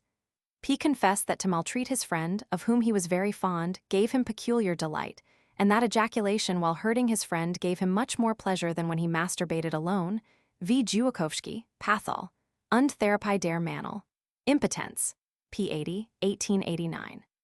That in all these cases of sadistic abuse of boys, there can be no thought of a combination of sadism and contrary sexual instinct, as often occurs, v. infra, in individuals of contrary sexuality, is shown, aside from the absence of all positive signs of it, by a study of the next group, where, in association with the object of injury, animals, the instinct for women is seen to appear repeatedly. G. Sadistic acts with animals. In numerous cases, sadistically perverse men that are afraid of criminal acts with human beings, or that care only for the sight of the suffering of a sensitive being, make use of the sight of dying animals or torture animals to stimulate or excite their lust. The case of a man in Vienna, which is reported by Hoffman in his Textbook of Legal Medicine, is noteworthy in relation to this. According to the evidence of several prostitutes, before the sexual act he was accustomed to excite himself by torturing chickens and pigeons and other birds, and therefore was called Hendelman, chicken. For the elucidation of such cases, the observation of Lombroso is of value, according to whom 2 men had ejaculation when they killed chickens or pigeons or wrung their necks. The same author, in his Uomo Delinquent, p. 201, speaks of a poet of some reputation, who became powerfully excited sexually whenever he saw calves slaughtered and also at the sight of bloody flesh. According to Mantegazza op. Cit. p. 114, among degenerate Chinamen, a horrible sport consists of committing sodomy with geese and cutting their necks off tempor ejaculationis. Mantegazza, Physiologia del Paesir, 5th ed., pp. 394, 395, mentions the case of a man who once saw chickens killed, and from that time had a desire to wallow in their warm, steaming entrails, because he experienced a feeling of lust while doing it. Thus, in these and similar cases, the vita sexualis is so constituted ab origin that the sight of blood, death, etc., excites lustful feeling. It is so in the following case. Case 40. CL, aged 42, engineer, married, father of 2 children from a neuropathic family, father irascible, a drinker, mother hysterical, subject to eclamptic attacks. The patient remembers that in childhood he took particular pleasure in witnessing the slaughtering of domestic animals, especially swine. He thus experienced lustful pleasure and ejaculation. Later, he visited slaughterhouses in order to delight in the sight of flowing blood and the death throes of the animals. When he could find opportunity, he killed the animals himself, which always afforded him a vicarious feeling of sexual pleasure. At the time of full maturity, he first attained to a knowledge of his abnormality. The patient was not exactly opposed in inclination to women, but close contact with them seemed to him repugnant. On the advice of a physician, at 25, he married a woman who pleased him, in the hope of freeing himself of his abnormal condition. Although he was very partial to his wife, it was only seldom, and after great trouble and exertion of his imagination, that he could perform coitus with her. Nevertheless, he begat 2 children. In 1866, he was in the war in Bohemia. His letters written at that time to his wife were composed in an exalted, enthusiastic tone. He was killed in the Battle of Königgrätz. If, in this case, the capability of normal coitus was much impaired by the predominance of perverse ideas, in the next, it seems to have been entirely repressed. Case 41. Dr. Pascal, Igine del Amore. A gentleman visited prostitutes, had them purchase a living fowl or rabbit, and required them to torture the animal. He had in mind the head and tearing out the eyes and entrails. If he found a girl who would consent and go about it right cruelly, he was delighted, and paid her and went his way without asking anything more or touching her. The last 2 sections show that the suffering of any living being may become a source of perverse sexual enjoyment to sadistically constituted persons, and that there may be sadism with almost any object. However, it would be erroneous and an exaggeration to try to explain by sadistic perversion all the remarkable and surprising acts of cruelty that occur. And, in the innumerable cruelties, as they here and there occur in history, or in certain psychological manifestations among the people at the present time, it would be erroneous to assume sadism as a motive. Cruelty arises from various sources and is natural to primitive man. Compassion, in contrast with it, is a secondary manifestation and acquired late. The instinct to fight and destroy, so important an endowment in prehistoric conditions, is long afterward operative, and in the ideas engendered by civilization, like that of the criminal, it finds new objects, even though its original object, the enemy, still exists. That not simply the death, but also torture of the conquered is demanded, is in part explained by the sense of power, which satisfies itself in this way, and in part by the insatiableness of the impulse of vengeance.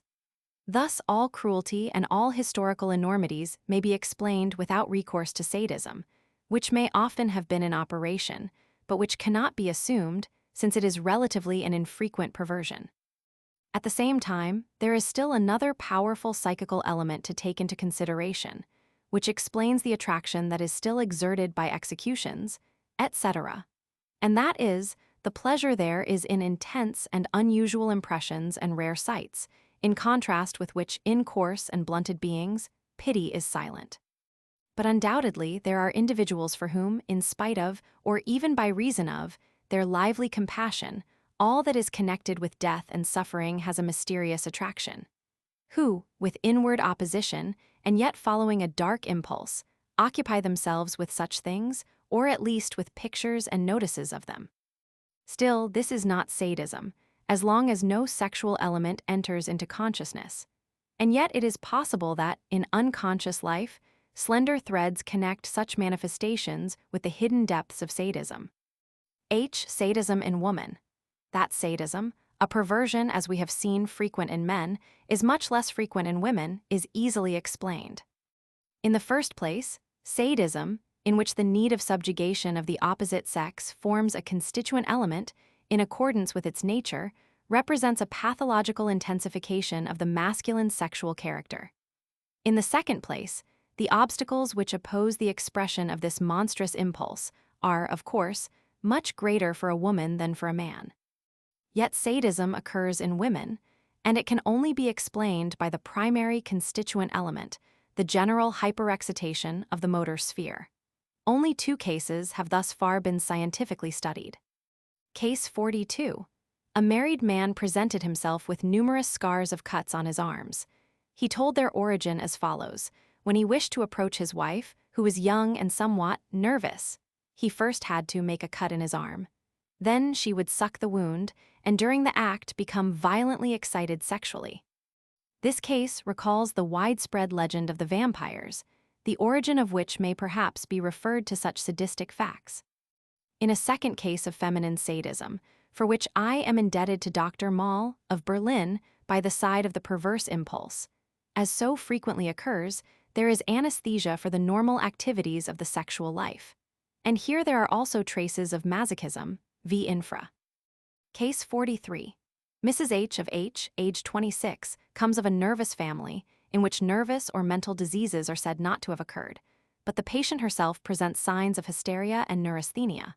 Although 8 years married, and the mother of a child, Mrs. H never had desire to perform coitus.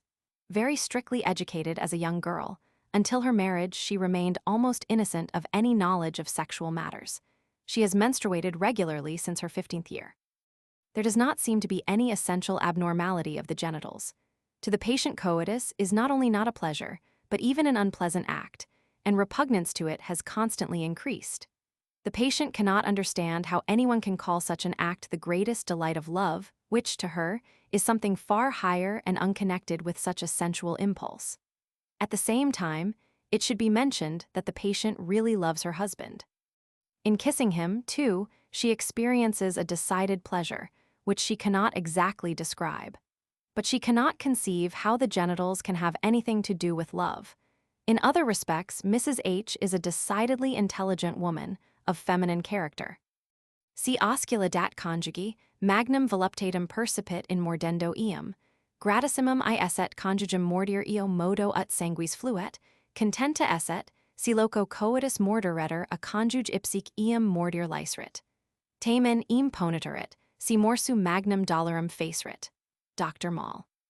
In other cases of sadism which history and literature afford, we are compelled to think of a reversal of the feminine's sexual character, a partial virginity, in order to explain the sadistic acts. In history, there are examples of famous women who, to some extent, had sadistic instincts.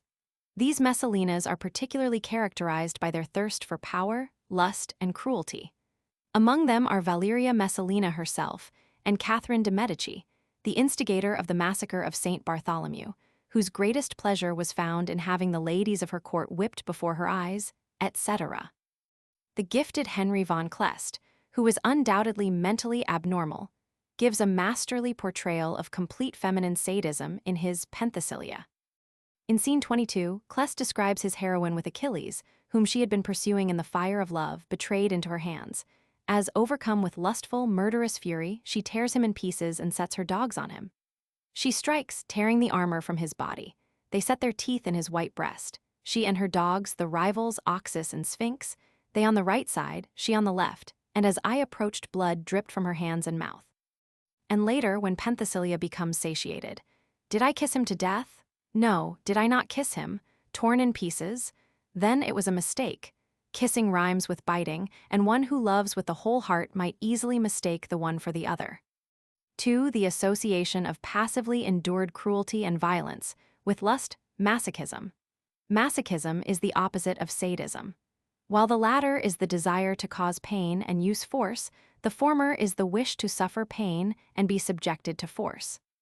By masochism, I understand a peculiar perversion of the psychical vita sexualis, in which the individual affected, in sexual feeling and thought, is controlled by the idea of being completely and unconditionally subject to the will of a person of the opposite sex, of being treated by this person as by a master, humiliated and abused.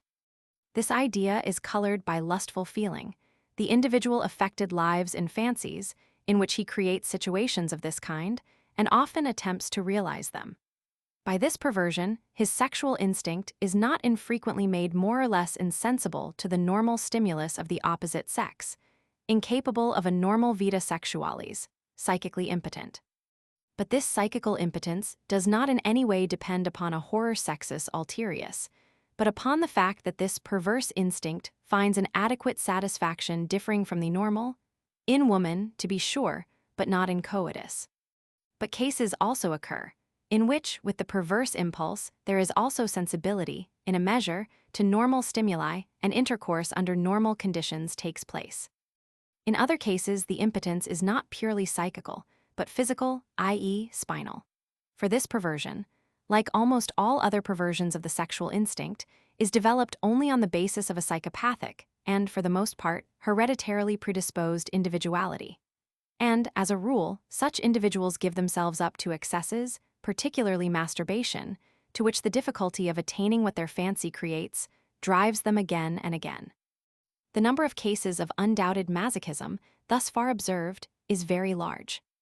Whether masochism occurs associated with normal sexual instincts or exclusively controls the individual, whether, and to what extent, the individual subject to this perversion strives to realize his peculiar fancies or not, whether he has thus more or less diminished his virility or not, depends upon the degree of intensity of the perversion in the single case, and upon the strength of the opposing ethical and aesthetic motives, as well as the relative power of the physical and mental organization of the affected individual. The essential thing, from the psychopathic point of view, and the common element in all these cases, is the fact that the sexual instinct is directed to ideas of subjugation and abuse by the opposite sex. What has been said with reference to the impulsive character, indistinctness of motive of the resulting acts, and with reference to the original, congenital nature of the perversion in sadism, is also true in masochism. In masochism, there is also a gradation of the acts from the most repulsive and monstrous to the silliest, in accordance with the degree of intensity of the perverse instinct and the power of the remnants of moral and aesthetic motives that oppose it. The ultimate consequences of masochism, however, are opposed by the instinct of self-preservation, and, therefore, murder and serious injury, which may be committed in sadistic excitement, have here, as far as known, no passive equivalent in reality. But the perverse desires of masochistic individuals may, in imagination, attain these extreme consequences, v. infra, case 54. Moreover, the acts to which masochists give themselves up are performed in some cases in connection with coitus, i.e., as preparatory measures. In others, as substitutes for coitus when that is impossible. Here, too, this depends only upon the condition of sexual power, which has been diminished for the most part physically and mentally by the activity of the sexual ideas in the perverse direction, and not upon the nature of the act itself. A. The desire for abuse and humiliation as a means of sexual satisfaction. The following detailed autobiography of a masochist gives an exhaustive description of a typical case of this remarkable perversion. Case 44. I come of a neuropathic family in which, with all kinds of peculiarities of character and manner of life, there are several abnormalities of a sexual nature. My imagination has always been very lively and was very early directed to sexual matters. As far as I can remember, I was much given to onanism long before puberty. Even at that time my thoughts were, for hours at a time, directed to intercourse with females. But the relations in which I placed myself with the opposite sex were entirely peculiar. I fancied that I was a prisoner and absolutely in a woman's power, and that this woman used her power to hurt and abuse me in every way possible. In this, whipping and blows played an important part in my fancy, and there were many other acts and situations which all expressed the condition of vassalage and subjection. I saw myself constantly kneeling before my ideal, trod upon, loaded with chains, and imprisoned. Severe punishments of all kinds were inflicted on me to test my obedience and please my mistress. The more severely I was humiliated and abused, the more I indulged in these thoughts. At the same time, I developed a great preference for velvet and fur, which I liked to touch and smooth, and which likewise excited me sexually. I remember well that when a child I received many actual whippings at the hands of females. They never caused me any other feeling than pain and shame. Never have I thought to connect such realities with my fancies. A threat to punish me severely and correct me agitated me painfully, but in my fancy I assumed a desire on the part of my mistress to enjoy my suffering and humiliation, which entranced me. 2. I have never brought into relation with my fancies the acts and orders of the females that have taken care of me. I was early able to discover the truth about the relation of the sexes, but this knowledge made no impression on me. the idea of sensual pleasure remained connected with the fancies with which it was originally associated. I also had the desire to touch females, to embrace and kiss them, but I looked for the greatest delight only in their maltreatment and in situations in which they would cause me to feel their power.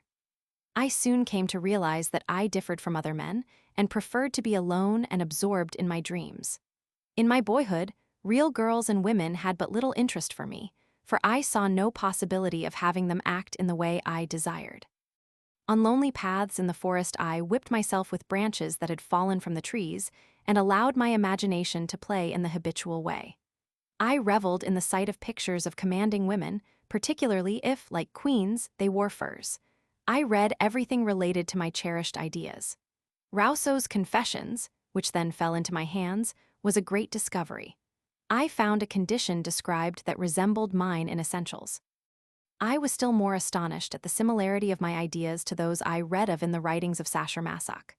I devoured them all with avidity, though the blood-curdling scenes often far outdid my imagination and then excited my aversion.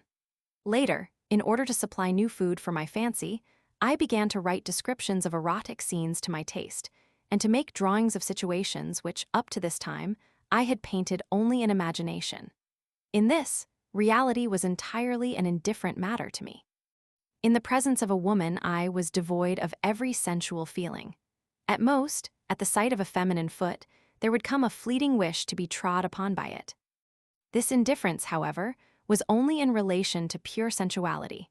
In late boyhood and early youth, I was subject to an enthusiastic partiality for young girls of my acquaintance, with all the extravagances common to this youthful enthusiasm.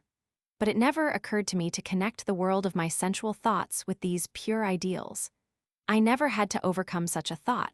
One never came to me. This is the more remarkable, since to me my lustful fancies seemed very strange and unattainable in reality, but in no wise vile or obnoxious. This, too, was a kind of poetry with me, but it was divided into two worlds. On the one hand was my heart, or rather my aesthetically excited fancy. On the other, my sensually inflamed imagination. While my elevated feeling always had a certain young girl for its object, at other times I saw myself at the feet of a mature woman who treated me as previously described. I never placed any lady of my acquaintance in this role. In dreams, the two spheres of my erotic ideas occurred alternately, but never combined.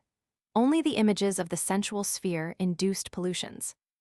In my 19th year, I allowed myself, with outward reluctance, but with inward desire, to be taken by friends to visit prostitutes.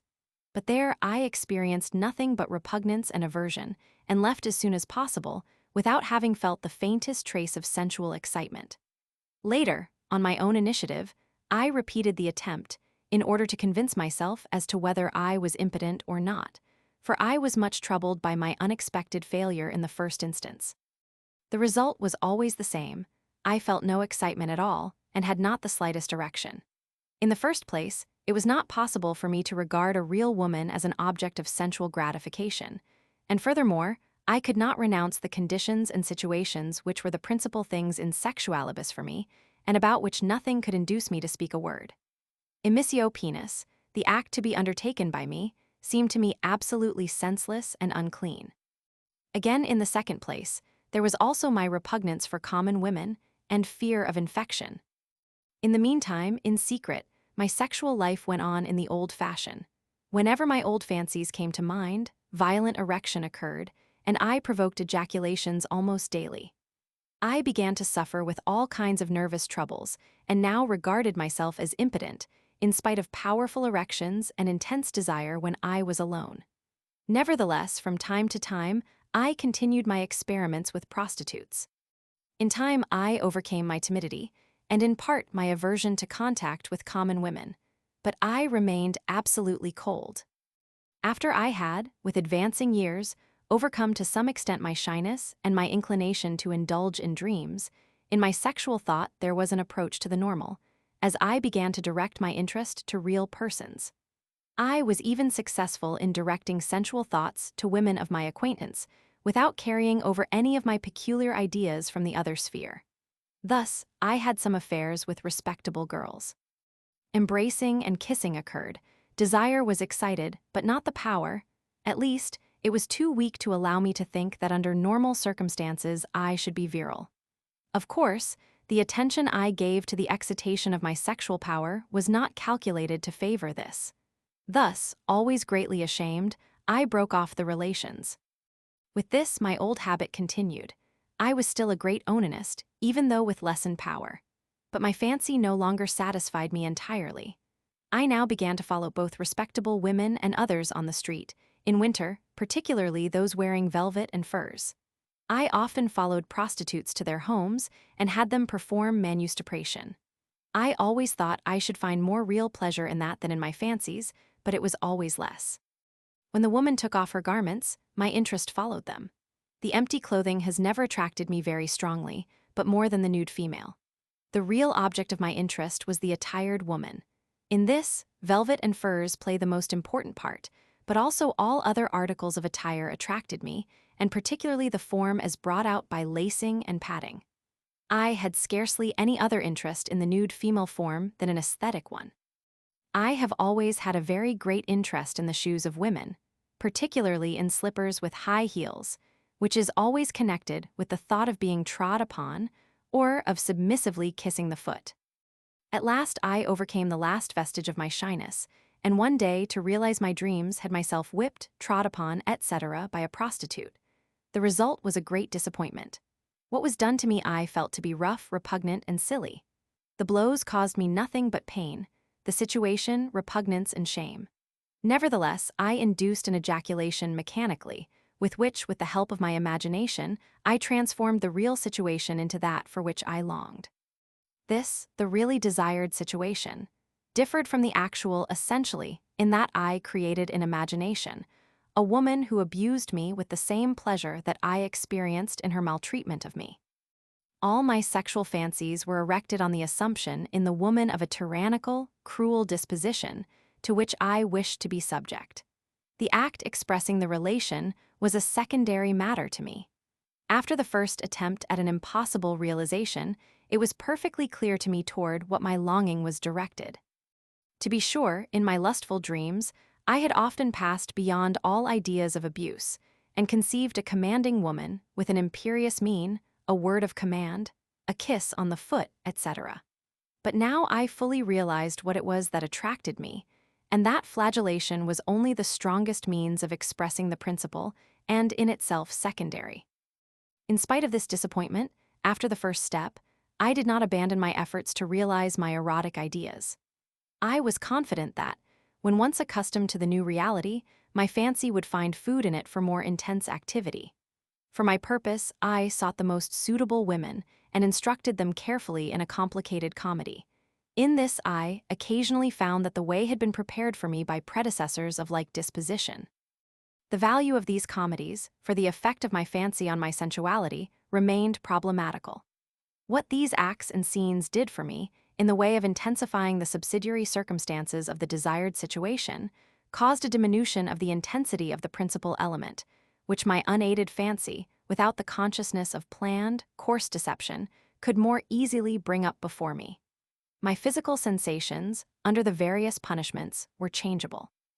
The more perfect the self-deception, the more perfectly the pain was felt as pleasure. Or, more correctly, the punishment was then conceived as a symbolic act. From this arose the illusion of the desired situation, which was then accompanied by an intense psychical feeling of pleasure. The lustful feeling then spread out over the whole body in lustful physical sensations, and thus the perception of the painful quality of the punishment was overcome.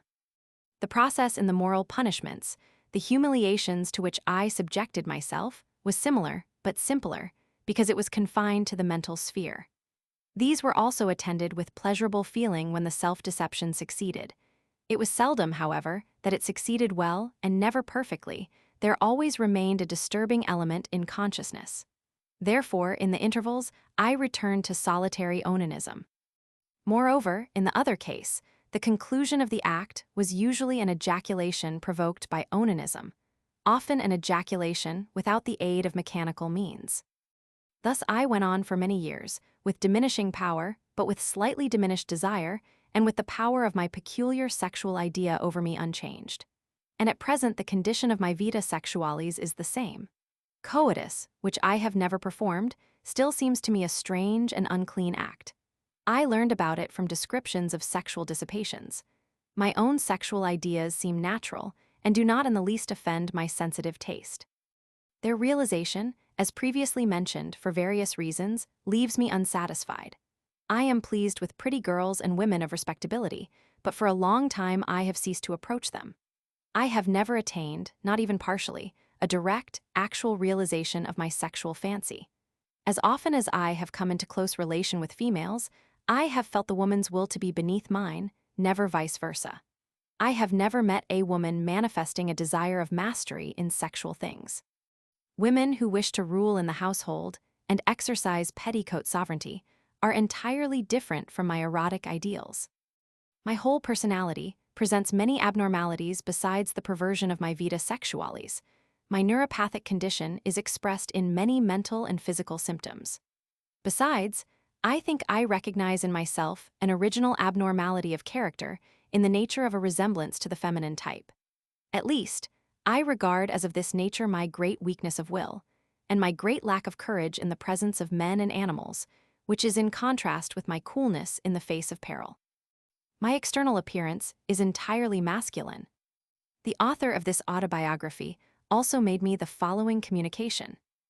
I always sought to find out whether the peculiar ideas that ruled me sexually were entertained by other men.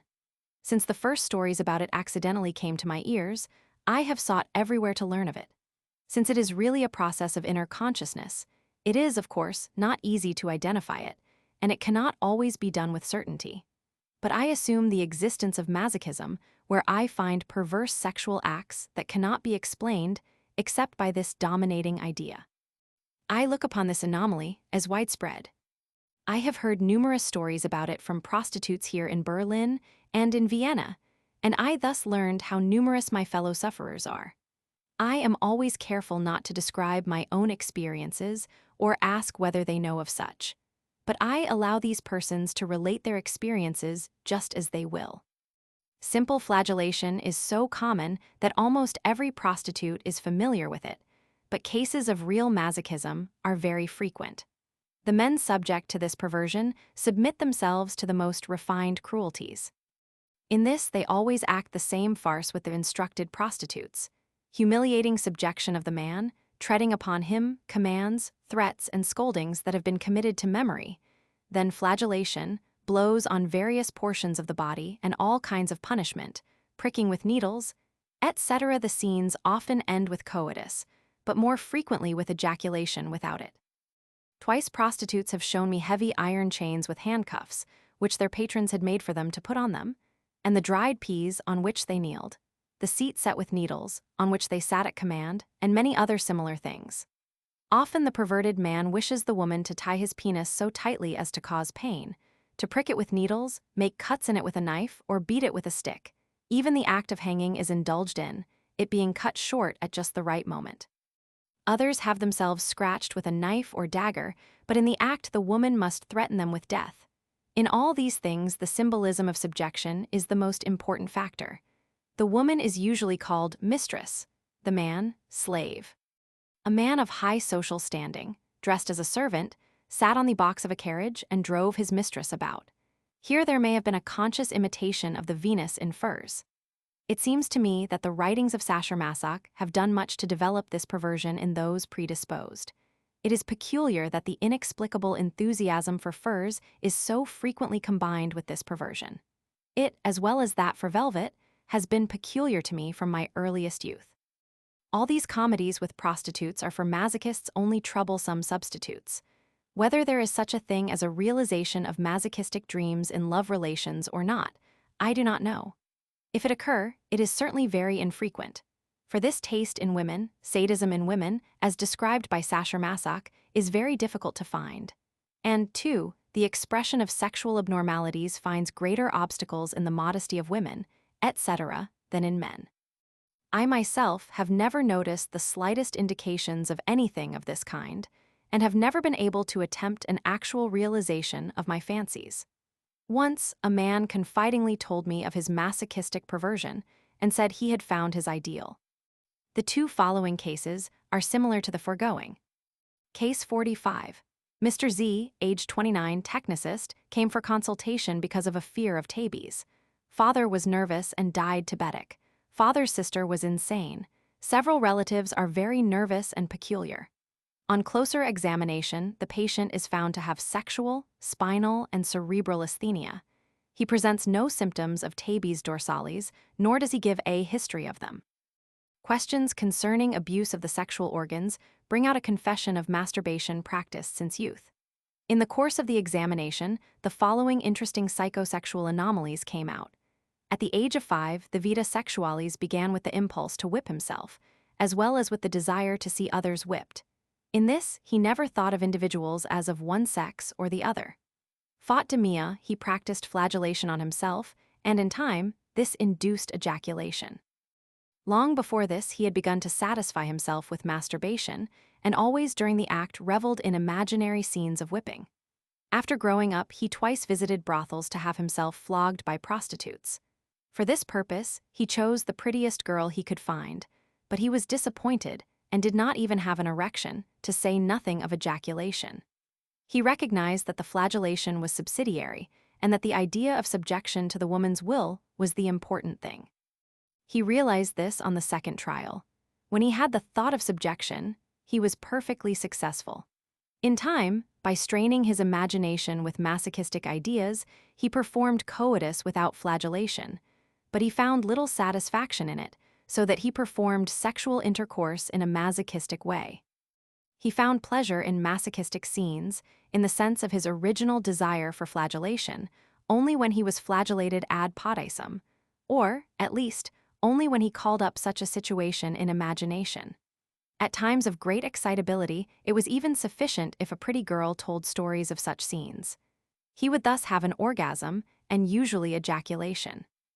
A very effectual fetichistic idea was early associated with this.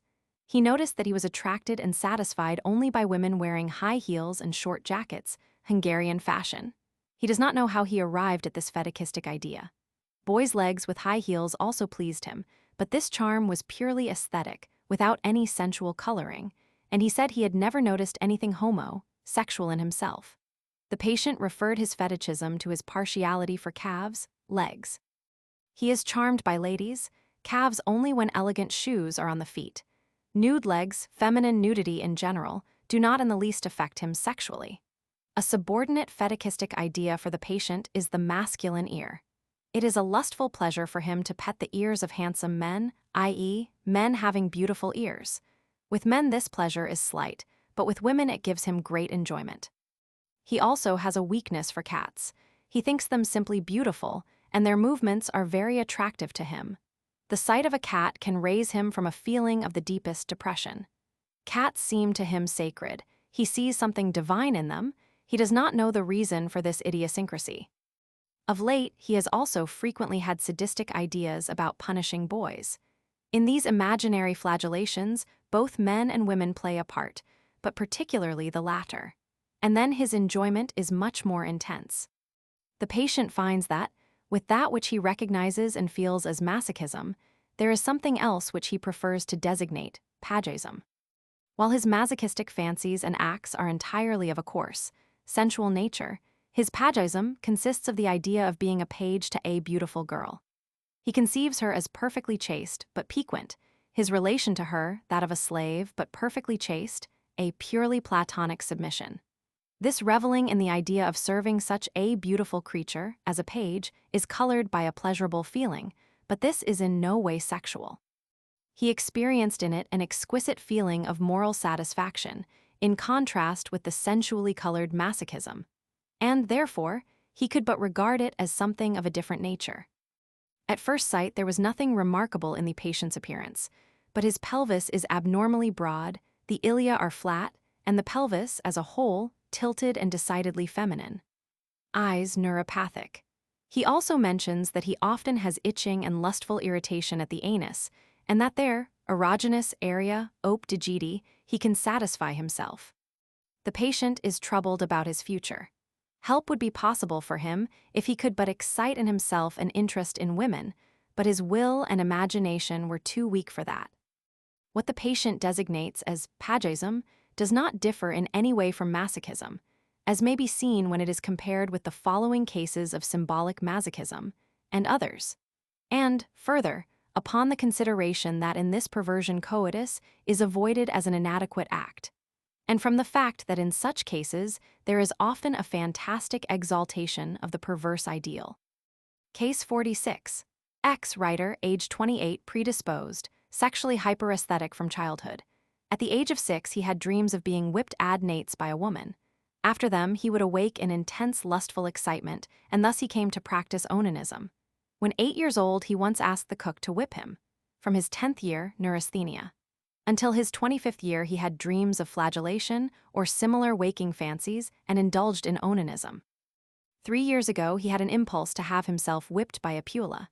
The patient was undeceived, for neither erection nor ejaculation occurred. At 27, another effort, with the thought to enforce erection and ejaculation.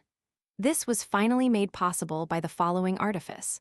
While coitus was attempted, the pula had to tell him how she had mercilessly flogged other impotent men and threaten him with the same. Besides this, it was necessary for him to fancy that he was bound, entirely in the woman's power, helpless and most painfully beaten by her. Occasionally, in order to become potent, it was necessary to have himself actually bound. Thus coitus was possible. Pollutions were accompanied by lustful feeling only when he infrequently dreamed that he was abused or that he looked on while a pula whipped others. He never had an intense, lustful pleasure in coitus. The only things in women that interest him are the hands. Powerful women with big fists are his preference. At the same time, his desire for flagellation is only ideal, for with his great cutaneous sensitiveness, at the most, a few strokes are sufficient. Blows from men were repugnant to him. He wishes to marry.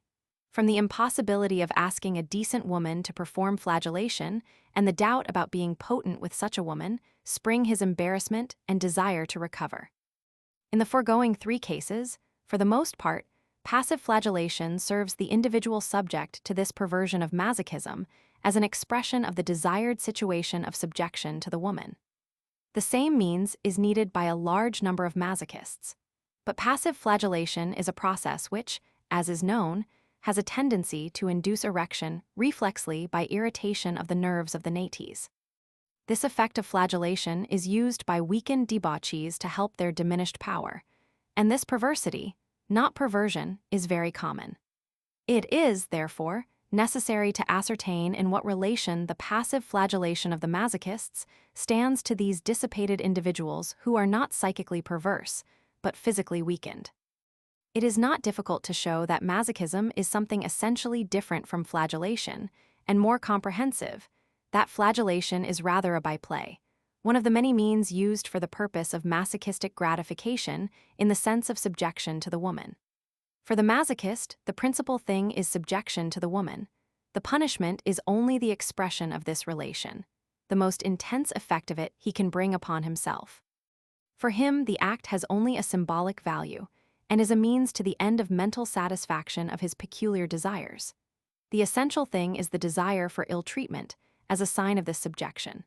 Besides flagellation, and often without it, there are many other things which serve to express this subjection, as is shown by the following series of cases. This fact establishes a presumption of the existence of an original anomaly of sexual feeling, a pathologia sexualis. On the other hand, the individual that is weakened and not a subject of masochism, and who has himself flagellated, desires only a mechanical irritation of his spinal center. Whether, in a given case, it is simple, reflex, flagellation, or masochism, is made clear by the individual's statements and often by the secondary circumstances. The determination depends upon the following facts. In the first place, the impulse to passive flagellation exists ab origin in the masochist. The desire is felt before there has been any experience of the reflex effect, often first in dreams, as, for example, in case 48.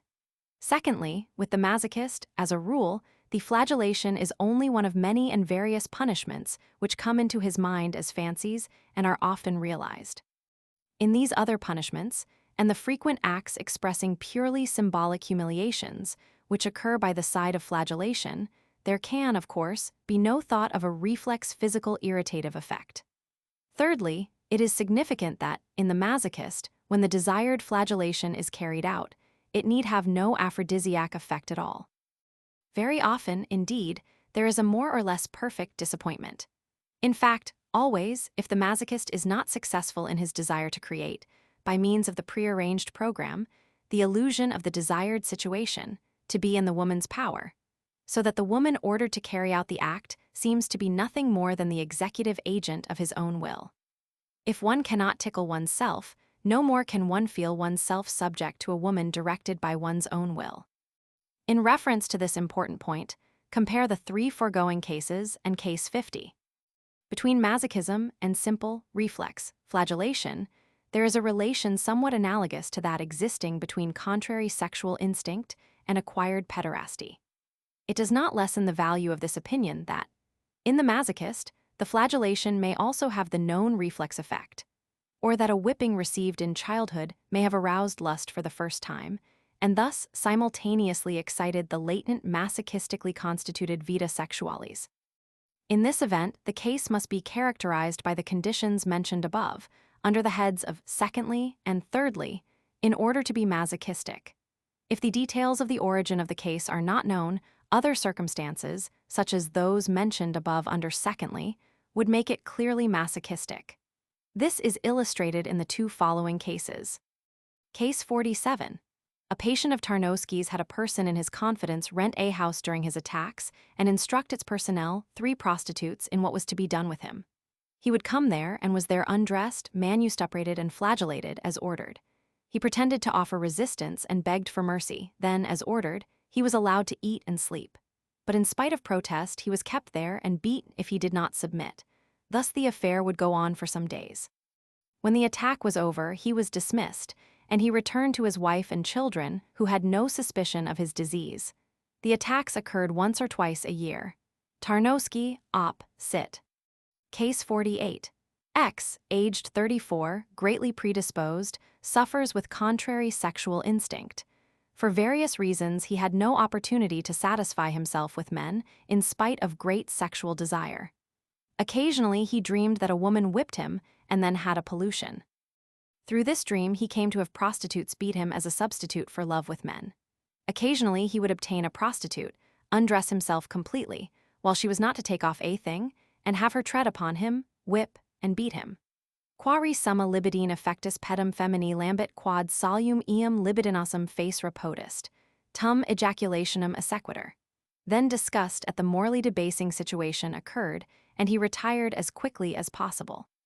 Cases occur, however, in which passive flagellation alone constitutes the entire content of the masochistic fancies, without other ideas of humiliation, etc., and without any clear consciousness of the real nature of this expression of submission. Such cases are difficult to differentiate from those of simple reflex flagellation. A knowledge of the primary origin of the desire, before any experience of reflex stimuli, v supra under first, is the only thing that makes the differential diagnosis certain.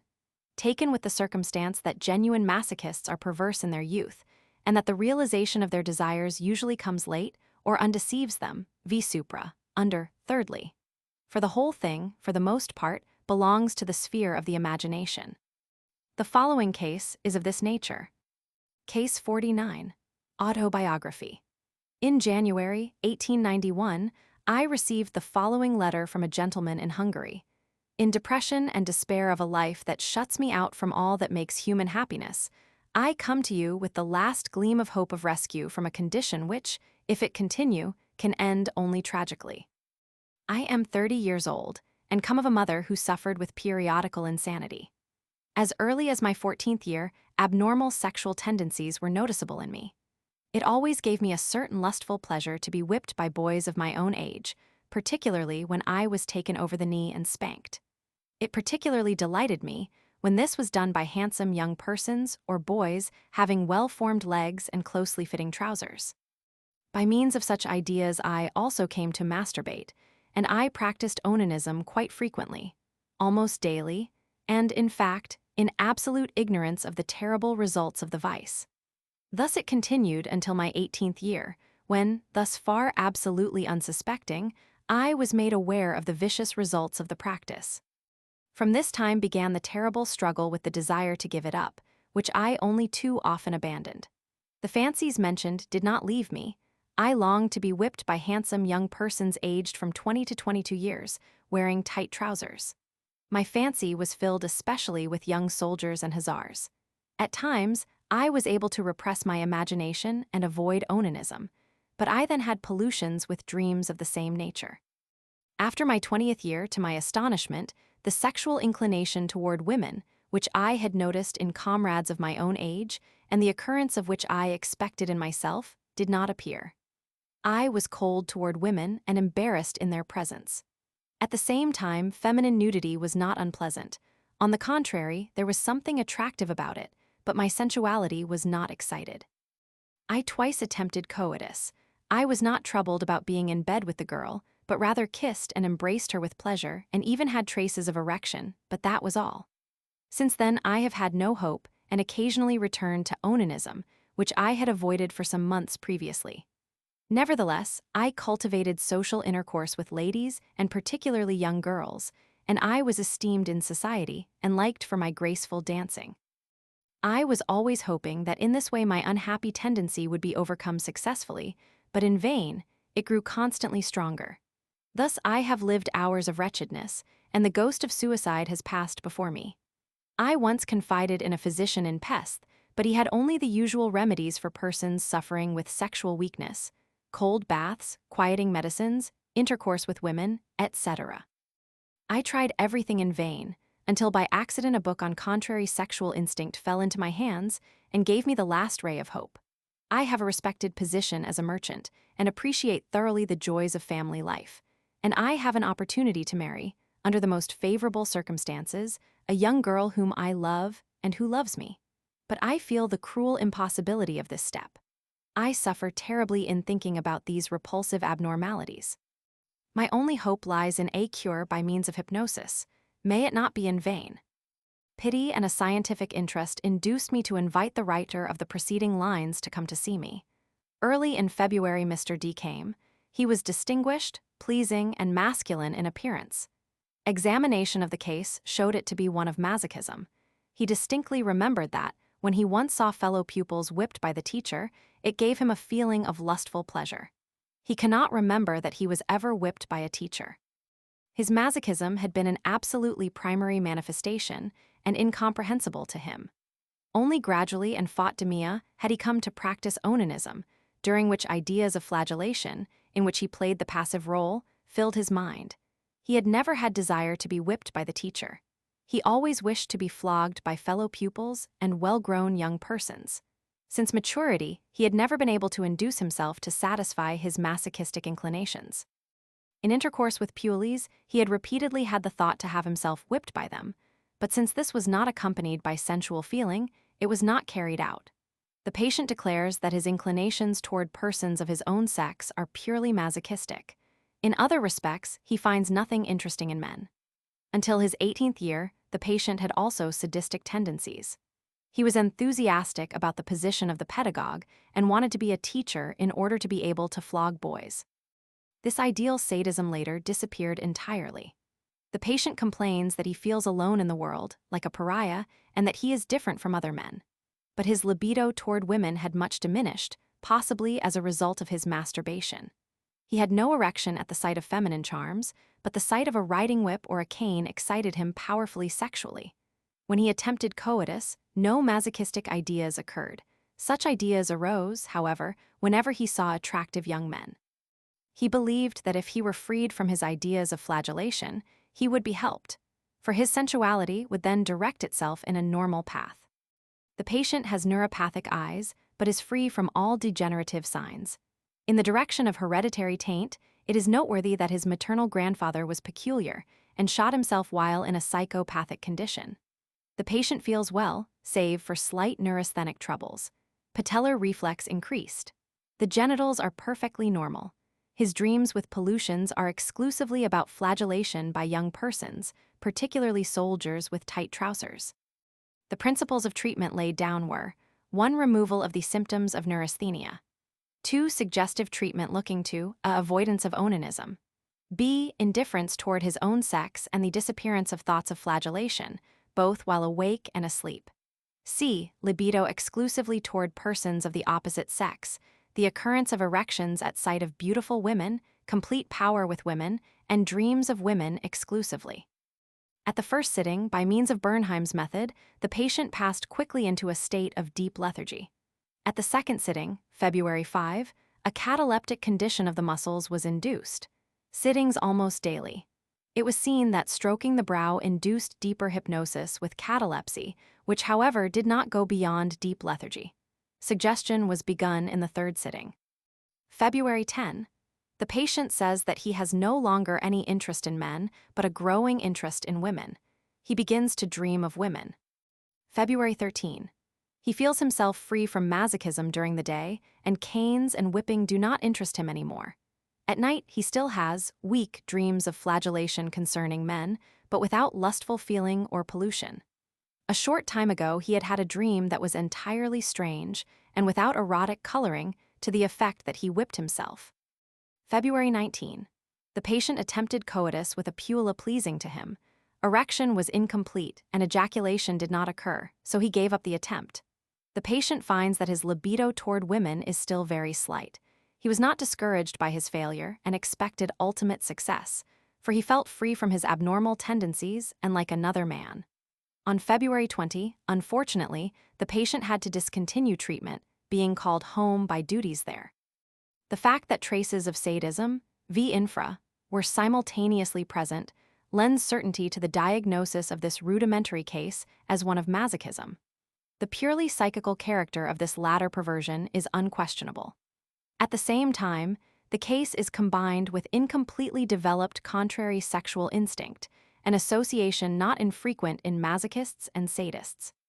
In contrast with this case of rudimentary masochism, in which there is some difficulty of diagnosis, follows a typical case of masochism, in which the whole circle of ideas peculiar to this perversion appears completely developed.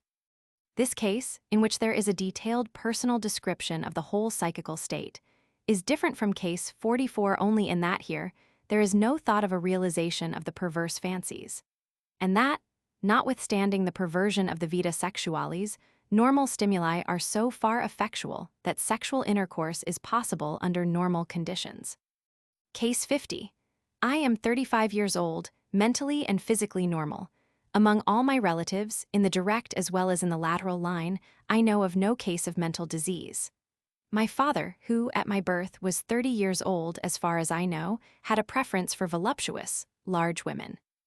Even in my early childhood, I loved to revel in ideas about the absolute mastery of one man over others. The thought of slavery had something exciting in it for me, and alike whether from the standpoint of master or servant. That one man could possess, sell, or whip another caused me intense excitement, and in reading Uncle Tom's Cabin, which I read at about the beginning of puberty, I had erections. Particularly exciting for me was the thought of a man's being hitched up before a wagon in which another man sat with a whip, driving and whipping him. Until my 20th year, these ideas were purely objective and sexless, i.e., the one in subjugation in my fancy was another, not myself, and the master was not necessarily a woman. These ideas were, therefore, without effect on my sexual instinct, i.e., on the way in which it was expressed. Though these ideas caused erections, yet I have never masturbated in my life, and from my 19th year I had coitus without the help of these ideas and without any relation to them. I always had a great preference for elderly, voluptuous, large women, though I did not scorn younger ones. After my 21st year, my ideas became objective, and it became an essential thing that the mistress should be a woman over 40 years old, tall and powerful. From this time I was always in my fancies the subject. The mistress was a rough woman who made use of me in every way, also sexually, who harnessed me before a carriage and made me take her for a drive, whom I must follow like a dog, at whose feet I must lie naked and be punished, i.e., whipped by her. This was the constant element in my ideas, around which all others were grouped. In these fancies I always found endless pleasure, which caused erection, but never ejaculation. As a result of the induced sexual excitement, I would immediately seek a woman, preferably one corresponding exteriorly with my ideal, and have coitus with her without any actual imitation of my fancies, and sometimes also without any thought of them during the act. At the same time, I also had inclination toward women of a different kind, and had coitus with them without being impelled to it by my fancy. Notwithstanding all this, my life was not exceedingly abnormal sexually, yet these ideas were certain to occur periodically, and they have remained essentially unchanged. With growing sexual desire, the intervals constantly grew shorter. At the present time, the ideas come every 2 or 3 weeks. If I have had coitus, the occurrence of the fancies is perhaps postponed. I have never attempted to realize my very definite and characteristic ideas, i.e., to connect them with the objective world, but I have contented myself with reveling in the thoughts, because I was convinced that my ideal would not allow even an approach to realization. The thought of a comedy with paid prostitutes always seemed to me silly and purposeless, for a person hired by me could never take the place in my imagination of a cruel mistress. I doubt whether there are sadistically constituted women like Sacher-Masoch's heroines, but if there were such women, and I had the fortune to find one, still, in a world of reality, intercourse with her would always seem only like a farce to me. Indeed, I can say that, were I to become the slave of a Messalina, I believe that, owing to the other necessary renunciations, my desired manner of life would soon pall on me, and in my lucid intervals I should try to obtain my freedom at all hazards. Yet I have found a way in which to induce, in a certain sense, a realization. After my sexual desire has been intensely excited by reveling in my fancy, I go to a prostitute and there call up before my mind's eye, with great intensity, some scene of the kind mentioned, in which I play the principal role. After thinking of such a situation for about half an hour, with a constantly resulting erection, I perform coitus with increased lustful pleasure and strong ejaculation. After the latter, the vision fades away. Ashamed, I depart as quickly as possible and try not to think of the affair. Then, for about 2 weeks, I have no more such ideas. Indeed, after a particularly satisfactory coitus, it may happen that, until the next attack, I have no sympathy whatever with masochistic ideas. But the next attack is sure to come sooner or later. I must, however, state that I also have coitus without being prepared by such ideas, especially, too, with women that are acquainted with me and my position, and in whose presence I abhor such fancies. Under the latter circumstances, however, I am not always potent, while, with masochistic ideas, my virility is perfect. It does not seem superfluous to add that otherwise, in my thought and feeling, I am very aesthetic, and despise anything like maltreatment of a human being. Finally, I will not leave unmentioned the fact that the form of address is of importance. In my fancies, it is essential that the mistress address me in the second person do, while I must address her in the third, psi. This circumstance of being thus familiarly addressed, do, by a person so inclined, as the expression of absolute mastery, has from my youth given me lustful pleasure, and does today. I had the fortune to find a wife who is in everything, but especially sexually, attractive to me, though, as I scarcely need say, she in no way resembles my masochistic ideal. She is gentle, but proud, for without the latter characteristic I cannot conceive such a thing as sexual charm.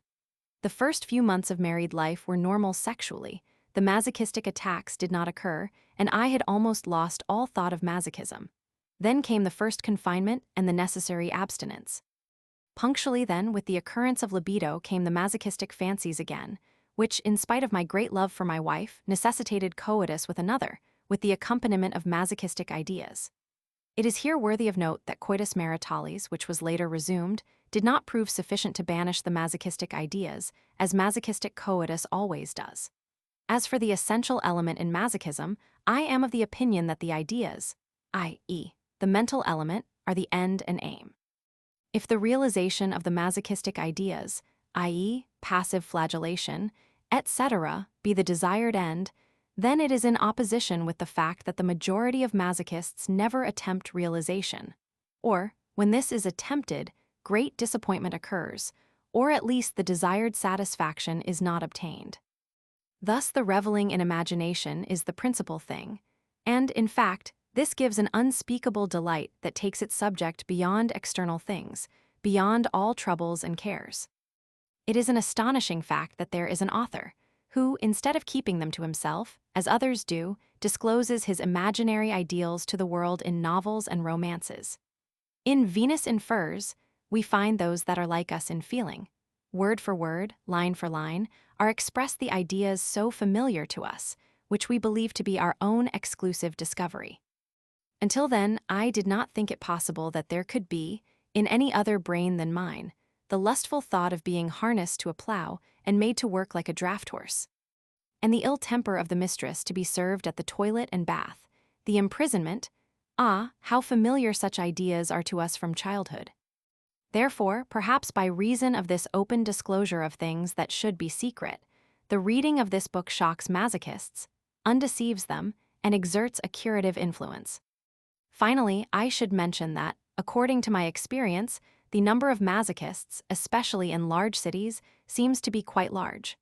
The only sources of such information are, since men do not reveal these things, words of prostitutes, and since they agree on the essential points, it may be concluded that certain facts are proved. Thus, there is the fact that every experienced prostitute is accustomed to keep some suitable instrument, usually a whip, for flagellation. But it must be remembered that there are men who have themselves whipped simply to increase their sexual pleasure, who, in contrast with masochists, regard flagellation as a means to an end. On the other hand, almost all prostitutes agree that there are many men who like to play slave, i.e., like to be so called, and have themselves scolded and trod upon and beaten. As has been said, the number of masochists is larger than has yet been dreamed. As you can imagine, reading the new investigations made a great impression on me. I should like to have faith in a cure, in a logical cure, so to speak, in accordance with the motto, Taut comprender se taut guérir. To understand all is to cure all. Of course, the word cure is to be taken with some limitation, and there must be a distinction made between general feelings and concrete ideas.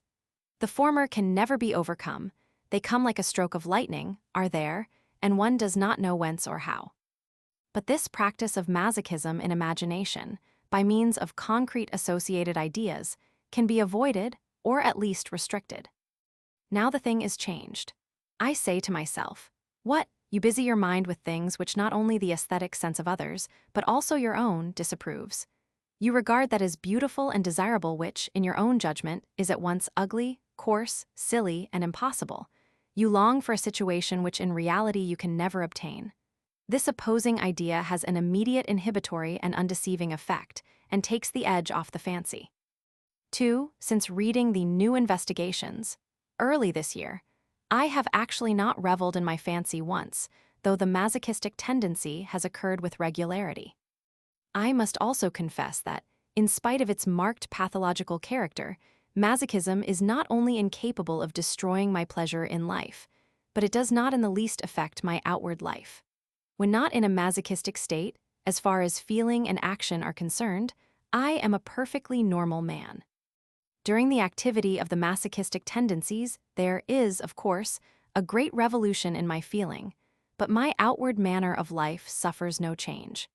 I have a calling that makes it necessary for me to move much in public, and I pursue it in the masochistic condition as well as ever. The author of the foregoing lines also sends me the following notes.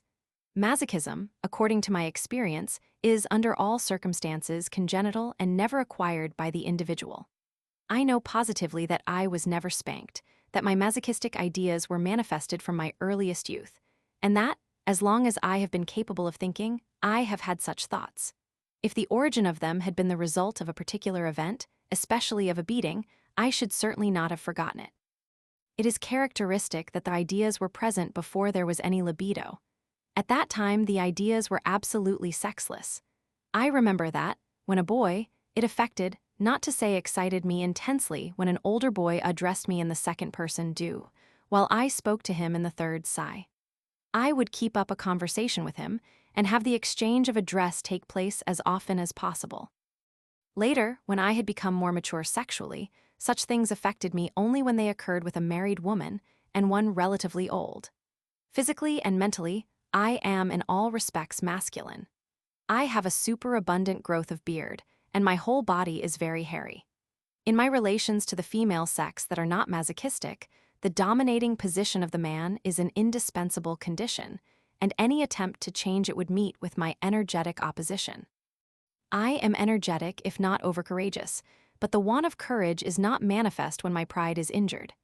I am not sensitive to events in nature, thunderstorms, storms at sea, etc. 2. My masochistic tendencies have nothing feminine or effeminate about them. To be sure, in these the inclination to be sought and desired by the woman is dominant, but the general relation desired with her is not that in which a woman stands to a man, but that of the slave to the master, the domestic animal to its owner. If one regards the ultimate aim of masochism without prejudice, it must be acknowledged that its ideal is the position of a dog or horse. Both are owned by masters and punished by them, and the masters are responsible to no one. Just this unlimited power of life and death, as exercised over slaves and domestic animals, is the end and aim of all masochistic ideas. The foundation of all masochistic ideas is libido, and as this ebbs and flows, so do the masochistic fancies. On the other hand, as soon as the ideas are present, they greatly intensify the libido. I am by no means excessively sensual naturally. However, when the masochistic ideas occur, I am impelled to coitus at any cost, for the most part 1 a.m. driven to the lowest women. And if these impulses are not soon obeyed, libido soon becomes almost satyriasis. One is almost justified in looking upon this as a circulus vitiosus. Libido occurs either in the course of time, or as the result of especial excitement, also of a kind that is not masochistic, e.g., kissing. In spite of its manner of origin, this libido, by virtue of the masochistic ideas it engenders, is soon transformed into a masochistic and impure libido. Moreover, there is no doubt that external, accidental impressions, particularly loitering in the streets of a large city, greatly intensify the desire. The sight of beautiful and imposing female forms, in nature as well as in art, is exciting. For those subject to masochism, at least during the attacks, the whole external world becomes masochistic. The box on the ear administered by the teacher to the pupil and the crack of the driver's whip make deep impressions on the masochist, while they leave him indifferent or annoy him when he is not in the masochistic state. An example of masochistic ideas follows. She is a peasant woman, a rough, tall, large-boned woman of 40 or 50 years. She is the possessor of a small, remote farm, which she works with the help of her slave alone. The work begins before sunrise. At 4 o'clock in the morning, she opens the shed where she has kept me shut up overnight and wakens me, as I lie on the ground, with a kick. Then she leads me out and harnesses me to a milk cart bound for town. She leads me by a halter and urges me along. On the road, she gets on the heavily loaded wagon and sleeps until the destination is reached. There, in the open marketplace of the town, still harnessed to the wagon, I lie down on the bare ground to rest. Those passing knock against me or step on me without giving me any attention. After the stock is sold, we start homeward. After a short rest, the work begins again, always under the direction of the mistress, who holds me by the halter and urges me on. At 7 or 8 o'clock at night, I am put up to rest and sleep until the next morning when the same thing begins again. Work and blows, blows and work. No pleasure, no recreation, day in and day out. Another time, I fancy myself in the role of a paid lover of an elderly female roué who makes use of me, sexually in the most reckless manner, and in this direction makes the most shameful demands on me. If I do not submit to these willingly, I am beaten and punished, and at the same time, she despises me unspeakably, gives me the lowest housework to do, and on every occasion shows me how low an opinion she has of my manhood. I cannot clothe the character of masochism in any better formula than the following. A real masochist, without reflection, prefers the kick of a low woman to the embrace of a Venus. In reading Sacher-Masoch, it struck me that in masochists, now and then, there was also an undercurrent of sadistic feeling. 2. I have now and then discovered in myself sporadic feelings of sadism. I must remark, however, that the sadistic feelings are not so marked as the masochistic, and that, aside from the fact that they are infrequently accessory, the sadistic fancies never leave the sphere of abstract feeling, and above all, never take the form of concrete, connected ideas like those above mentioned. The effect on libido, however, is the same with both. If this case is remarkable on account of the complete development of the psychical state, that constitutes masochism, the following one is noteworthy because of the great extravagance of the acts resulting from the perversion. The case is also particularly suited to make clear the reason for the subjection and humiliation at the hands of the woman and the peculiar sexual coloring of the resulting situations. Case 51, Masochism. Mr. Z, official, aged 50, tall, muscular, healthy. He is said to come of healthy parentage, but his father was 30 years older than his mother. A sister, 2 years older than Z, suffers with delusions of persecution. There is nothing remarkable in Z's external appearance. Skeleton entirely masculine, abundant beard, but no hair on trunk. He characterizes himself as a man of sanguine temperament, whom no one can depress. Though irascible and quick-tempered, he is quick to regret outbursts. Z says he has never masturbated. From his youth, there have been nightly pollutions in which girls play a part, but the sexual act never. For example, he dreams that a pleasing woman lies heavily on him, or that, as he lies sleeping on the grass, she playfully walks up his back. Z had always been averse to coitus with a woman. This act seemed animal to him. Nevertheless, he was drawn to women. It was only in the society of beautiful women and girls that he felt well and in his place.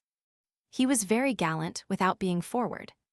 A voluptuous woman of beautiful form, and particularly with a pretty foot when seated, had the power to throw him into intense excitement. He was impelled to offer himself as a chair in order to offer so much devotion. A kick, a box on the ear from her, would be heaven to him. He had a horror at the thought of coitus with her. He felt the need to serve the woman. He thought how ladies liked to ride. He reveled in the thought of how fine it would be to be wearied by the burden of a beautiful woman in order to give her pleasure. He painted the situation in all colors, thought of the beautiful foot armed with spurs, the beautiful legs, and the soft, full thighs. Every beautiful, mature woman, every pretty female foot, always excited his imagination. But he never betrayed the peculiar feelings that seemed to him abnormal and was able to control himself. But he felt no need to fight against them. On the contrary, it would have hurt him had he been compelled to give up the feelings that had become so dear to him. At the age of 32, Z happened to make the acquaintance of an attractive woman, aged 27, who had been separated from her husband and whom he found in need. He took her and worked for her without any selfish motive for months. One evening, she impatiently demanded sexual satisfaction from him and almost used violence. Coitus was successful. Z took the woman, lived with her, and indulged in coitus moderately. But coitus was more a burden than a pleasure. Erections became weak, and he could no longer satisfy the woman. She finally declared that she would not have intercourse with him because he only excited without satisfying her. Though he loved the woman very much, he could not give up his peculiar fancies. After this, he lived with her only in friendly relations and deeply regretted that he could not serve her in the way she desired. Fear of how she would receive his propositions and a feeling of shame kept him from confessing. He found a substitute in his dreams. Thus, for example, he dreamed that he was a proud, fiery steed ridden by a beautiful lady. He felt her weight, the bit he had to obey, the pressure of the thighs on his flanks. He heard her beautiful, joyous voice. The exertion threw him into a perspiration. The touch of the spurs did the rest and always induced pollution with great lustful pleasure. At other times, B dreamed that he was a small, weak horse. Then a large, heavy woman came and mounted the horse and set off on a long journey in the mountains. Recklessly, and without mercy, she allowed the poor animal to feel her weight. She made herself comfortable on his back. While he threatened to give out under her, she had the greatest enjoyment, and with calm mind enjoyed the beautiful scenery. Under the influence of such dreams, 7 years ago Z overcame his reluctance in order to experience such things in reality. He was successful in creating suitable opportunity. He speaks of it as follows: I knew how to arrange it so that on an occasion she would, of her own will, seat herself on my back. Then I endeavored to make this situation as pleasant as possible, and easily made it so that on the next occasion she said, spontaneously, "Come, give me a little ride." Swelling with pride, and with both hands braced on a chair, I made my back horizontal, and she mounted astride after the manner of a man. I then did the best I could to imitate the movements of a horse, and loved to have her treat me like a horse, without any thought of me. She could beat, prick, scold, or caress me, just as she felt inclined. I could carry on my back persons weighing from 60 to 80 kilos for half or 3/4 of an hour without interruption. At the end of this time, I usually asked for a rest. During this, the intercourse between the mistress and me was perfectly harmless and without any relation to what had preceded. After about a quarter of an hour, I was always rested and placed myself at the disposal of the mistress again. When time and circumstances allowed it, I did this 3 or 4 times in succession. It sometimes happened that I practiced it both in the morning and afternoon. After it, I never felt weary or had any uncomfortable feeling, but on such days I had very little appetite. When possible, I liked best to bear my trunk, that I might feel the rider more perfectly. The mistress had to be decent. I liked her best in pretty shoes and stockings, with short, closed drawers reaching to the knee, with the upper portion of her person completely dressed and with hat and gloves. Mr. Z further says that he has not performed coitus in 7 years, but he thinks he is potent. The riding was a perfect substitute for that animal act, even when ejaculation was not induced. For 8 months, Z had determined to give up his masochistic play and had kept his determination. But he thought that if a woman only halfway pretty were to address him directly and say, "Come, I want to ride you," he would not be strong enough to withstand the temptation. Z wishes to know whether his abnormality is curable, whether he is unworthy as a vicious man, or an invalid deserving pity. The following case seems very similar. Case 52. A man finds satisfaction in the following manner. Occasionally he goes to a puella publica. Here he has a porcelain ring, like those used in hanging curtains, put on his penis. 2 cords are attached to the ring and drawn backward between his legs and attached to the bedstead.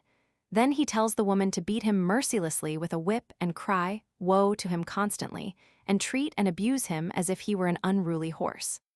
The more the woman spurs him on to pull, with shouts and blows, the greater his sexual excitement becomes. Erection occurs, probably mechanically favored by compression of the dorsal vein of the penis, which, when the cords are strained, must be closed by the pressure of the hard ring. With increasing erection, the whole member is compressed by the ring, and finally ejaculation occurs with lustful feeling. Even in the foregoing series of cases, with other things, the act of being walked upon has played a role as a means of expressing the masochistic situations of humiliation and pain. The exclusive and most extensive use of this means for perverse excitation and satisfaction is shown in the following classical case of masochism, which Hammond reports op. Cit. p. 28, from an observation by Dr. Cox, of Colorado. Case 53. X, a model husband, very moral, the father of several children, has times, i.e., attacks in which he visits brothels, chooses 2 or 3 of the largest girls, and shuts himself up with them. He bares the upper portion of his body, lies down on the floor, crosses his hands on his abdomen, closes his eyes, and then has the girls walk over his naked breast, neck, and face, urging them at every step to press hard on his flesh with the heels of their shoes. Sometimes he wants a heavier girl, or some other act still more cruel than this procedure. After 2 or 3 hours, he has enough.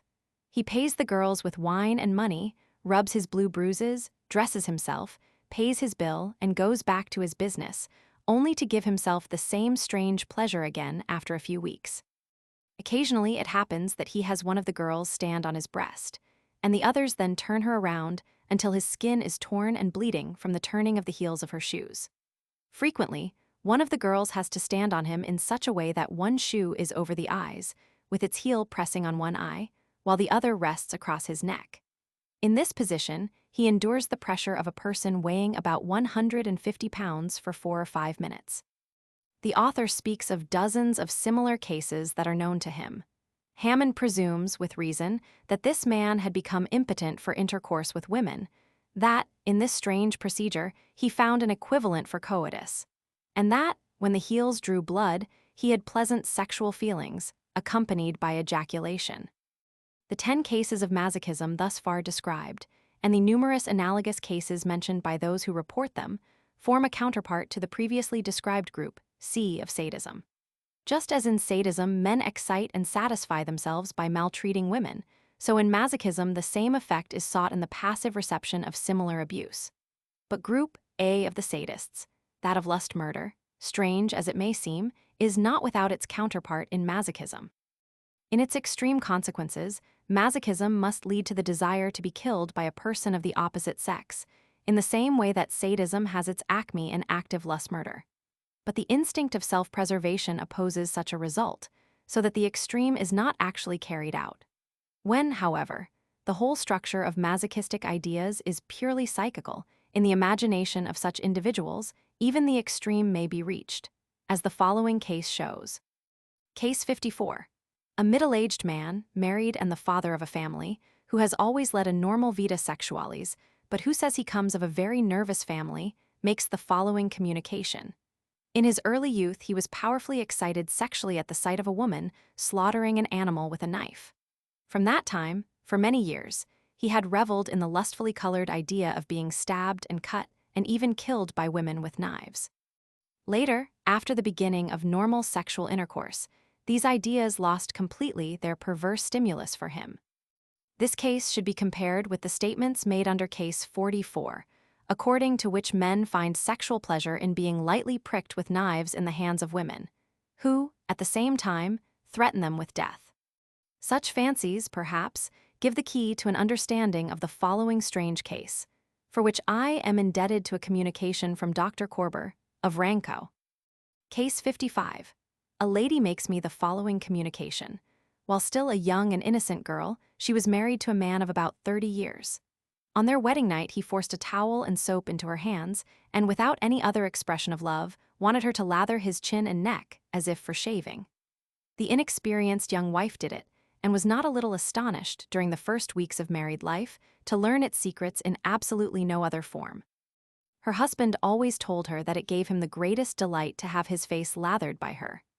Later, after she had sought the advice of friends, she induced her husband to perform coitus and had 3 children in the course of time by him, she states with every assurance. The husband is industrious and reliable, but a moody man with little perseverance, by occupation a merchant. It may be inferred that this man conceived the act of being shaved, i.e., the lathering as a preparatory measure, as a rudimentary symbolic realization of ideas of injury or death, or of fancies about knives, like those the man previously mentioned had had in his youth, and by means of which he had been sexually excited and satisfied. The perfect sadistic counterpart to this case, looked upon in this light, is offered by Case 35, which is a case of symbolic sadism. At any rate, there is a whole group of masochists who satisfy themselves with the symbolic representations of situations corresponding with their perversion. A group that corresponds with Group E of symbolic sadists, just as the previously mentioned cases of masochism correspond with the groups C and A of sadism. Thus, just as the perverse longings of the masochist may, on the one hand, advance to passive lust murder, to be sure, only in imagination, so, on the other hand, they may be satisfied with simple symbolic representations of the desired situations, which otherwise are expressed in acts of cruelty. This, of course, taken objectively, goes much further than the idea of being murdered, but in fact not so far, owing to the determining subjective conditions. With Case 55, other similar cases should be here described, in which the acts desired and planned by the masochist have a purely symbolic character, and, to a certain extent, serve to indicate the desired situation. Case 56. Pascal Igine del Amore. Every 3 months, a man of about 45 years would visit a certain prostitute and pay her 10 francs for the following act. The Pula had to undress him, tie his hands and feet, bandage his eyes, and draw the curtains of the windows. Then she would have her guest sit down on a sofa and had to leave him there alone. After half an hour, she had to come back and unbind him. Then the man would pay her and leave perfectly satisfied, to repeat his visit in about 3 months. In the dark, this man seems to have extended this situation, of being helpless in the hands of a woman, further in imagination. The following case, in which again a complicated comedy, in the sense of masochistic desires, is played, is still more peculiar. Case 57. Dr. Pascal Ibid. A gentleman in Paris was accustomed to call on certain evenings at a house where a woman, the owner, acceded to his peculiar desire. He entered the salon in full dress, and she likewise in evening toilette had to receive him with a very haughty manner. He addressed her as Marquise, and she had to call him Dear Count. Then he spoke of his good fortune in finding her alone, of his love for her, and of a lover's rendezvous. At this, the lady had to feel insulted. The pseudo-count grew bolder and bolder and asked the pseudo-marquise for a kiss on her shoulder. There is an angry scene, the bell is rung. A servant, prepared for the occasion, appears and throws the count out of the house. He departs well satisfied and pays the actors in the farce handsomely. In connection with this case of symbolic masochism, two more are here given, in which the psychical perversion was entirely confined to the sphere of thought and imagination, and no realization was attempted. The first is that of an individual, mentally and physically predisposed, bearing degenerative signs, in whom mental and physical impotence occurred early. Case 58. Mr. Z, aged 22, single, was brought to me by his father for medical advice because he was very nervous and apparently abnormal sexually. Mother and maternal grandmother were insane. His father begat him at a time when he was suffering severely nervously. Patient is said to have been a very lively and talented child. At the age of 7, he was noticed to practice masturbation. After his 9th year, he became inattentive, forgetful, and did not progress in his studies, constantly requiring help and protection. With difficulty, he got through the gymnasium, and during his time of freedom had attracted attention by his indolence, absent-mindedness, and various foolish acts. Consultation was occasioned by an occurrence on the street, in which Z had forced himself on a young girl in a very impetuous manner, and in great excitement had tried to have a conversation with her. The patient gave as a reason that, by conversing with a respectable girl, he wished to excite himself so that he could be potent in coitus with a prostitute. His father characterizes him as a man of perfectly good disposition, moral, but lazy and dissatisfied with himself, as one often in despair about his want of success in life, as indolent and interested in nothing but music, for which he possesses great talent. The patient's exterior, his plagiocephalic head, his large, prominent ears, the deficient innervation of the right faciales about the mouth, the neuropathic expression of the eyes indicates a degenerate, neuropathic individual. Z is tall, of powerful frame, and in all respects of masculine appearance. Pelvis masculine, testicles well developed, penis remarkably large, mons veneris with abundant hair. The right testicle hangs much lower than the left. The cremasteric reflex is weak on both sides. The patient is below the average intellectually. He feels his deficiency, complains of his indolence, and asks to have his will strengthened. His awkward, embarrassed manner, timid glances, and relaxed attitude point to masturbation. The patient confesses that from his 7th year until a year and a half ago he practiced it, years at a time, from 8 to 10 times daily. Until a few years ago, when he became neurasthenic cephalic pressure, loss of mental power, spinal irritation, etc., he says he always found great sensual pleasure in it. Since then, this had been lost, and the desire to masturbate had disappeared. He had constantly grown more bashful and indolent, less energetic, and more cowardly and apprehensive. He had lost interest in everything and did his business only from a sense of duty, feeling very low-spirited. He had never thought of coitus, and from his standpoint as an onanist, he could not understand how others could find pleasure in it. Investigations in the direction of contrary sexual instinct gave a negative result. He says he never was drawn toward persons of his own sex. He rather thinks that he has now and then had a weak inclination for females. He asserts that he came to masturbate independently.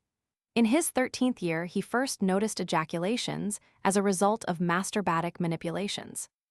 It was only after long persuasion that Z consented to entirely unveil his vita sexualis. As his statements, which follow, show, he may be classified as a case of ideal masochism with rudimentary sadism.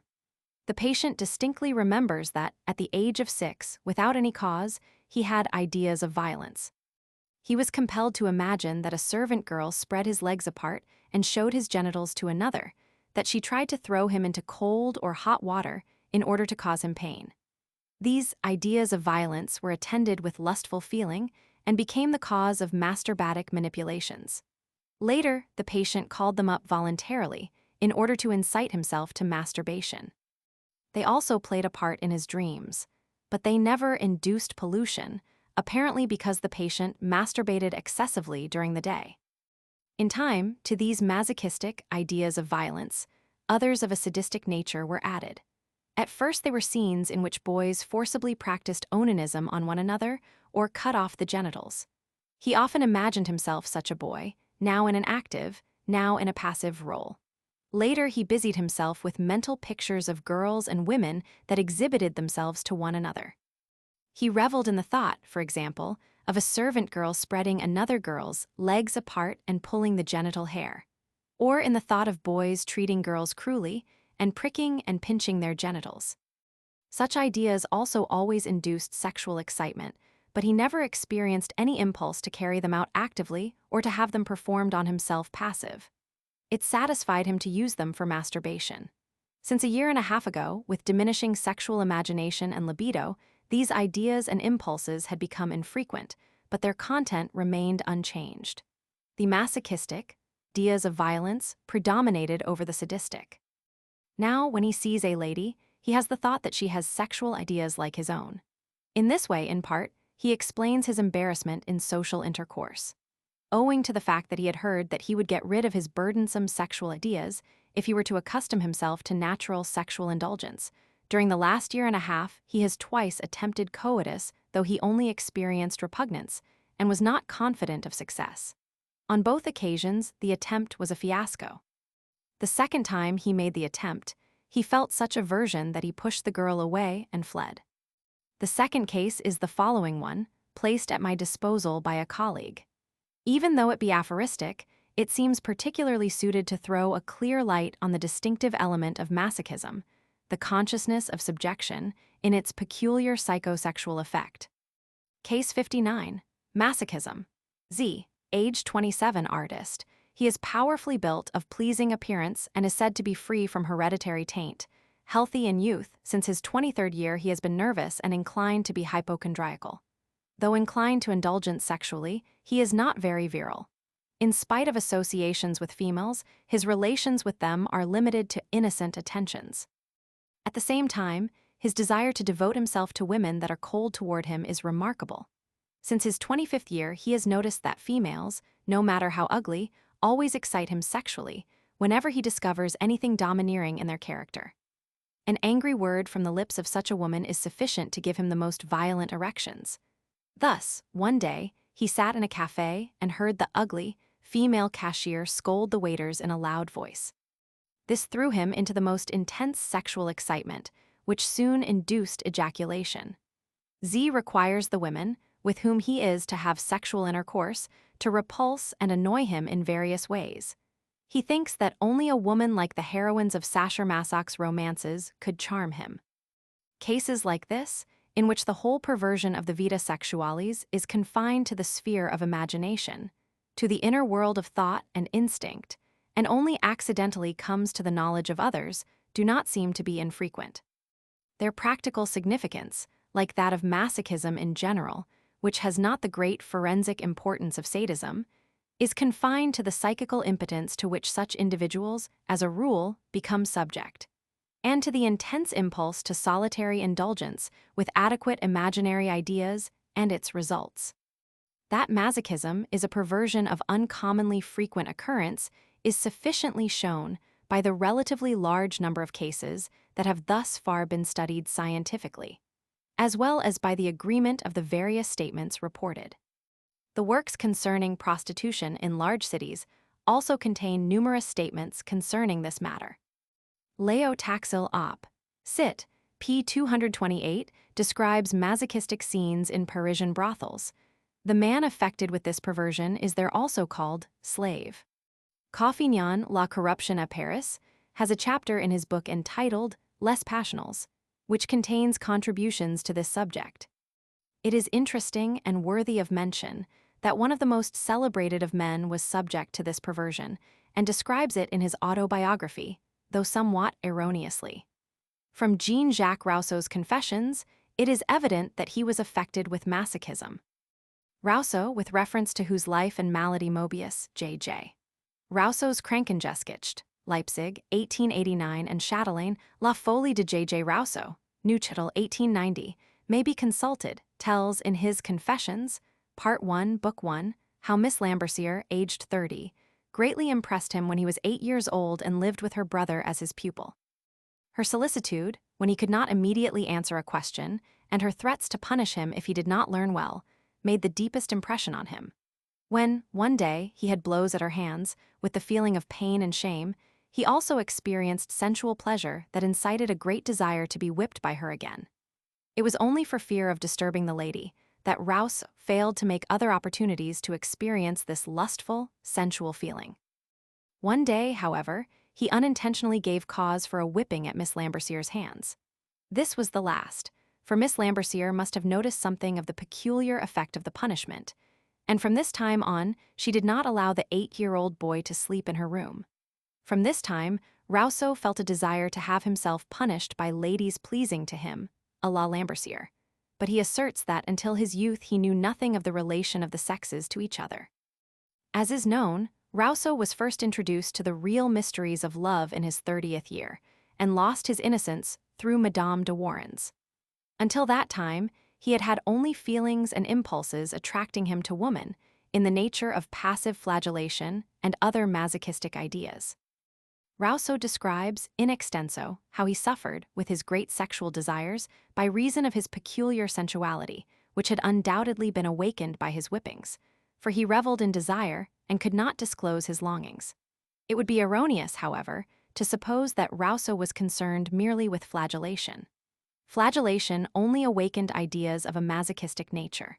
At least, in these ideas lies the psychological nucleus of his interesting study of self. The essential element with Rousseau was the feeling of subjection to the woman. This is clearly shown by the Confessions, in which he expressly emphasizes that etre aux genu d'une maîtresse impérieuse, obéir à ses ordres, avoir des pardons à lui demander, et pour moi de très douces jouissances. This passage proves that the consciousness of subjection and humiliation before the woman was the most important element. To be sure, Rousseau was himself in error in supposing that this impulse to be humiliated before a woman had arisen by association of ideas from the idea of flagellation. Innocent jamais d'éclairer mon goût, l'amusize du moins par des rapports qui m'en conservient l'idée. It is only in connection with the numerous cases of masochism, the existence of which has now been established, and among which there are so many that are in no wise connected with flagellation, showing the primary and pure psychical character of this instinct of subjection. It is only in connection with these cases that a complete insight into Rousseau's case is obtained, and the error detected into which he necessarily fell in the analysis of his own condition. Binet, Revue Anthropologique, Roman 24, p. 256, who analyzes Rousseau's case in detail, also justly calls attention to its masochistic significance when he says, Si quem Rousseau dans les femmes, si en est passionnement le saursel français, la main levée, le regard sévère, l'attitude impérieuse, c'est aussi l'état émotionnel, dont ces faits sont la traduction extérieure. Il aime la femme fière, des dénus, elle écrasante à ses pieds du poids de sa réelle colère. The solution of this enigmatical psychological fact Binet finds in his assumption that it is an instance of fetichism, only with the difference that the object of the fetichism, i.e., the object of individual attraction, fetish, is not a portion of the body, like a hand or foot, but a mental peculiarity. This enthusiasm he calls amour spiritualiste, in contrast with amour plastique, as manifested in ordinary fetichism. This deduction is acute, but it gives only a word with which to designate a fact, not a solution of it. Whether an explanation is possible will later occupy our attention. There were also elements of masochism and sadism in the celebrated or notorious French writer C.P. Baudelaire, who died insane.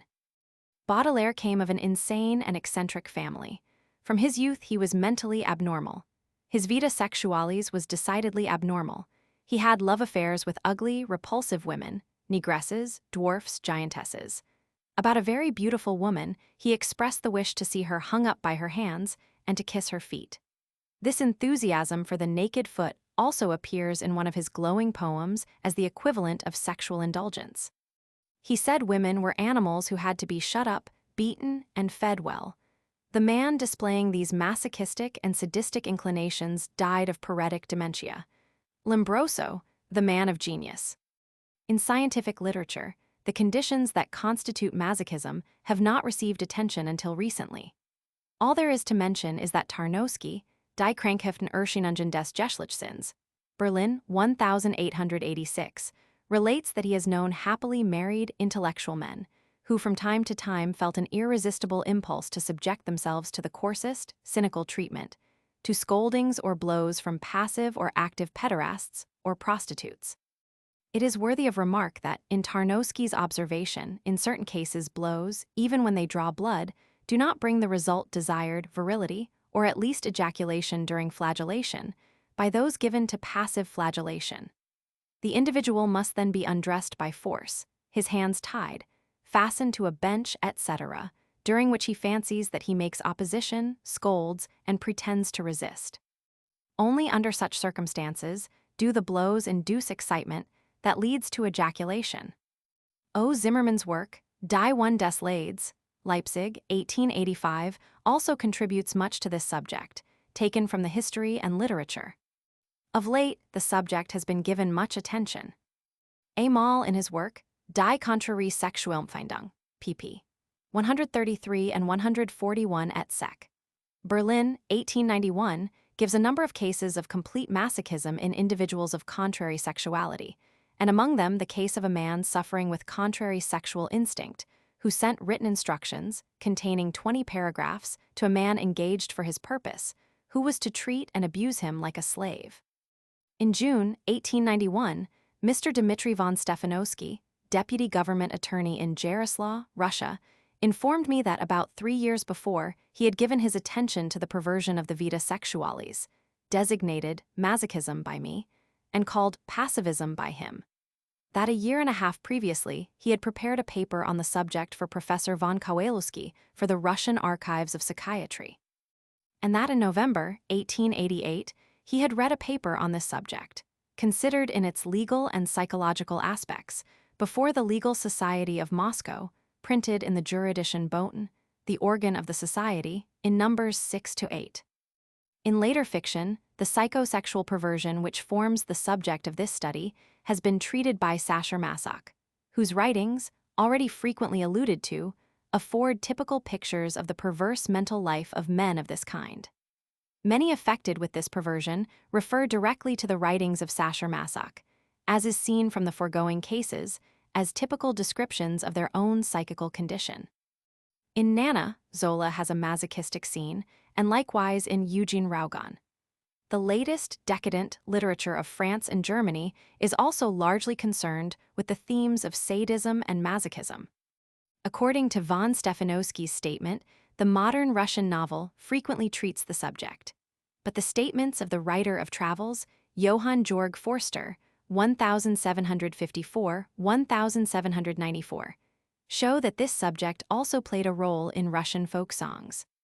B. Futand shoe fetichists, larvated masochism.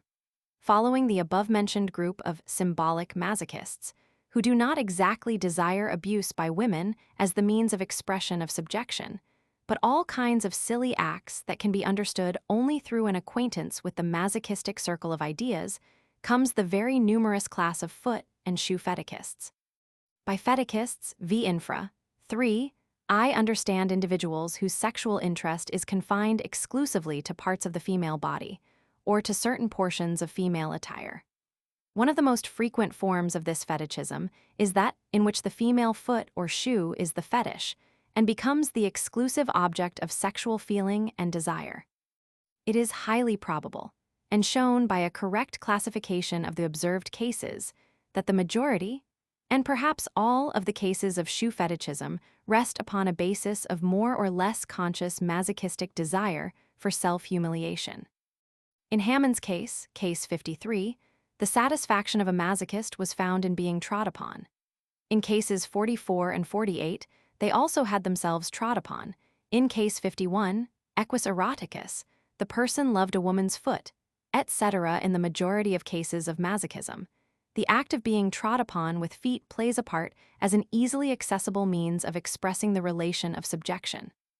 Of the numerous established cases of shoe fetichism, the following one, reported by Dr. A. Moll, of Berlin, which corresponds in many respects with Hammond's case, but which is described in more detail and more carefully observed, seems especially suited to show the connection between masochism and shoe fetichism. Case 60. O.L., aged 31, bookkeeper in a city of Württemberg, comes of a tainted family.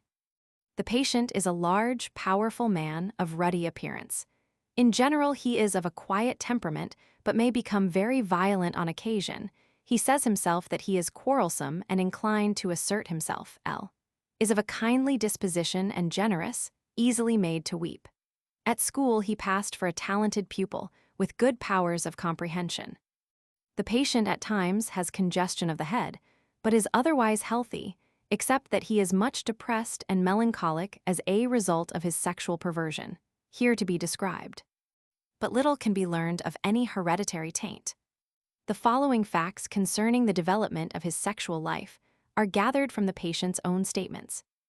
In very early youth, in fact, when he was 8 or 9 years old, L. had the desire to lick his teacher's boots like a dog.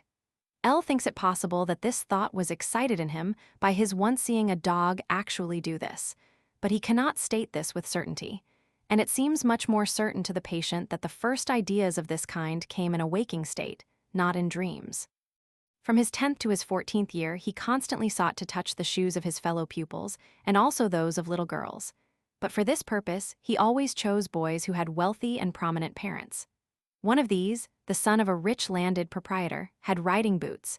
In the boy's absence, L. took these in his hands, struck himself with them, and pressed them against his face. L. did the same thing with the elegant boots of an officer of dragoons. After the beginning of puberty, the desire was transferred exclusively to the boots of females. Thus, while skating, the patient's attention was entirely occupied with putting on and taking off skates for ladies, but he always chose only such women as were rich and prominent socially, wearing elegant boots. In the street and everywhere L. constantly looked for elegant boots. His love for them went so far that he often put in his purse, and even in his mouth, the sand and mud that bore their imprints. As a boy of 14, L. visited brothels, and he often visited a café chantant solely to excite himself with the sight of elegant boots. Low shoes were less attractive. In his school books and on the walls of closets, L. drew boots. In the theater, he saw nothing but the shoes of the ladies. For hours at a time, in the street and on board steamboats, L. would run after ladies wearing elegant boots, and he thought with delight of how he might get a chance to touch the boots. This peculiar love for boots remains unchanged. The thought to have himself trod upon by ladies in their boots, or to kiss the boots, gives L. the most intense sensual delight. Before shoe stores, he will stand and stand, merely to look at the boots. He is particularly excited by their elegance. The patient prefers high-buttoned or laced boots with high heels, but less elegant boots, even with low heels, also excite him if their wearer is a wealthy, distinguished, and proud lady. At the age of 20, L. attempted coitus, but in spite of the greatest efforts, as he believes, he was not successful. During the attempt, the patient had no thought of shoes. On the contrary, he had first sought to excite himself sexually with shoes, and he asserts that too great excitement was to blame for his want of success in coitus. Up to this time, being 31 years old, he has attempted coitus only 4 or 5 times, and always in vain. On one occasion, the patient, already much to be pitied on account of his disease, had the misfortune to contract syphilis. In reply to the question as to what he regarded as the most lustful act, the patient said, "It is my greatest delight to lie naked on the floor and have myself trod upon by girls wearing elegant boots. But of course, this is possible only in brothels." Moreover, according to the patient's statements, these sexual perversions of men are well known in many houses of prostitution, a proof that these are not so very infrequent. The prostitutes call these men boot lovers. But the patient has only very infrequently had the lustful act actually performed, notwithstanding the fact that it is most beautiful and pleasant to him. The patient has no thoughts that impel to intercourse, at least not in the sense of a missio penis in vagina, an act that affords him no pleasure whatever. Indeed, he has gradually developed a fear of coitus, which may be sufficiently explained by his numerous unsuccessful attempts, for the patient says himself that his inability to complete coitus embarrassed him exceedingly. The patient has never practiced real onanism. With the exception of a few occasions on which the patient satisfied his sexual desire by onanism with boots or in a similar way, he is innocent of such satisfaction. For, in the excitement with boots, there is scarcely ever anything more than erection. At most, only a slight discharge of fluid takes place slowly, which the patient takes to be semen. Simply a shoe, worn by no one, excites him when he sees it, but not nearly as intensely as when it is worn by a woman.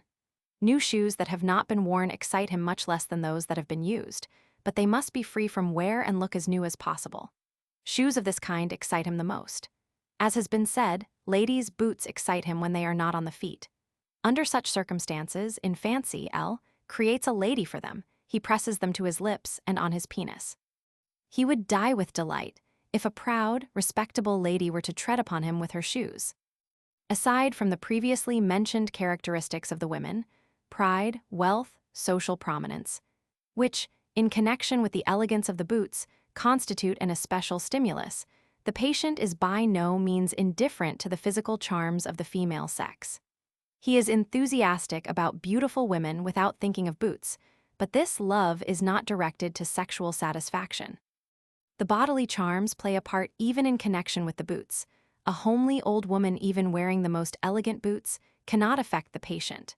The rest of the attire and other circumstances also play an essential role, as is shown by the fact that elegant boots worn by proud, distinguished women especially excite the patient. A common servant girl, in her working dress, even in the most elegant shoes, would not excite him. Men's shoes and boots no longer affect the patient, and he never in the slightest degree feels himself attracted to men sexually. Yet the patient has erections very easily. When he takes a child in his lap, when he pats a dog or horse for some time, when he travels on the cars, or when he rides, erections occur. In the latter case, he thinks it is due to the shaking. He has erections every morning, and he can induce erection in a very short time by thinking of the act with boots that is so pleasing to him. Pollutions formerly occurred frequently at night, about every 3 or 4 weeks. Now they are more infrequent, occurring once about every 3 months. In his erotic dreams, the patient is almost always sexually excited by the same thoughts that excite him in the waking state. For some time, he thinks he has felt ejaculation during erection, but he draws this conclusion only from feeling a little moisture at the end of the penis. Books touching the sphere of the patient's sexual ideas especially excite him. Thus, in reading Venus in Furs by Sacher Masoch, he is so excited that the semen just runs away from him. Moreover, with L, this kind of ejaculation, while reading, is a decided satisfaction of his sexual desire. My question, whether blows received from a woman's hand would also excite him, the patient thinks he would have to answer in the affirmative. The patient has never made any such trial, but playful taps had, at any rate, always been very pleasing to him. It would afford the patient a particularly intense pleasure if he were to be kicked by a woman, even without shoes and with bare feet. He does not think that the blows, as such, would cause the excitement, but rather the thought of being maltreated by a woman, and this might follow scolding as well as actual blows. Besides, blows and crosswords had an exciting effect only when they came from a proud and distinguished lady. In general, it is the feeling of humiliation and slavish subjection that gives the patient lustful pleasure. Were a lady, the patient tells me, to command me to wait on her, even with distant coldness, I should nevertheless feel sensual pleasure. To the question, whether with boots the feeling of humiliation came over him, the patient answers, I think that this general passion for self-humiliation has been concentrated especially on ladies' boots, for it is symbolic of one's being unworthy to loosen the latchet of another's shoe. And besides, a subject kneels. Women's stockings also have an exciting effect on the patient, but only to a slight extent, and perhaps only through awakening an idea of boots. The patient's passion for ladies' boots had constantly increased, but of late years he thought he had noticed a diminution of it. He seldom visits public women and is also more capable of self-restraint.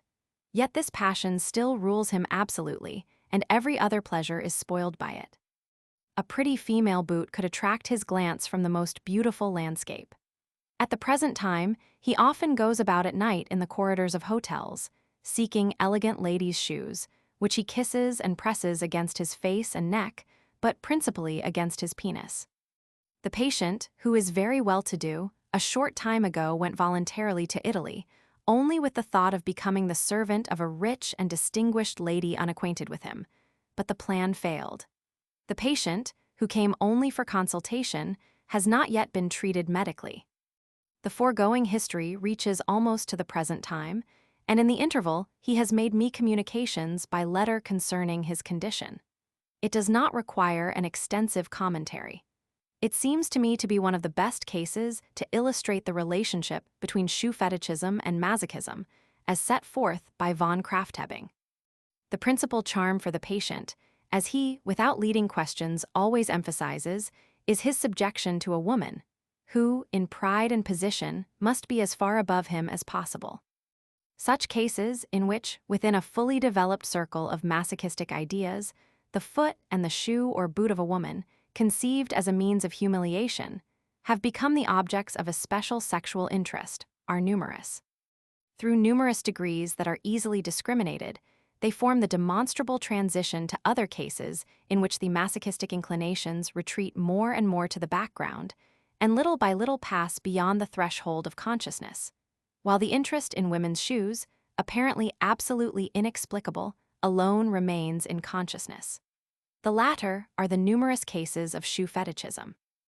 These very frequent cases of shoe lovers, which, like all cases of fetichism, possess forensic interest, theft of shoes, occupy a position midway between masochism and fetichism. The majority or all may be looked upon as instances of larvated masochism, the motive remaining unconscious, in which the female foot or shoe, as the masochist's fetish, has acquired an independent significance. Next come two cases in which the female shoe possesses a subordinate interest, but in which unmistakable masochistic desires play an important part, comp. Case 44. Case 61. Mr. X, age 25, parents healthy, never sick before, places the following autobiography at my disposal. I began to practice onanism at the age of 10 without ever having any lustful thoughts during the act. Yet at that time, I am sure of this. The sight and touch of girls' elegant boots had a peculiar charm for me. My greatest desire was also to wear such shoes, a wish that was occasionally fulfilled at masquerades. But I was also troubled by a very different thought. My ideal was to see myself in a position of humiliation. I would gladly have been a slave and whipped. In short, I wished to receive the treatment that one finds described in many stories of slavery. I do not know whether the reading of such stories gave rise to my wish, or whether it arose spontaneously. Puberty began at the age of 13. With the occurrence of ejaculation, lustful pleasure increased, and I masturbated more frequently, often 2 or 3 times a day. From my 12th to my 16th year, during the act of onanism, I always had the idea that I was forced to wear girls' boots. The sight of an elegant boot, on the foot of a girl at all pretty, intoxicated me. I inhaled the odor of the leather with avidity. In order to smell leather during the act of onanism, I bought a pair of leathern cuffs, which I smelled while I masturbated. My enthusiasm for ladies, leathern shoes remains the same today. Only, since my 17th year, it has been coupled with the wish to become a servant, to blacken shoes for distinguished ladies, to put on and take off their shoes for them, etc. My dreams at night are made up of shoe scenes. Either I stand before the show window of a shoe store regarding the elegant ladies' shoes, particularly button shoes, or I lie at a lady's feet and smell and lick her shoes. For about a year, I have given up onanism and go ad puellas. Coitus takes place through intense thought of ladies' button shoes. Or, if necessary, I take the shoe of the puella to bed with me. I have never suffered from my former onanism. I learn easily, have a good memory, and have never had headache in my life. This much concerning myself. A few words about my brother. I am thoroughly convinced that he is also a shoe fetishist. Of the many facts that demonstrate this to me, it is only necessary to mention that it is a great pleasure for him to have a certain cousin, a very beautiful girl, tread upon him. As for the rest, I might undertake to tell whether a man who stands before a shoe store and regards the shoes on exhibition is a foot lover or not. This anomaly is uncommonly frequent. When in the circle of my acquaintance, I turn the conversation to the question of what woman's charm is, I very frequently hear it said that it is much more in attire than in nudity. but everyone is careful not to reveal his especial fetish. I think an uncle of mine is also a shoe fetishist. Case 62. Reported by Mantegazza in his Anthropological Studies, 1886, p. 110. American of good family, mentally and morally well constituted, from the beginning of puberty capable of being excited sexually only by a woman's shoe. Her body and naked or stockinged foot made no impression on him, but the foot, when covered with the shoe or a shoe alone, induced erection and even ejaculation. Sight alone was sufficient for him in the case of elegant shoes, i.e., shoes of black leather, buttoning up the side, and having very high heels. His sexual desire was powerfully excited by touching, kissing, or drawing on such shoes. His enjoyment was increased by driving nails through the soles so that their points would penetrate his feet while walking. This caused him terrible pain, but he had real lustful feeling at the same time. His greatest enjoyment was to kneel down before the elegantly clad feet of ladies and have them step on him. If the wearer were an ugly woman, the shoes would not affect him, and his fancy would cool. If the patient had shoes alone at his disposal, his fancy would create a beautiful woman wearing them, and ejaculation would result. His nightly dreams were of the shoes of beautiful women. He considered the exposure of ladies' shoes in show windows immoral, while talk about the nature of woman seemed to him harmless, but in bad taste. Attempted coitus several times without success. Ejaculation never occurred. In the following case, the masochistic element is also plain enough, as is also the sadistic, torture of animals, under sadism. Case 63. A young, powerful man, aged 26. Nothing in the opposite sex excites his sensual feeling except elegant shoes on the feet of a handsome woman, especially when they are made of black leather and have high heels. The shoes without the wearer are sufficient. It gives him the greatest pleasure to see, touch, and kiss them. The feminine foot, when bare or covered with a stocking, has no effect on him. Since childhood he has had a weakness for ladies' fine shoes. Is potent. During the sexual act the female must be elegantly dressed and, above all, have on pretty shoes. At the height of sensual excitement, cruel thoughts about the shoes arise. He is forced to think with delight of the death agonies of the animal from which the leather was taken. Sometimes he is impelled to take chickens and other animals with him to Phryne, in order to have her tread on them with her pretty shoes for his pleasure. He calls this sacrificing to the feet of Venus. At other times, he has the woman walk on him with her shoes on, the harder the better. Until the last year it was sufficient, since he did not take the slightest sensual pleasure in women, to caress ladies' shoes that pleased him, thus attaining ejaculation and complete satisfaction. Lombroso, Archive di Psichiatria, Roman 9, Fascic, Roman 3. The following case reminds one of the third of this series, on account of the interest in the nails of the shoes as capable of inflicting pain, and of the fourth, on account of the slight accompanying sadistic element. Case 64. Aged 34, married, of neuropathic parentage, suffered severely from convulsions as a child, remarkably precocious but one-sided in development, could read at age of 3, nervous from childhood. At the age of 7, he manifested an inclination to handle shoes, especially the nails of women's shoes. The mere sight, but still more the touching, of the shoe nails and counting them gave him indescribable pleasure. At night he gave himself up to imagining how his cousins had their measures taken for shoes, how he nailed horseshoes on to one of them, or cut her feet off. In time the shoe scenes came upon him during the day, and involuntarily induced erection and ejaculation. Frequently, he took the shoes of female occupants of the house, and if he touched them with his penis, he had an ejaculation. For a long time, when a student, it was possible for him to control his ideas and inclinations. But there came a time when he was compelled to listen to female footsteps on the pavements, which, like the sight of the nail marks in ladies' shoes, or the sight of shoes in the windows of the shoe shops, always gave him a feeling of lustful pleasure. He married, and during the first months of his married life was free from these desires.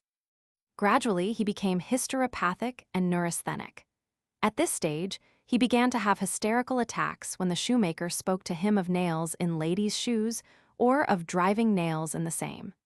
The reaction was still greater if he chanced to see a pretty lady with shoes well beset with nails. In order to induce ejaculation, it was only necessary for him to cut soles out of pasteboard and beset them with nails, Or he would buy ladies' shoes, have them beset with nails in the store, and at home scrape them on the ground, and finally touch the end of his penis with them. Moreover, lustful shoe visions occurred spontaneously, in which he satisfied himself by masturbation. X is otherwise intelligent, skillful in his calling, but powerless in combating his perverse inclinations. He presents phimosis, penis short, expanded at the root, and incapable of complete erection. One day the patient allowed himself to masturbate when excited by the sight of ladies' shoes beset with nails in the window of a shoe shop, and thus became a criminal. Blanche, Archive, de Neurology, 1882, NR. 22. Reference may be made here to a case of contrary sexuality, to be described later, in which the principal sexual interest was in the boots of male servants. The desire was to be trod upon by them. Case 65. Dr. Pascal, Hygiene del Amore. Ex-merchant from time to time, but particularly in bad weather, had the following desire. He would accost some prostitute and ask her to go to a shoe shop with him, where he would buy her the handsomest pair of shoes of patent leather, under the condition that she would put them on immediately. After this took place, she had to go about in the street, walking in manure and mud as much as possible, in order to soil the shoes. After this, X would lead the person to an hotel, and almost before they had reached a room, he would cast himself on her feet, feeling an extraordinary pleasure in applying his lips to them. When he had cleansed the shoes in this manner, he paid her and went his way. From these cases, it may be plainly seen that the shoe is the fetish of the masochist, and apparently because of the relation of the dressed female foot to the idea of being trod upon and other acts of humiliation. When, therefore, in other cases of shoe fetichism, the female shoe appears alone as the excitant of sexual desire, one is justified in presuming that masochistic motives have remained latent.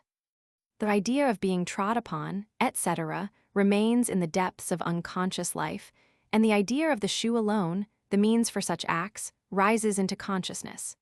Cases that are otherwise wholly inexplicable are thus sufficiently explained. Here one has to do with larvated masochism, and this may always be assumed as the unconscious motive, when, as occurs not exceptionally, the origin of the fetichism, from an association of ideas on the occasion of some particular event, can be proved, as in cases 87 and 88. Such cases of desire for ladies' shoes, without conscious motive and without demonstrable origin, are really innumerable. 3 cases are here given as examples. Case 66. Minister, aged 50. From time to time he goes to houses of prostitution and asks to rent a room. He enters it with a girl. Then he lustfully regards her shoes, takes one off and kisses and bites it. Finally, he puts it ad genitalia and ejaculat semen seminec ejaculato axillas pectus terit. Then he comes out of his sensual ecstasy. He begs the woman to allow him to keep the shoe for a few days, and always, at the appointed time, returns it with thanks. Cantorano, La Psichiatria, v. p. 205. Case 67. Student Z, age 23, comes of a tainted family. Sister was insane, brother suffered with hysteria virilis. The patient, peculiar from childhood, has frequent attacks of hypochondriacal depression tedium vitae and feels that he is persecuted. In a consultation on account of mental trouble, I find him a very perverse, hereditarily predisposed man with neurasthenic and hypochondriacal symptoms. A suspicion of masturbation is confirmed. Patient makes interesting disclosures concerning his vita sexualis. At the age of 10, he was powerfully attracted by the foot of one of his comrades. At 12, he became an enthusiast for ladies' feet. It gave him a delightful sensation to revel in the sight of them. At 14, he began to masturbate, thinking, at the same time, of the beautiful foot of a lady.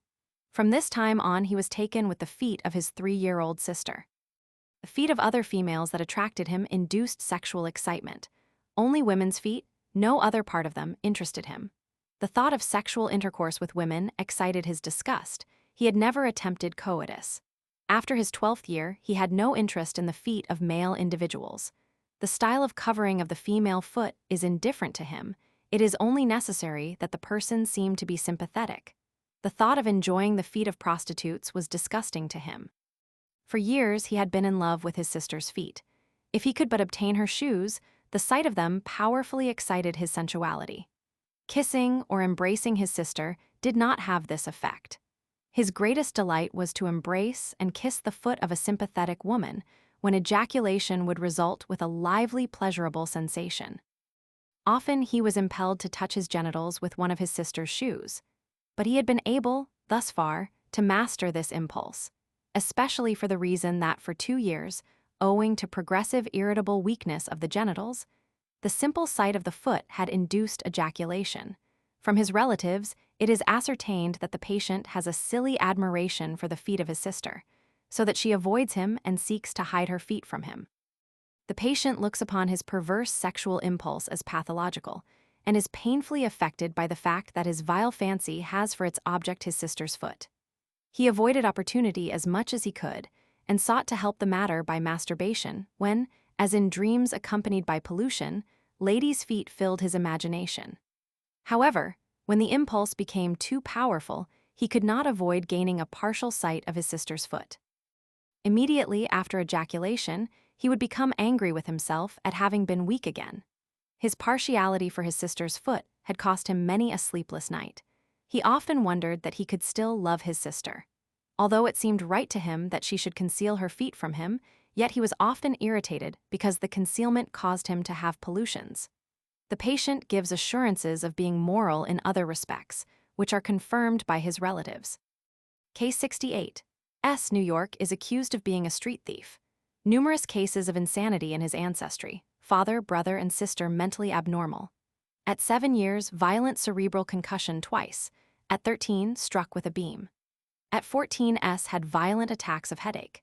Accompanying these attacks, or immediately after them, peculiar impulse to take the shoes of female members of the family, as a rule, those belonging to one member, and hide them in some out-of-the-way corner.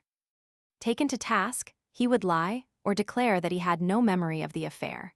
The passion for shoes was unconquerable, and made its appearance every 3 or 4 months. On one occasion he attempted to take the shoe from the foot of one of the servants, and on another he stole his sister's shoe from her sleeping apartment. In the spring, too, ladies had their shoes torn from their feet in the open street. In August, S. left his home early in the morning to go to his work as a printer. A moment afterward he tore the shoe from a girl's foot in the open street, fled to his place of work, and there was arrested as a street thief. He declared that he did not know much of his act, that it had come upon him like a stroke of lightning at the sight of a shoe, that he must possess himself of it, but for what purpose he did not know. He had acted while in a state of unconsciousness. The shoe, as he correctly indicated, was found in his coat. In confinement, he was so much excited mentally that an outbreak of insanity was feared. Discharged, he stole his wife's shoes while she slept. His moral character and habits of life were blameless.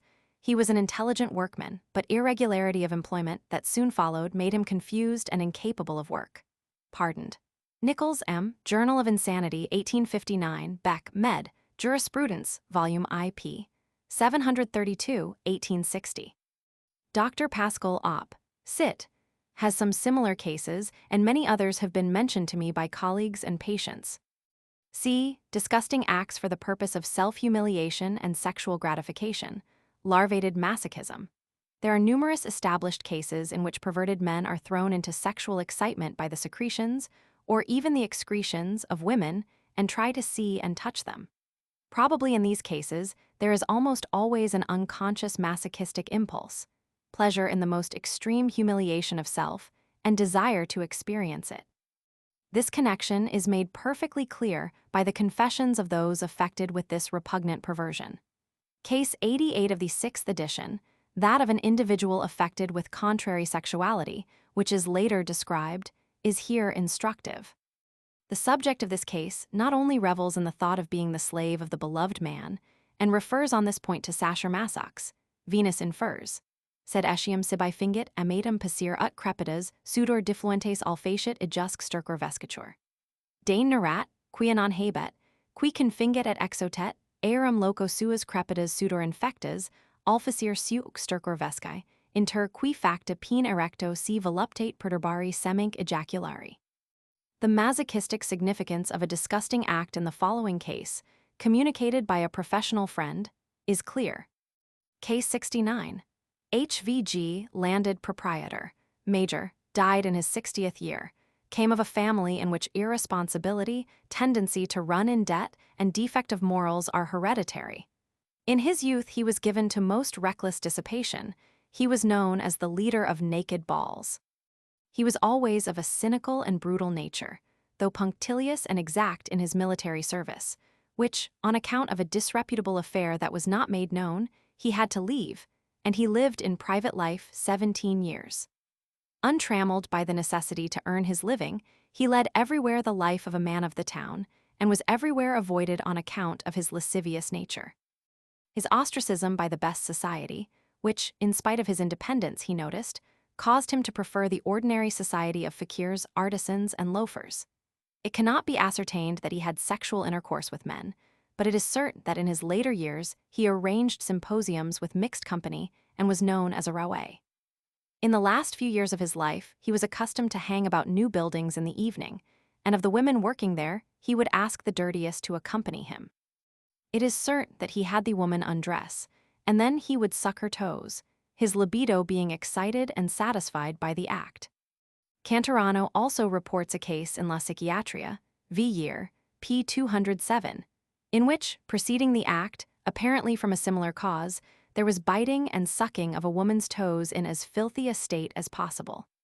Several cases have come to my knowledge in which, with other masochistic acts, maltreatment, humiliation, such disgusting desires were entertained, and the confessions of the individuals left no doubt of their significance. Such cases prepare the way to an understanding of others which are absolutely incomprehensible without the connection with the masochistic desire for humiliation. It is probable, however, that this impulse, in its actual significance, remains unknown to the perverted individual, and only the desire for disgusting things rises into consciousness.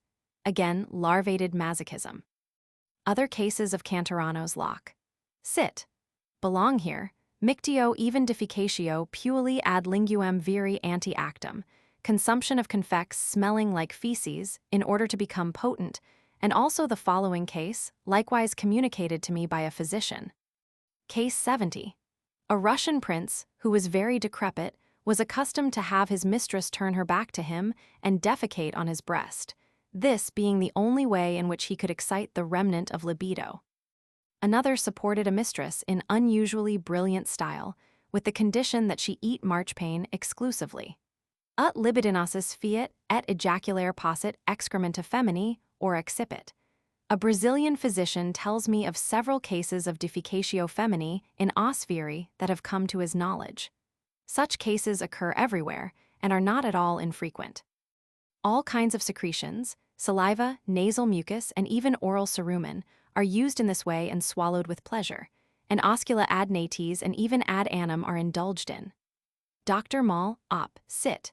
p. 135, reports the same thing of a man affected with contrary sexuality. The perverse desire to practice cunnilingus, which is very widespread, probably frequently has its root in masochistic impulses. Palanda Archivio di Psichiatria. X. Fascicolo 3-4 relates the following case. Case 71. W., aged 45, predisposed, was given to masturbation at the age of 8. A decimo sexto anno libidines suas bibendo recentum feminarum urinam satiavit. Tanta erat voluptas urinam bibentes ut nec aliquid alphasrit nec saperit, hic faciens. After drinking, he always experienced disgust and ill feeling, and made firm resolutions to do it no more in the future. Once he had the same pleasure in drinking the urine of a 9-year-old boy with whom he once practiced fellatio.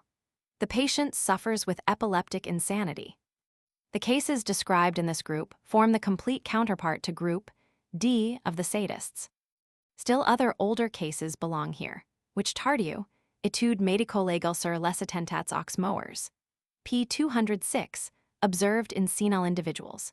He describes as renifleurs, persons qui in secretos locos nimerum theatrorum pasticos conveniens quo complures femini ad mixturiendum festinent, per nares urinali odora excitati, illico si in visum pollunt. The stercoraires that Taxil, La Prostitution Contemporaine, mentions are, in relation to this subject, unique. Finally, space is here given to the following case, reported to me by a physician. Case 72. a notary known from his youth to those about him as peculiar and misanthropic. During his school days, he was given to masturbation. According to his own story, he excited his sexual desire by spreading out on the cover of his bed pieces of toilet paper that he had used, induced erection by regarding and smelling them, and then practiced masturbation. After his death, by the side of his bed, there was found a large basket of such papers, with the dates marked on them. Here there were probably fancies of the nature of the above-mentioned acts. D. Masochism in women. In woman, voluntary subjection to the opposite sex is a physiological phenomenon. Owing to her passive role in procreation and long-existent social conditions, ideas of subjection are, in woman, normally connected with the idea of sexual relations. So to speak, they form the harmonics which determine the tone quality of feminine feeling. Anyone conversant with the history of civilization knows in what a state of absolute subjection woman was always kept until a relatively high degree of civilization was reached. And an attentive observer of life may still easily recognize how the custom of unnumbered generations, in connection with the passive role with which woman has been endowed by nature, has given her an instinctive inclination to voluntary subordination to man. He will notice that exaggeration of customary gallantry is very distasteful to women, and that a deviation from it in the direction of masterful behavior, though loudly reprehended, is often accepted with secret satisfaction. Under the veneer of polite society, the instinct of feminine servitude is everywhere discernible. Thus, it is easy to regard masochism in general as a pathological growth of specific feminine mental elements, as an abnormal intensification of certain features of the psychosexual character of woman, and to seek its primary origin in that sex, v. infra. p. 145. It may, however, be held to be established that, in woman, an inclination to subordination to man, which may be regarded as an acquired, purposeful arrangement, a phenomenon of adaptation to social requirements, is to a certain extent a normal manifestation. The reason that, under such circumstances, the poetry of the symbolic act of subjection is not reached lies partly in the fact that man has not the vanity of that weakling who would use blows to display his power, as the love-serving knights did with the ladies of the Middle Ages, but prefers to demonstrate his real advantages. The barbarian has his wife plow for him, and the civilized lover speculates about her dowry. She willingly endures both. Cases of pathological increase of this instinct of subjection, in the sense of feminine masochism, are probably frequent enough, but custom represses their manifestation. Many young women like nothing better than to kneel before their husbands or lovers. Among all Slavs of the lower classes, it is said that the wives feel hurt if they are not beaten by their husbands. A Hungarian officer informs me that peasant women of the Samogir comitates do not think they are loved by their husbands until they have received the first box on the ear as a sign of love. It would probably be difficult for the physician to find cases of feminine masochism. Subjective and objective restraints, modesty and custom, naturally constitute, in women, insurmountable obstacles to the expression of perverse sexual instinct. Thus it happens that, up to the present time, but one case of masochism in a woman has been scientifically established, and this is accompanied by circumstances that obscure it. Case 73. Miss V.X., Russian, aged 35, of greatly predisposed family. For some years she has been in the initial stage of paranoia persecutoria. This sprang from cerebrospinal neurasthenia, the origin of which is found to be sexual hyperexcitation. Since her 24th year, she has been given to masturbation. As a result of disappointment in an engagement and intense sexual excitement, she began to practice masturbation and psychical onanism. Inclination toward persons of her own sex never occurred. The patient says, "At the age of 6 or 8 I conceived a desire to be whipped. Since I had never been whipped and had never been present when others were thus punished, I cannot understand how I came to have this strange desire. I can only think that it is congenital. With these ideas of being whipped, I had a feeling of actual delight and pictured in my fancy how fine it would be to be whipped by one of my female friends. I never had any thought of being whipped by a man. I reveled in the idea and never attempted any actual realization of my fancies. These disappeared after my 10th year. Only when I read Rousseau's Confessions at the age of 34, did I understand what my longing for whippings meant, and that my abnormal ideas were like those of Rousseau. Since my 10th year, I have never had any more such fancies. On account of its original character and the reference to Rousseau, this case may with certainty be called a case of masochism. The fact that it is a female friend that is conceived in imagination as whipping her is explained by the circumstance that the masochistic desire was here present in the mind of a child before the psychical vita sexualis had developed and the instinct for the male had been awakened. Contrary sexual instinct is here expressly excluded. An attempt to explain masochism. The facts of masochism are certainly among the most interesting in the domain of psychopathology. An attempt to explain them must first seek to distinguish in them the essential from the unessential. The distinguishing characteristic in masochism is certainly the unlimited subjection to the will of a person of the opposite sex. In sadism, on the contrary, the unlimited mastery of this person, with the awakening and accompaniment of lustful sexual feelings to the degree of orgasm. From all that has preceded, it is clear that the particular manner in which this relation of subjection or domination is expressed, supra, whether in simply symbolic acts, or whether there is also a desire to suffer pain at the hands of a person of the opposite sex, is a subordinate matter. While sadism may be looked upon as a pathological intensification of the masculine sexual character in its psychical peculiarities, masochism rather represents a pathological degeneration of the distinctive psychical peculiarities of woman. But masculine masochism is undoubtedly frequent, and it is this that most frequently comes under observation and almost exclusively makes up the series of observed cases. The reason for this has been previously stated, p. 139. Two sources of masochism can be distinguished in the sphere of normal phenomena. The first is that in the state of lustful excitement, every impression made by the person giving rise to the sexual stimulus, independently of the nature of its action, is pleasing to the individual excited. It is entirely physiological that playful taps and light blows should be taken for caresses, like the lover's pinch which hurts and is desired. From here the step is not long to a state where the wish to experience a very intense impression at the hands of the consort leads to a desire for blows, etc., in cases of pathological intensification of lust. For pain is always a ready means for producing an intense bodily impression. Just as in sadism, the sexual emotion leads to a state of exaltation in which the excessive motor excitement implicates neighboring nervous tracts. So, in masochism, an ecstatic state arises, in which the rising flood of a single emotion ravenously devours and covers with lust every impression coming from the beloved person. The second and, indeed, the most important source of masochism is to be sought in a widespread phenomenon, which, though it is extraordinary and abnormal, by no means lies within the domain of sexual perversion. I here refer to the very prevalent fact that in innumerable instances, which occur in all varieties, one individual becomes dependent on another of the opposite sex, in a very extraordinary and remarkable manner, even to the loss of all independent will. A dependence which forces the party in subjection to acts and suffering which greatly prejudice personal interest, and often enough to offense against both morality and law.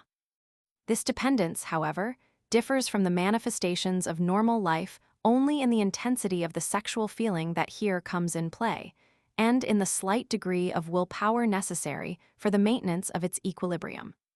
The difference is one of intensity, not of quality, as in masochistic manifestations. This dependence of one person upon another of the opposite sex, that is abnormal but not perverse, a phenomena possessing great interest when regarded from a forensic standpoint, I designate sexual bondage.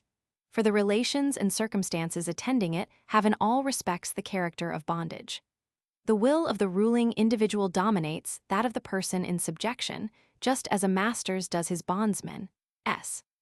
This sexual bondage, as has been said, is certainly an abnormal phenomenon. It begins with the first deviation from the normal. The degree of dependence of one person upon another, or of two upon each other, resulting from individual peculiarity in the intensity of motives that in themselves are normal, constitutes the normal standard established by law and custom. Sexual bondage is not a perverse manifestation, however. The instinctive activities at work here are the same as those that set in motion, even though it be with less violence. The Psychopathia Sexualis, which moves entirely within normal limits. Fear of losing the companion and the desire to keep him always satisfied, amiable, and inclined to sexual intercourse are here the motives of the individual in subjection.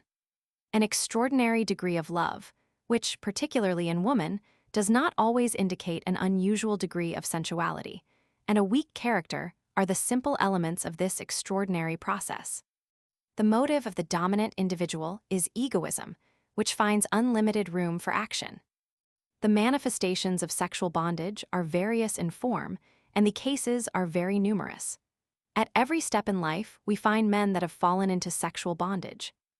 Among married men, henpecked husbands belong to this category, particularly elderly men who marry young wives and try to overcome the disparity of years and physical defects by unconditional submission to the wife's every whim. And unmarried men of ripe maturity, who seek to better their last chance of love by unlimited sacrifice, are also to be enumerated here. Here belong, also, men of any age who, seized by hot passion for a woman, meet coldness and calculation and have to capitulate on hard conditions. Men of loving natures who allow themselves to be persuaded to marriage by notorious prostitutes.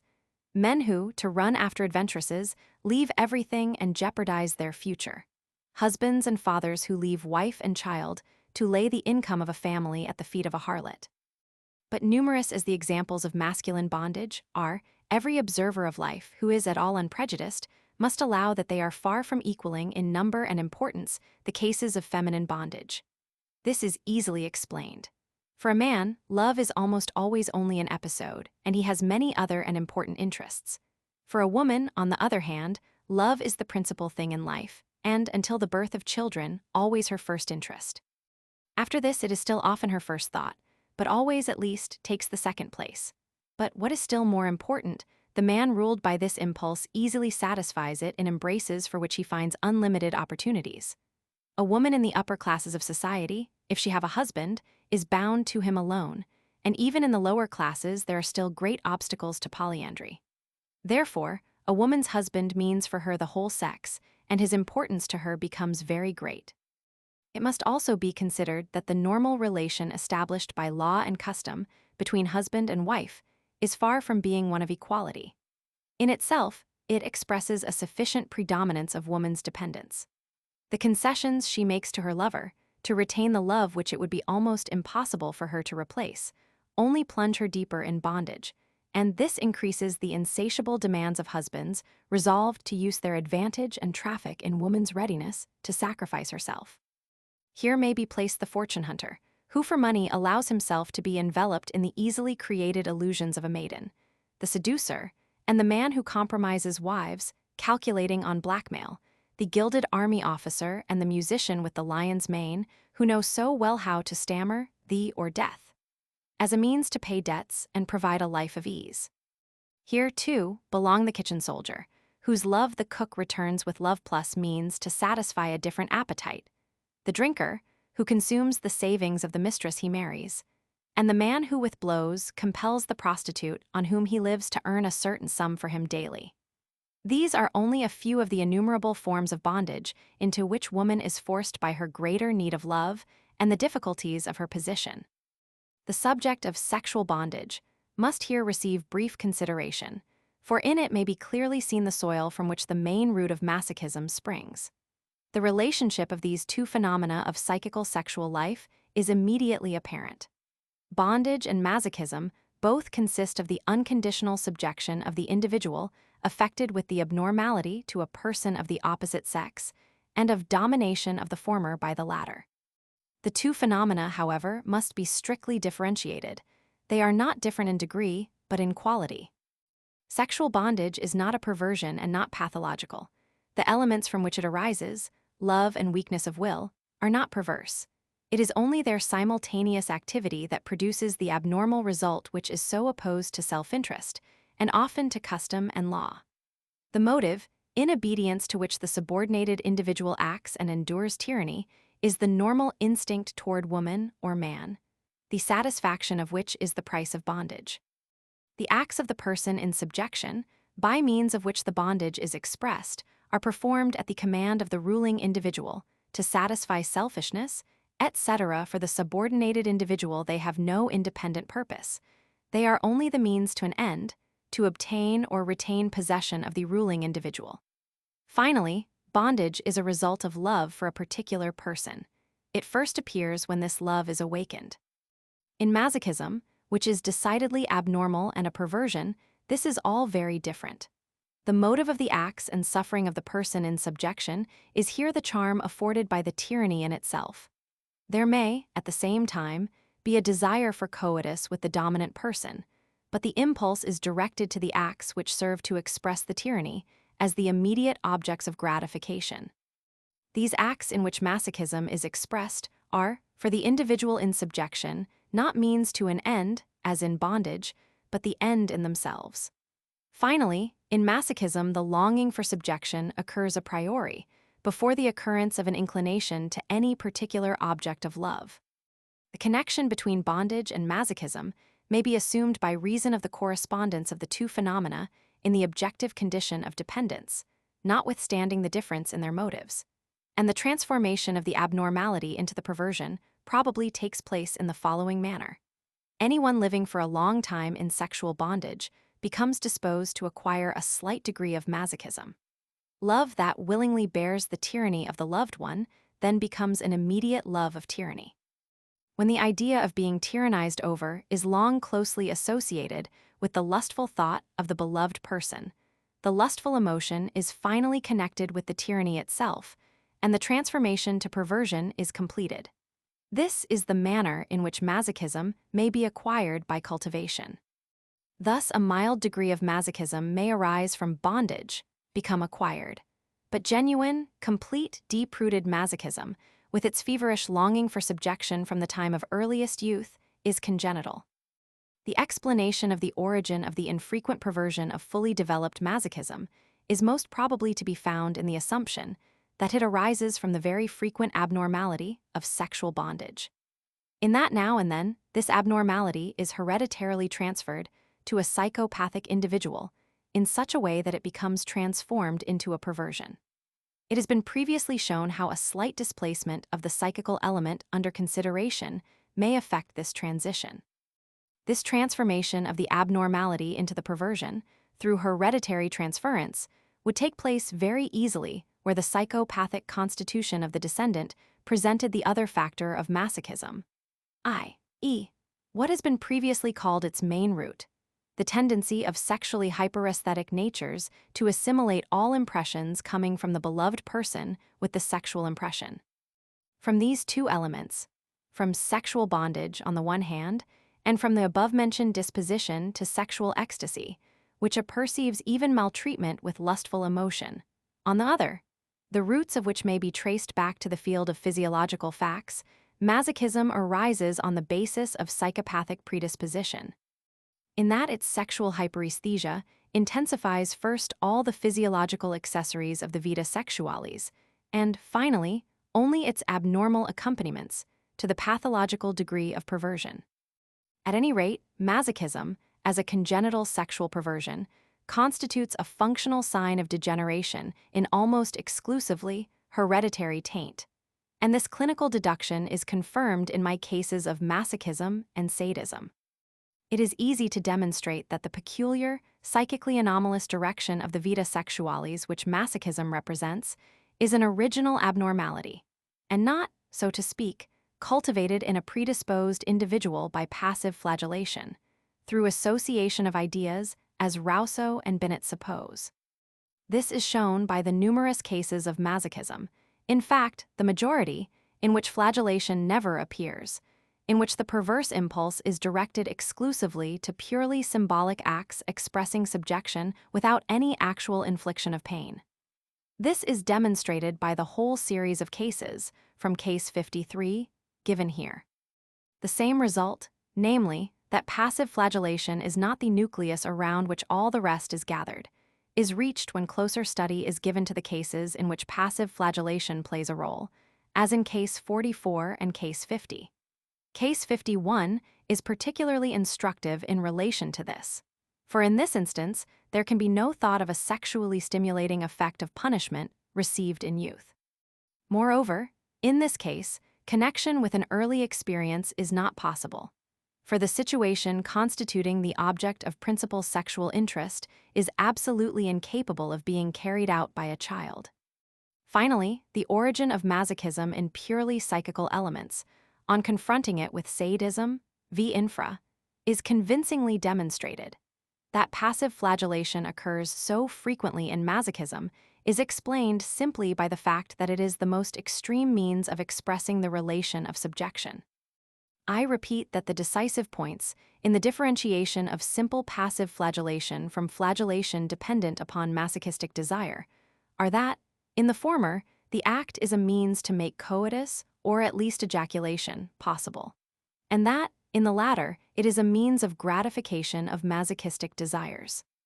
As we have already seen, masochists subject themselves to all other kinds of maltreatment and suffering in which there can be no question of reflex excitation of lust. Since such cases are numerous in such acts, and in flagellation in masochists, having like significance, we must seek to ascertain in what relation pain and lust stand to each other. From the statement of a masochist, it is as follows. The relation is not of such a nature that that which causes physical pain is here simply perceived as physical pleasure. But the person in a state of masochistic ecstasy feels no pain, either because, by reason of his emotional state, like that of the soldier in battle, the physical effect on his cutaneous nerves is not apperceived, or because, as with religious martyrs and enthusiasts, with the preoccupation of consciousness with lustful emotion, the idea of maltreatment remains merely a symbol, without its quality of pain. To a certain extent, there is overcompensation of physical pain in psychical pleasure, and only the excess remains in consciousness as psychical lust. This also undergoes an increase, since, either through reflex spinal influence or through a peculiar coloring in the sensorium of sensory impressions, a kind of hallucination of bodily pleasure takes place, with a vague localization of the objectively projected sensation. In the self-torture of religious enthusiasts, fakirs, howling dervishes, religious flagellants, there is an analogous state, only with a difference in the quality of pleasurable feeling. Here the conception of martyrdom is also apperceived without its pain, for consciousness is filled with the pleasurably colored idea of serving God, atoning for sins, deserving heaven, etc., through martyrdom. Masochism and sadism. The perfect counterpart of masochism is sadism. While in the former, there is a desire to suffer and be subjected to violence, in the latter the wish is to inflict pain and use violence. The parallelism is perfect.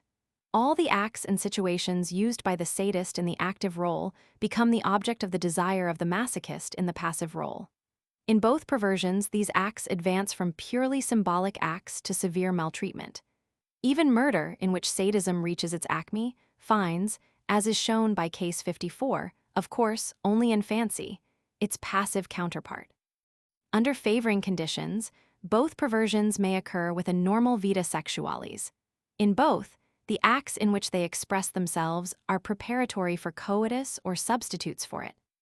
But the analogy does not exist simply in external manifestation. It also extends to the subjective character of both perversions. Both are to be regarded as original psychopathies in mentally abnormal individuals, who, in particular, are affected with psychical hyperesthesia sexualis, and, as a rule, also with other abnormalities. And for each of these perversions, two constituent elements may be demonstrated, which have their roots in psychical facts lying within physiological limits. For masochism, as shown above, these elements lie in the fact, 1. That in the state of sexual emotion every impression produced by the consort, independently of the manner of its production, is per se attended with lustful pleasure, which, where there is hyperesthesia sexualis, may go so far as to overcompensate all painful sensation. And in the fact, too, that sexual bondage, dependent on mental factors that are in themselves not perverse, may, under pathological conditions, become a perverse, pleasurable desire for subjection to the opposite sex, which, even if it be quite unnecessary to assume its inheritance from the female side, represents a pathological degeneration of the character belonging to woman, of the instinct of subordination, physiological in woman. In harmony with this, there are, likewise, two constituent elements explanatory of sadism, the origin of which may also be traced back within physiological limits. These are the fact, one, that in sexual emotion, to a certain extent, as an accompanying psychical excitation, an impulse may arise to influence the object of desire in every possible way and with the greatest possible intensity, which, in individuals sexually hyperesthetic, may become an impulse to inflict pain. And the fact, too, that, under pathological conditions, the man's active role of winning woman may become an unlimited desire for subjugation. Thus, masochism and sadism represent perfect counterparts. It is also in harmony with this that the individuals affected with these perversions regard the opposite perversion in the other sex as their ideal, as shown by Case 44 and Case 50, and also by Rousseau's Confessions.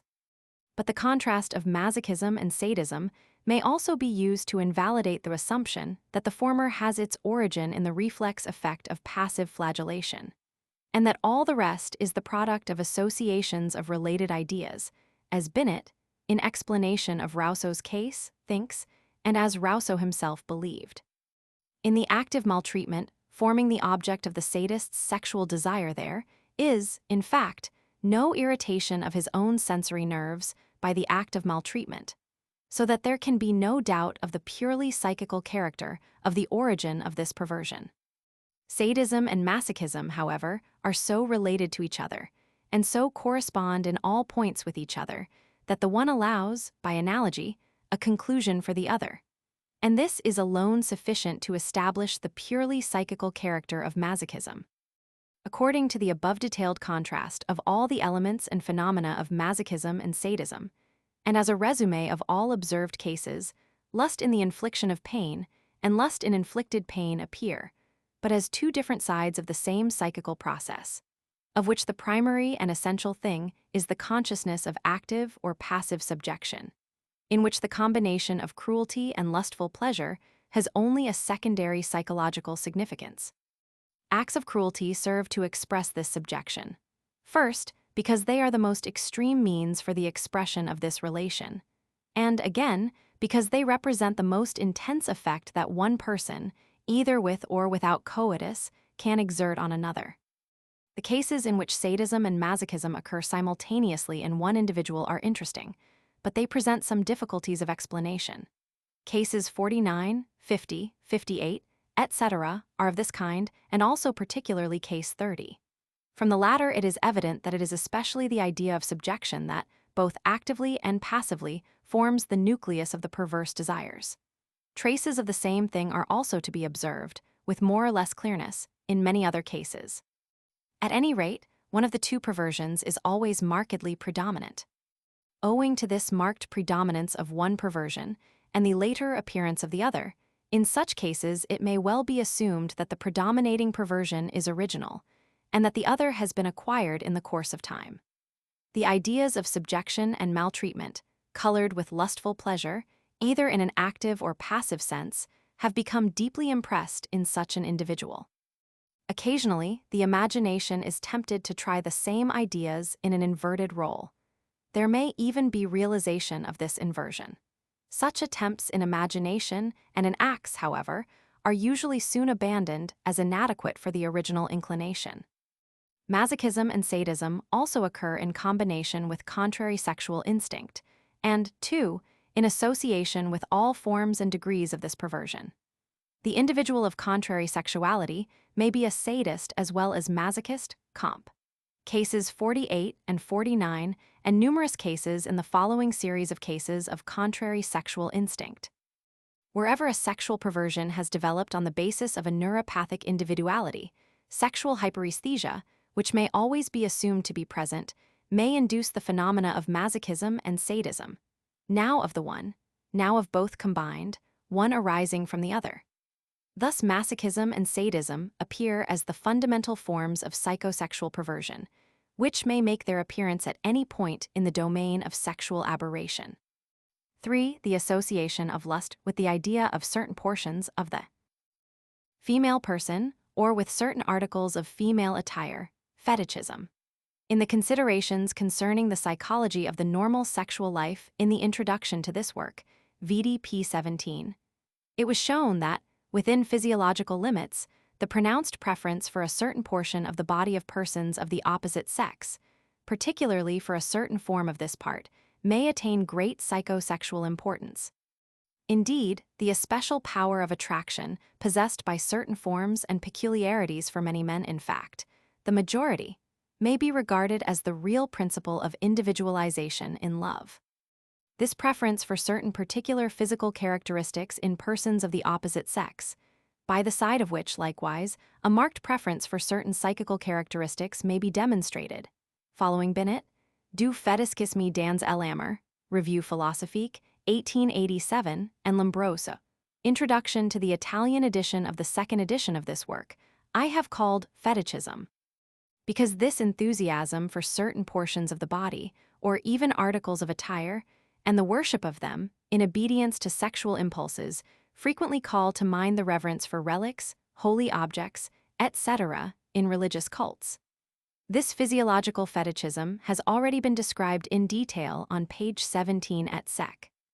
By the side of this physiological fetichism, however, there is, in the psychosexual sphere, an undoubted pathological, erotic fetichism, of which there is already a numerous series of cases presenting phenomena having great clinical and psychiatric interest, and, under certain circumstances, forensic importance. This pathological fetichism does not confine itself to certain parts of the body alone, but it is even extended to inanimate objects, which, however, are almost always articles of female-wearing apparel, and thus stand in close relation with the female person. This pathological fetichism is connected, through gradual transitions, with physiological fetichism, so that, at least in body fetichism, it is almost impossible to sharply define the beginning of the perversion. Moreover, the whole field of body fetichism does not really extend beyond the limits of things which normally stimulate the sexual instinct. Here the abnormality consists only in the fact that the whole sexual interest is concentrated on the impression made by a part of the person of the opposite sex, so that all other impressions fade and become more or less indifferent. Therefore, the body fetishist is not to be regarded as a monstrum per excessum, like the sadist or masochist, but rather as a monstrum per defectum. What stimulates him is not abnormal, but rather what does not affect him, the limitation of sexual interest that has taken place in him. Of course, this limited sexual interest, within its narrower limits, is usually expressed with a correspondingly greater and abnormal intensity. It would seem reasonable to assume, as the distinguishing mark of pathological fetichism, the necessity for the presence of the fetish as a conditio sine qua non for the possibility of performance of coitus. But when the facts are more carefully studied, it is seen that this limitation is really only indefinite. There are numerous cases in which, even in the absence of the fetish, coitus is possible, but it is incomplete and forced often with the help of fancies relating to the fetish, and particularly unsatisfying and exhausting. And 2, closer study of the distinctive subjective psychical conditions in these cases shows that there are transitional states, passing, on the one hand, to mere physiological preferences, and, on the other, to psychical impotence in the absence of the fetish. It is therefore better, perhaps, to seek the pathological criterion of body fetichism in purely subjective psychical states. The concentration of the sexual interest on a certain portion of the body that has no direct relation to sex, as have the mammae and external genitals. A peculiarity to be emphasized often leads body fetishists to such a condition that they do not regard coitus as the real means of sexual gratification, but rather some form of manipulation of that portion of the body that is effectual as a fetish. This perverse instinct of body fetishists may be taken as the pathological criterion, no matter whether actual coitus is also possible or not. Fetichism of inanimate objects or articles of dress, however, in all cases, may well be regarded as a pathological phenomenon, since its objects fall without the circle of normal sexual stimuli. But even here, in the phenomena, there is a certain outward correspondence with processes of the normal psychical vita sexualis. The inner connection and meaning of pathological fetichism, however, are entirely different. In the ecstatic love of a man mentally normal, a handkerchief or shoe, a glove or letter, the flowers she gave, or a lock of hair, etc., may become the object of worship, but only because they represent a mnemonic symbol of the beloved person, absent or dead, whose whole personality is reproduced by them. The pathological fetishist has no such relations. The fetish constitutes the entire content of his idea.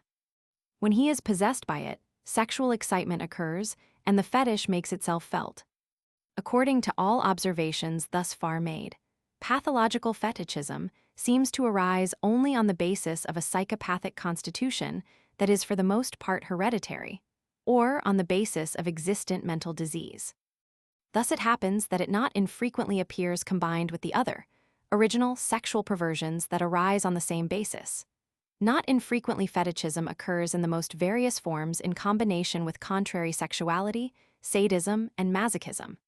Indeed, certain forms of body fetichism, hand and foot fetichism, probably have a more or less distinct connection with the latter two perversions, v infra. But if fetichism also rests upon a congenital general psychopathic disposition, yet this perversion is not, like those previously considered, essentially of an original nature. It is not congenitally perfect, as we may well assume sadism and masochism to be.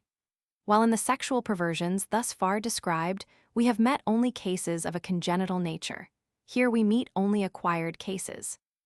Aside from the fact that in fetichism the causative circumstance of its acquirement is often demonstrable, here the physiological conditions are wanting, which in sadism and masochism, by means of sexual hyperesthesia, are intensified to perversions and justify the assumption of congenital origin.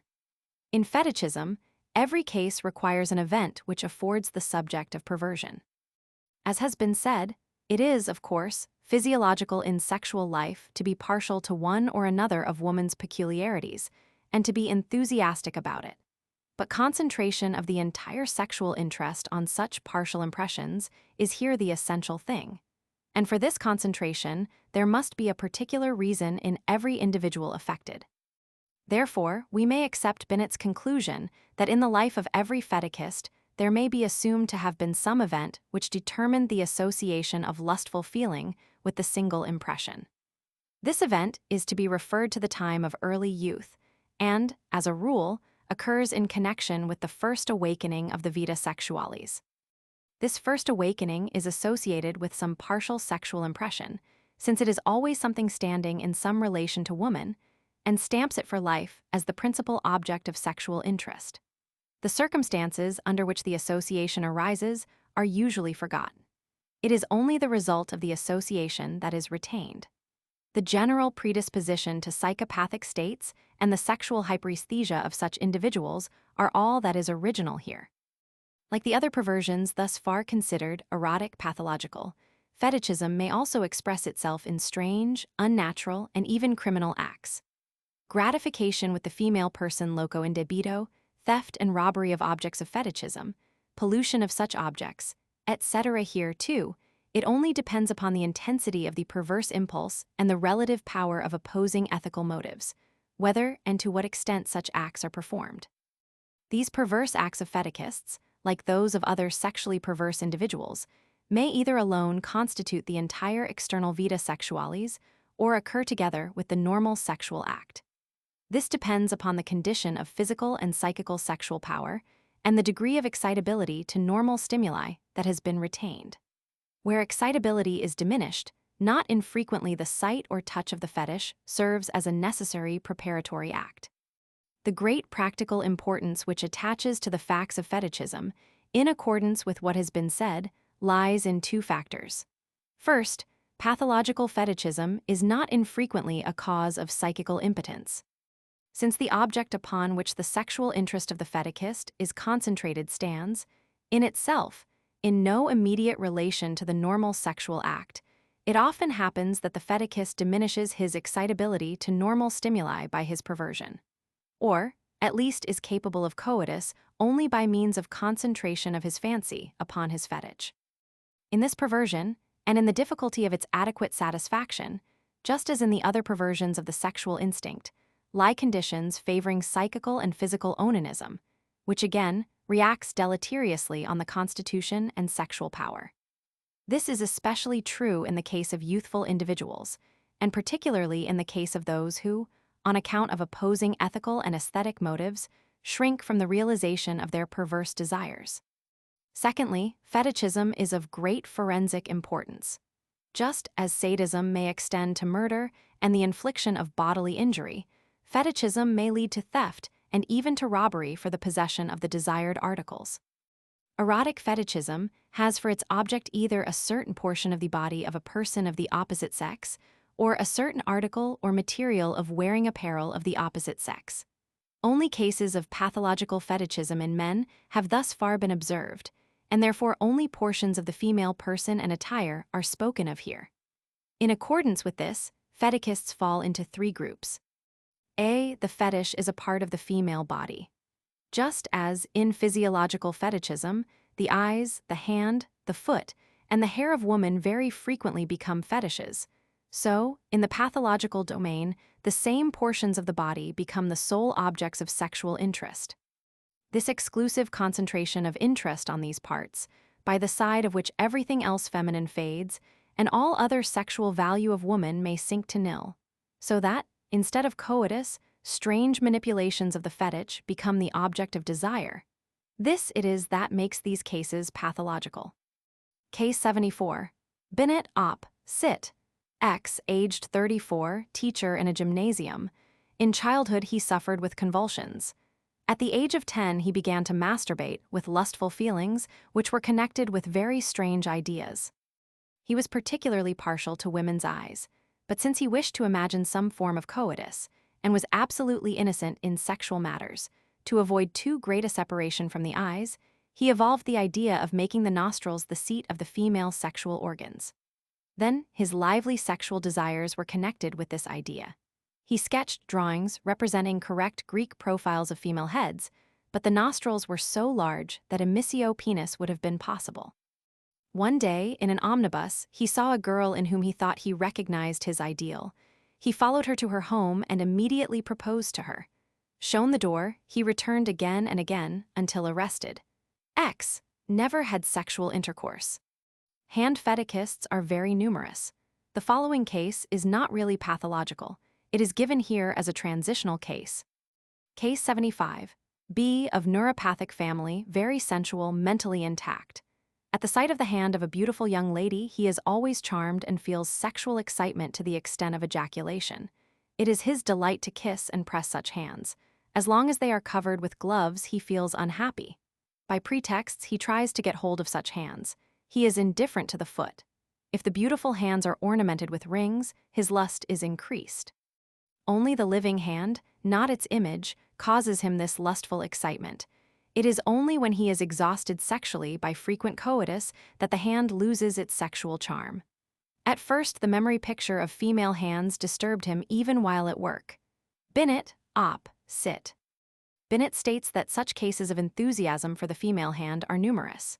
Here it may be recalled that, according to case 24, a man may be partial to the female hand as a result of sadistic impulses, and that, according to case 46, the same thing may be due to masochistic desires. Thus such cases have more than one meaning. But this is by no means to say that all, or even a majority, of the cases of hand fetichism allow or require a sadistic or masochistic explanation.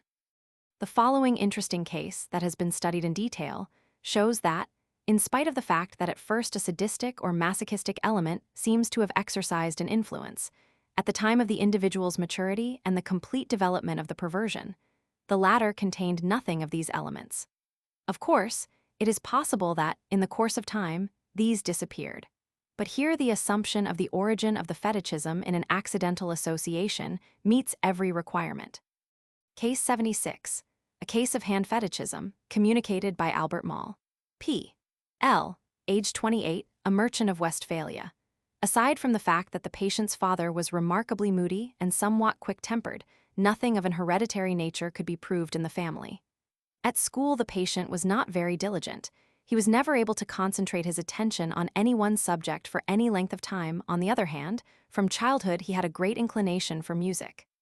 His temperament was always nervous. In August 1890, he came to me complaining of headache and abdominal pain, which in every way gave the impression of being neurasthenic. The patient also said he was destitute of energy.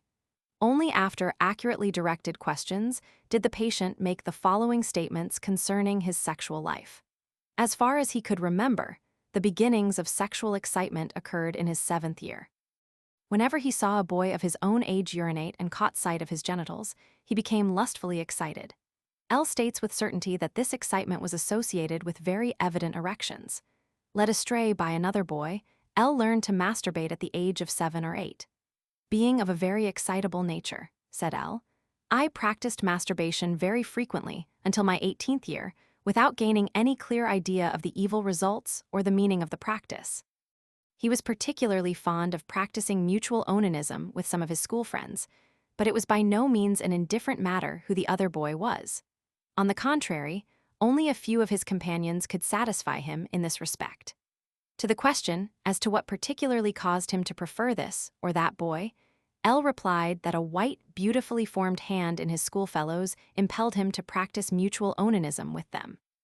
L further remembered that frequently, at the beginning of the gymnastic lesson, he would exercise by himself on a bar standing apart.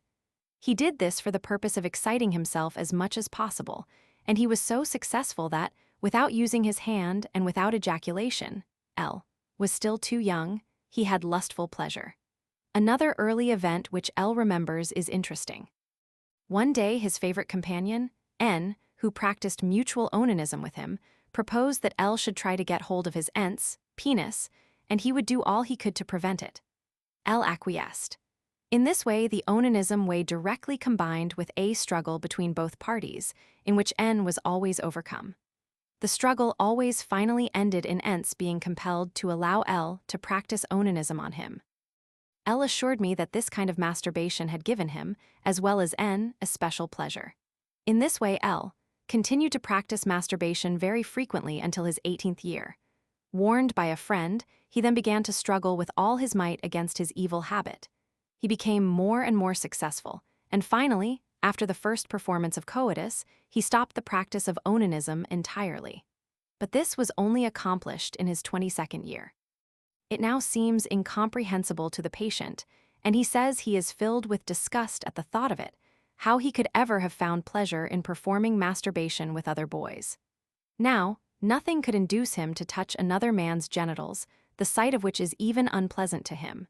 He has lost all inclination for men and feels attracted by women exclusively. It must be mentioned, however, that though L has a decided inclination for the female sex, he presents an abnormal phenomenon. The essential thing in woman that excites him is the sight of her beautiful hands. L is by far more impressed when he touches a beautiful female hand than he would be were he to see its possessor in a state of complete nudity.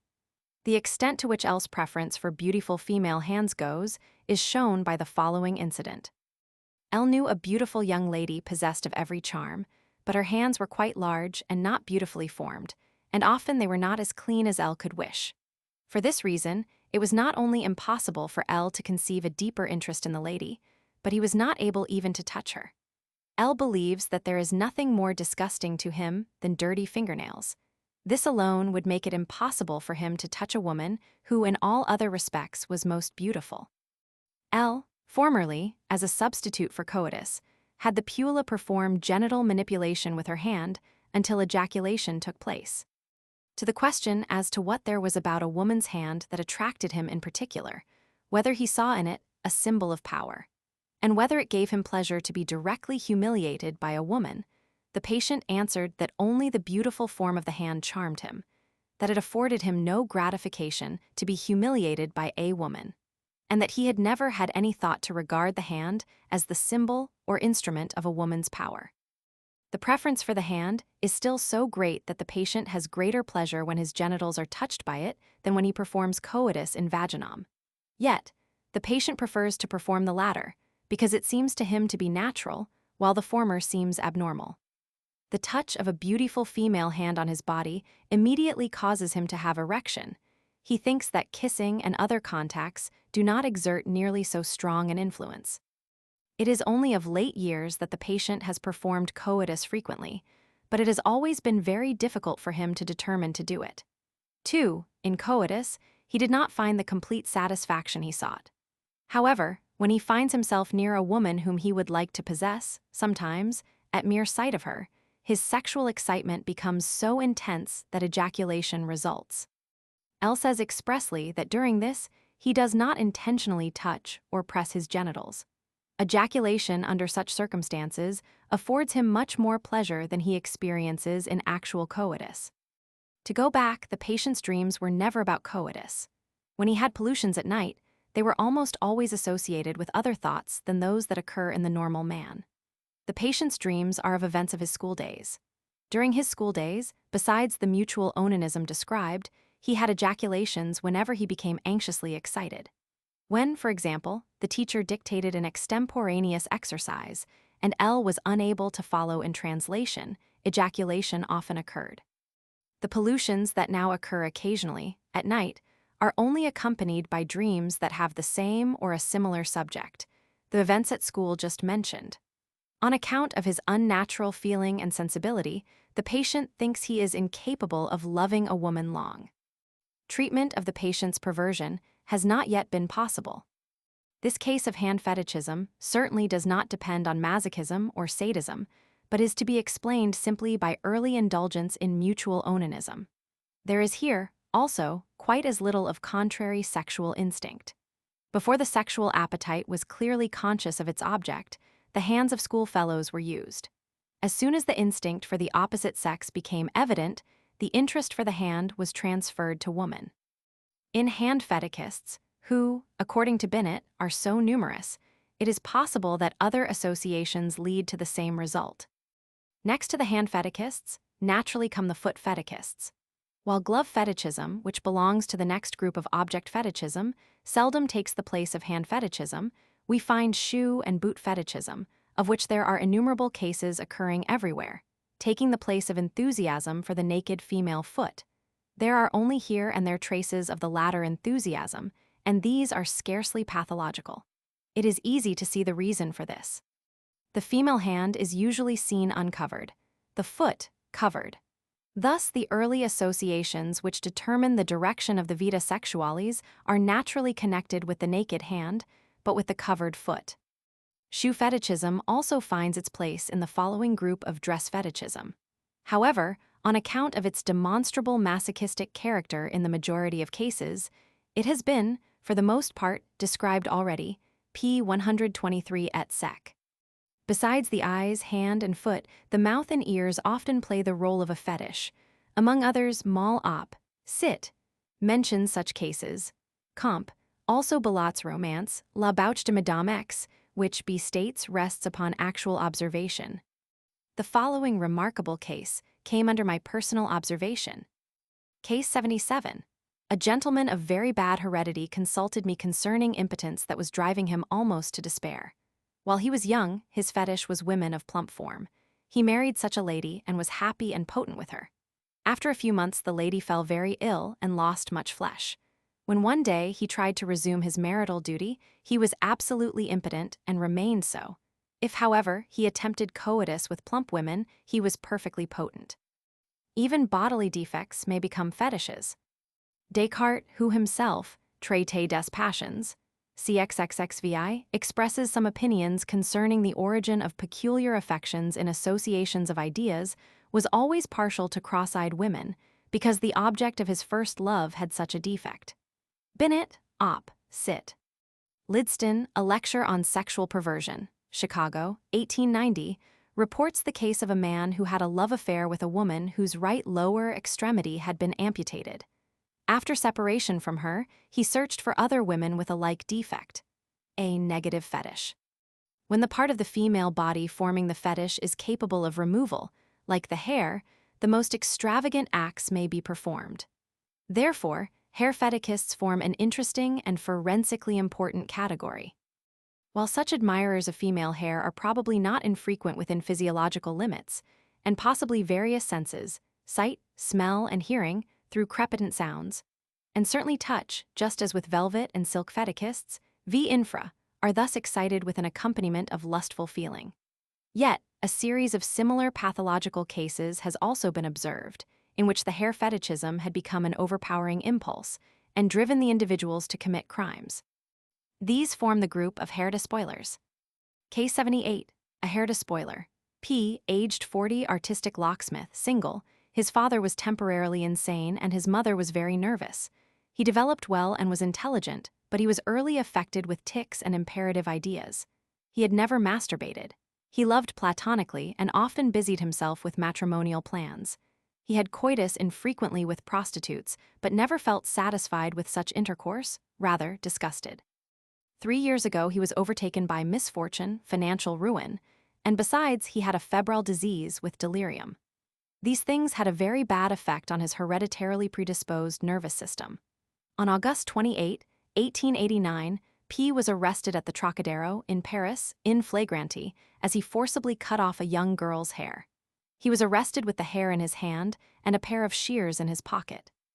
He excused himself on the ground of momentary mental confusion and an unfortunate, irresistible passion. He confessed that he had 10 times cut off hair, which he took great delight in keeping at home. On searching his home, 65 switches and tresses of hair were found, assorted in packets.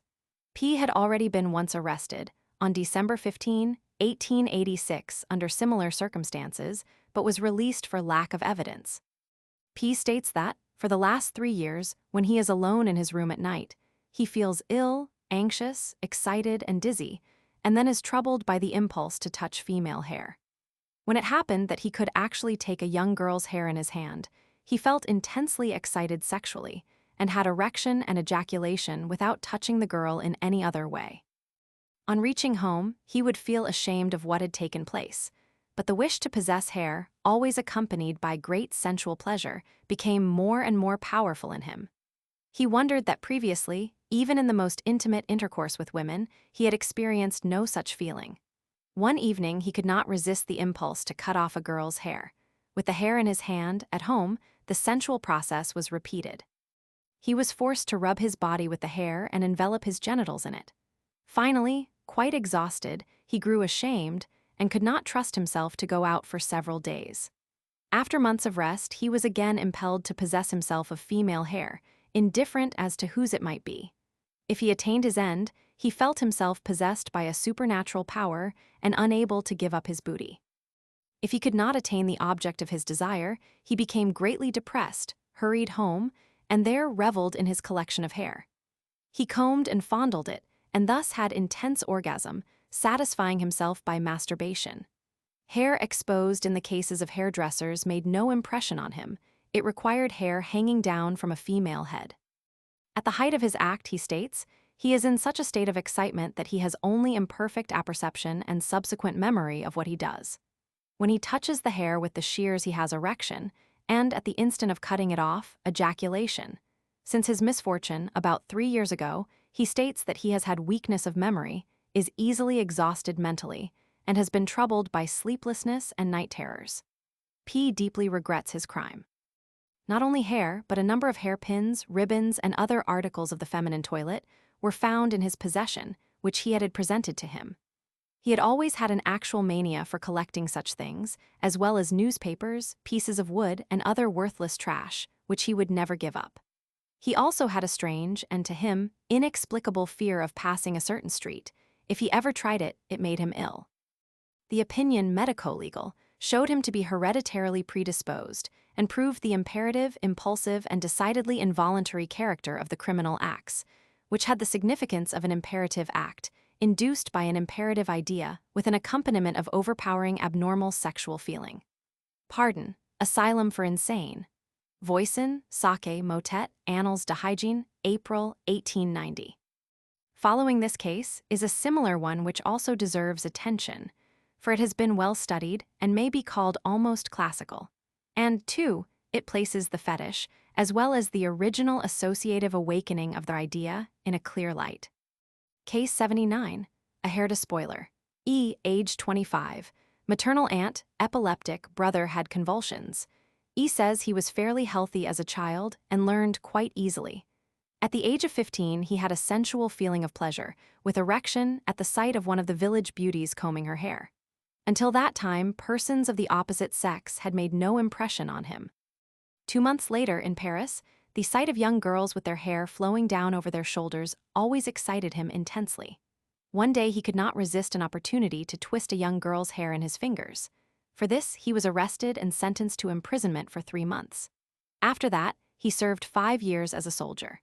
During this time, hair was not dangerous for him, though also not very accessible, but he dreamed sometimes of female heads with the hair braided or flowing. Occasional coitus with women, but without having their hair effective as a fetish.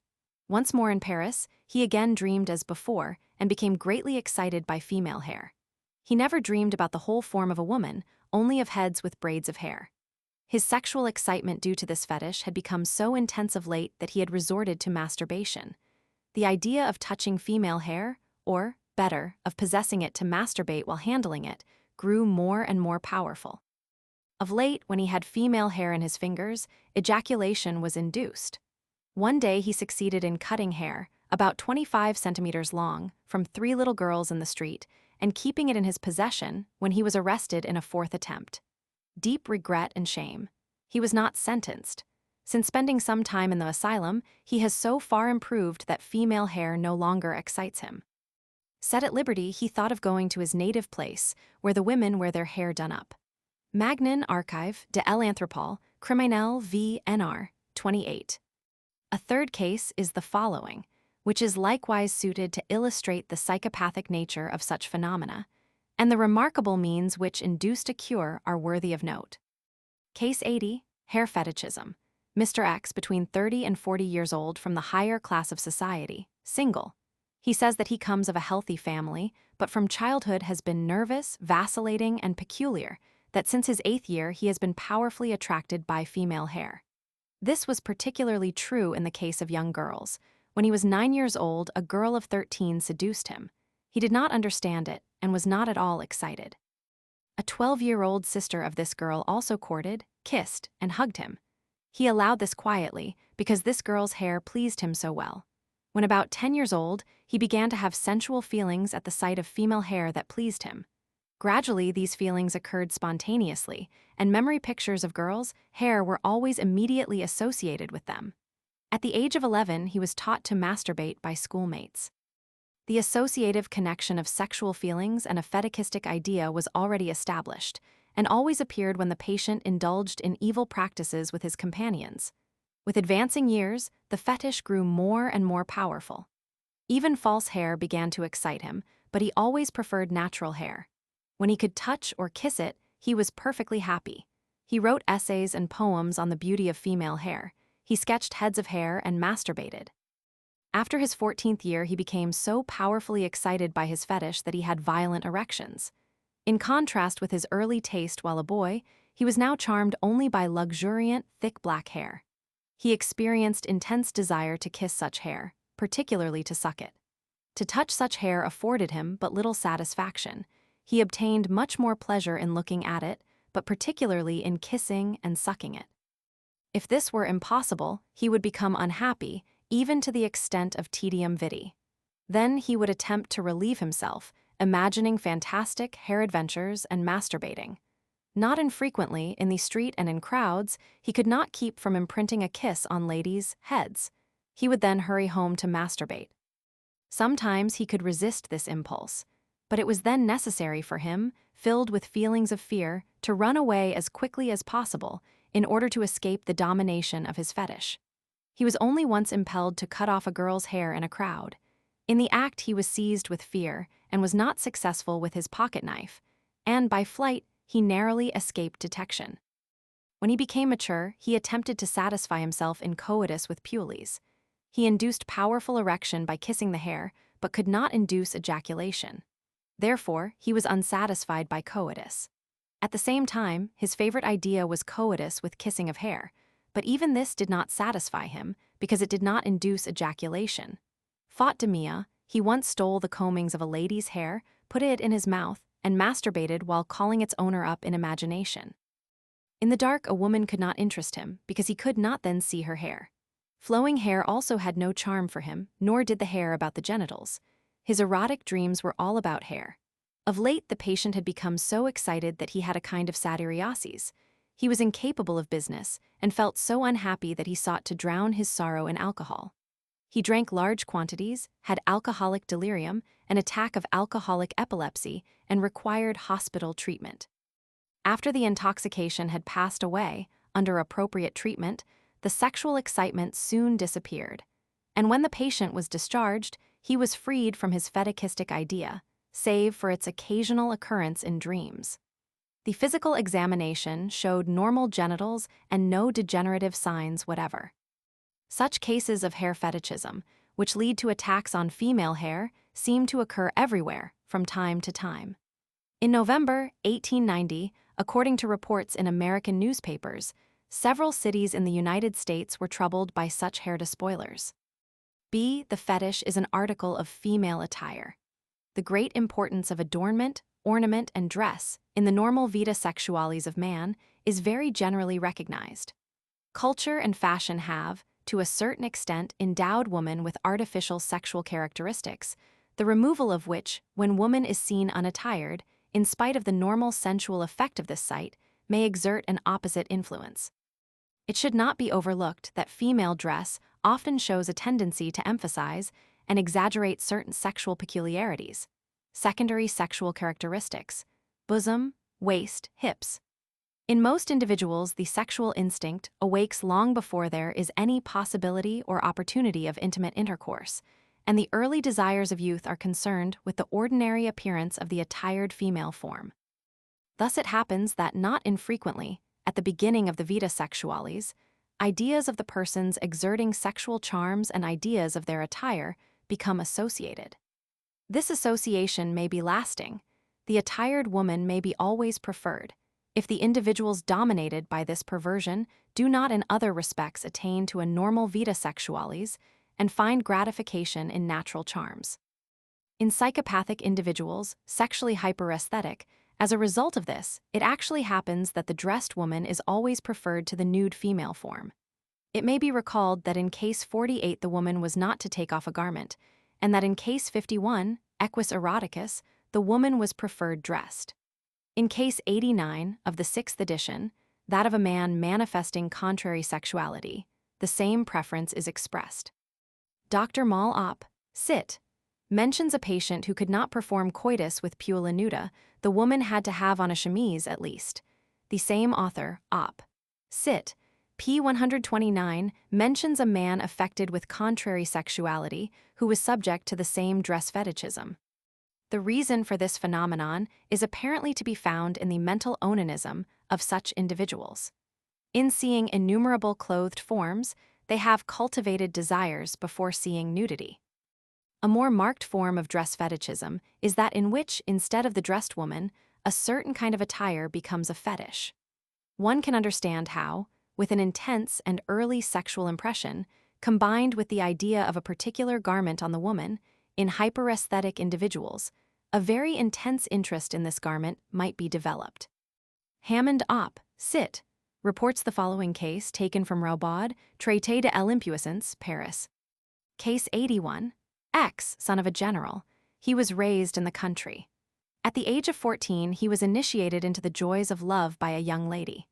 This lady was a blonde and wore her hair in ringlets, and in order to avoid detection in sexual intercourse with her young lover, she always wore her usual clothing: gaiters, a corset, and a silk dress. When his studies were completed and he was sent to a garrison where he could enjoy freedom, he found that his sexual desire could be excited only under certain conditions. A brunette could not excite him in the least, and a woman in nightclothes could stifle every bit of love in him.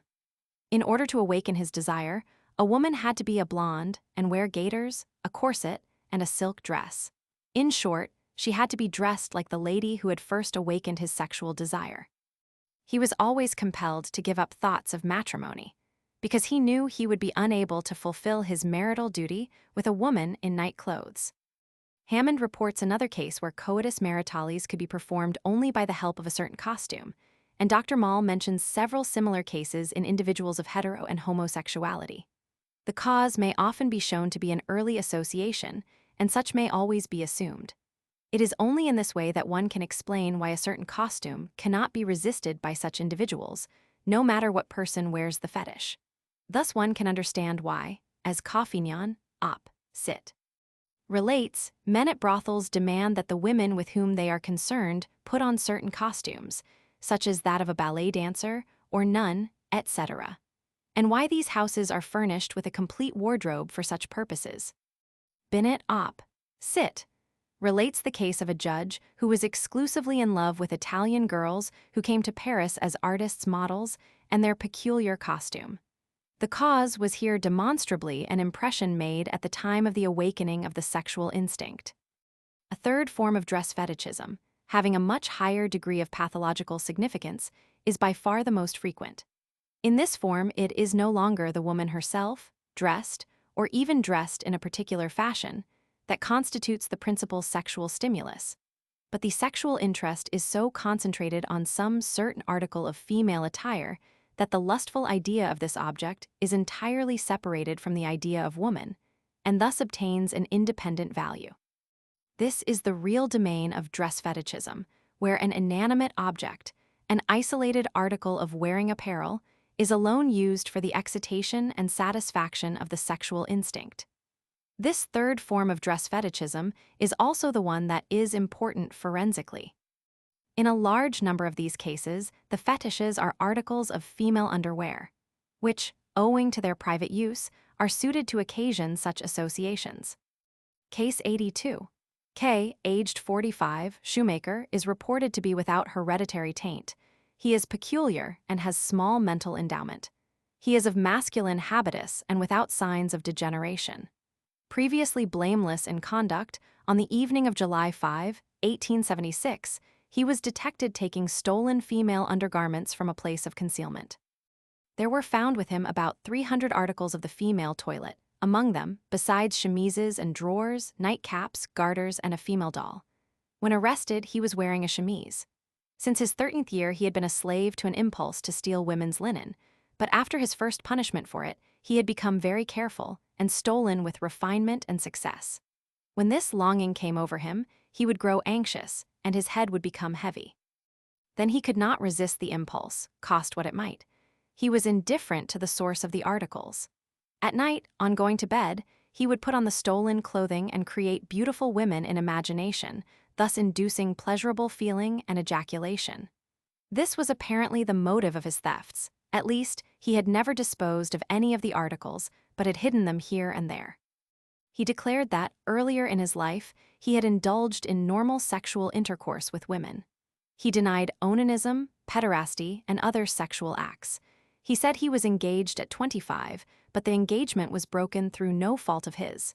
He was incapable of insight into the abnormality of his condition and the wrong of his acts. Passo, Vierteljahrschrift Fger. Medic. N.F. Roman 28, p. 61, Cross, Psychology des Verbrechens, 1884, p. 190. Hammond op. cit. reports a case of passionate interest in single articles of female wearing apparel. Here, also, the patient's pleasure consisted in wearing a corset and other female garments, without any traces of contrary sexual instinct. The pain of tight lacing, experienced by himself or induced in women, is a delight to him, sadistic masochistic element. A case probably belonging here is one reported by Dies, Der Selbstmord, 1838, p. 24, where a young man could not resist the impulse to tear female linen. While tearing it, he always had ejaculation. A combination of fetichism with an impulse to destroy the fetish, in a certain sense, sadism with inanimate objects, seems to occur quite frequently, comp. Case 93. An article of dress, which, though it has not really a private character by its material and color, as well as by the place where it is worn, recalls undergarments, and hence has sexual relations, is the apron comp. Also the metonymic use of the word apron for petticoat in the saying, to chase every apron, etc. This explains the following case. Case 83. C, aged 37, of a badly tainted family, of small mental endowment, plagiosphalic. At 15, his attention was attracted by aprons hung out to dry. He bound them about himself and masturbated behind the fence. From that time, he could not see aprons without repeating the act. If anyone, no matter whether man or woman, with an apron on came near him, he was compelled to run after the person. In order to free him from this constant stealing of aprons, he was sent as a Marine in his 16th year. In this calling, he saw no aprons and had continual rest. When, at 19, he returned home, he was again compelled to steal aprons, and, as a result, got into serious complications and was several times locked up. He sought to free himself of his weakness by a sojourn of several years in a cloister. When he came out, he was just as bad as before. As a result of a new theft, he underwent a medico-legal examination and was committed to an asylum. He never stole anything but aprons. It was a pleasure to him to revel in the memory of the first apron he ever stole. His dreams were filled with aprons. He occasionally used the memory of his thefts to make coitus possible or for masturbation. Charcot and Magnin, Arch. De Neurologue, 1882, Nr. 12. In a case reported by Lombroso, Amori Anomali Precoci Pazzi, Arch. De Sich, 1883, p. 17, analogous to those of this series, a boy of very bad heredity at the age of 4 had erections and great sexual excitement at the sight of white garments, particularly underclothing. He was lustfully excited by handling and crumpling them. At the age of 10, he began to masturbate at the sight of white, starched linen. He seems to have been affected with moral insanity and was executed for murder. The following case of petticoat fetichism is combined with peculiar circumstances. Case 84. Z, aged 35, official, the only child of a nervous mother and healthy father. From childhood he was nervous, and at the consultation his neuropathic eyes, delicate, slender body, fine features, very thin voice, and sparse growth of beard attracted attention. The patient presents nothing abnormal except symptoms of slight neurasthenia. Genitals and sexual functions normal. Patient states that he has only masturbated 4 or 5 times, and that when he was very young. As early as at the age of 13, the patient was powerfully excited sexually by the sight of wet female dresses, while the same dresses, when dry, had no effect upon him. His greatest delight was to look at women with wet garments in the rain. If he met a woman having a pleasing face under such circumstances, he experienced an intense feeling of lustful pleasure, had erection, and felt impelled to perform coitus. He states that he has never had any desire to wet female dresses or to throw water on women. He can give no explanation of the origin of his peculiarity. It is possible that, in this case, the sexual instinct was first awakened by the sight of a woman as she exposed her charms by raising her skirts in wet weather. The obscure instinct, not yet conscious of its object, then became directed to the wet garments, as in other cases. Lovers of female handkerchiefs are frequent and, therefore, important forensically.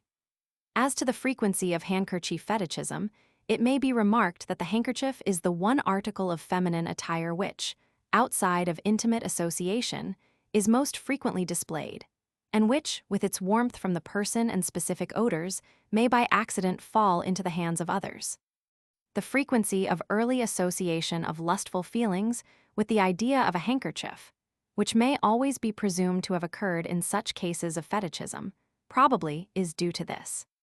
Case 85. A baker's assistant, aged 32, single, previously of good repute, was discovered stealing a handkerchief from a lady. In sincere remorse, he confessed that he had stolen from 80 to 90 such handkerchiefs. He had cared only for handkerchiefs, and indeed, only for those belonging to young women attractive to him. In his outward appearance, the culprit presents nothing peculiar. He dresses himself with much taste. His conduct is peculiar, anxious, depressed, and unmanly, and he often lapses into whining and tears. Lack of self-reliance, weakness of comprehension, and slowness of perception and reflection are noticeable. One of his sisters is epileptic. He lives in good circumstances, was never severely sick, developed well. In relating his history, he shows weakness of memory and lack of clearness. Calculation is hard for him, though when young he learned and comprehended easily. His anxious, uncertain state of mind gives rise to a suspicion of onanism. The culprit confessed that he had been given to this practice excessively since his 19th year. For some years, as a result of his vice, he had suffered with depression, lassitude, trembling of the limbs, pain in the back, and disinclination for work. Frequently, a depressed, anxious state of mind came over him, in which he avoided people. He had exaggerated fantastic notions about the results of sexual intercourse with women and could not bring himself to indulge in it. Of late, however, he had thought of marriage. With great remorse and in a weak-minded way, X now confessed that 6 months before, while in a crowd, he became violently excited sexually at the sight of a pretty young girl and was compelled to crowd up against her.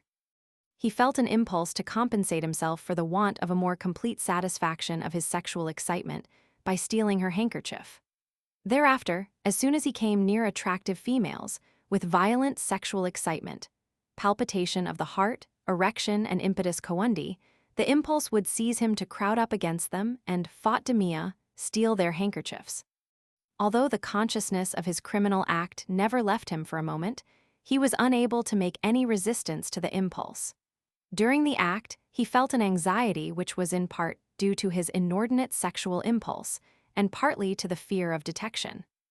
The medico-legal opinion rightly gave weight to the congenital mental enfeeblement and the pernicious influence of masturbation, and referred the abnormal impulses to a perverse sexual impulse, calling attention to the presence of an interesting and well-known physiological connection between the olfactory and sexual senses. The inability to resist the pathological impulse was recognized. X was not punished. Zip, Wiener Med. Wachenschrift, 1879, Nr. 23. I am indebted to the kindness of Dr. Fritsch of Vienna for further facts concerning this handkerchief fetishist, who was again arrested in August 1890 in the act of taking a handkerchief from a lady's pocket. On searching his house, 446 ladies' handkerchiefs were found.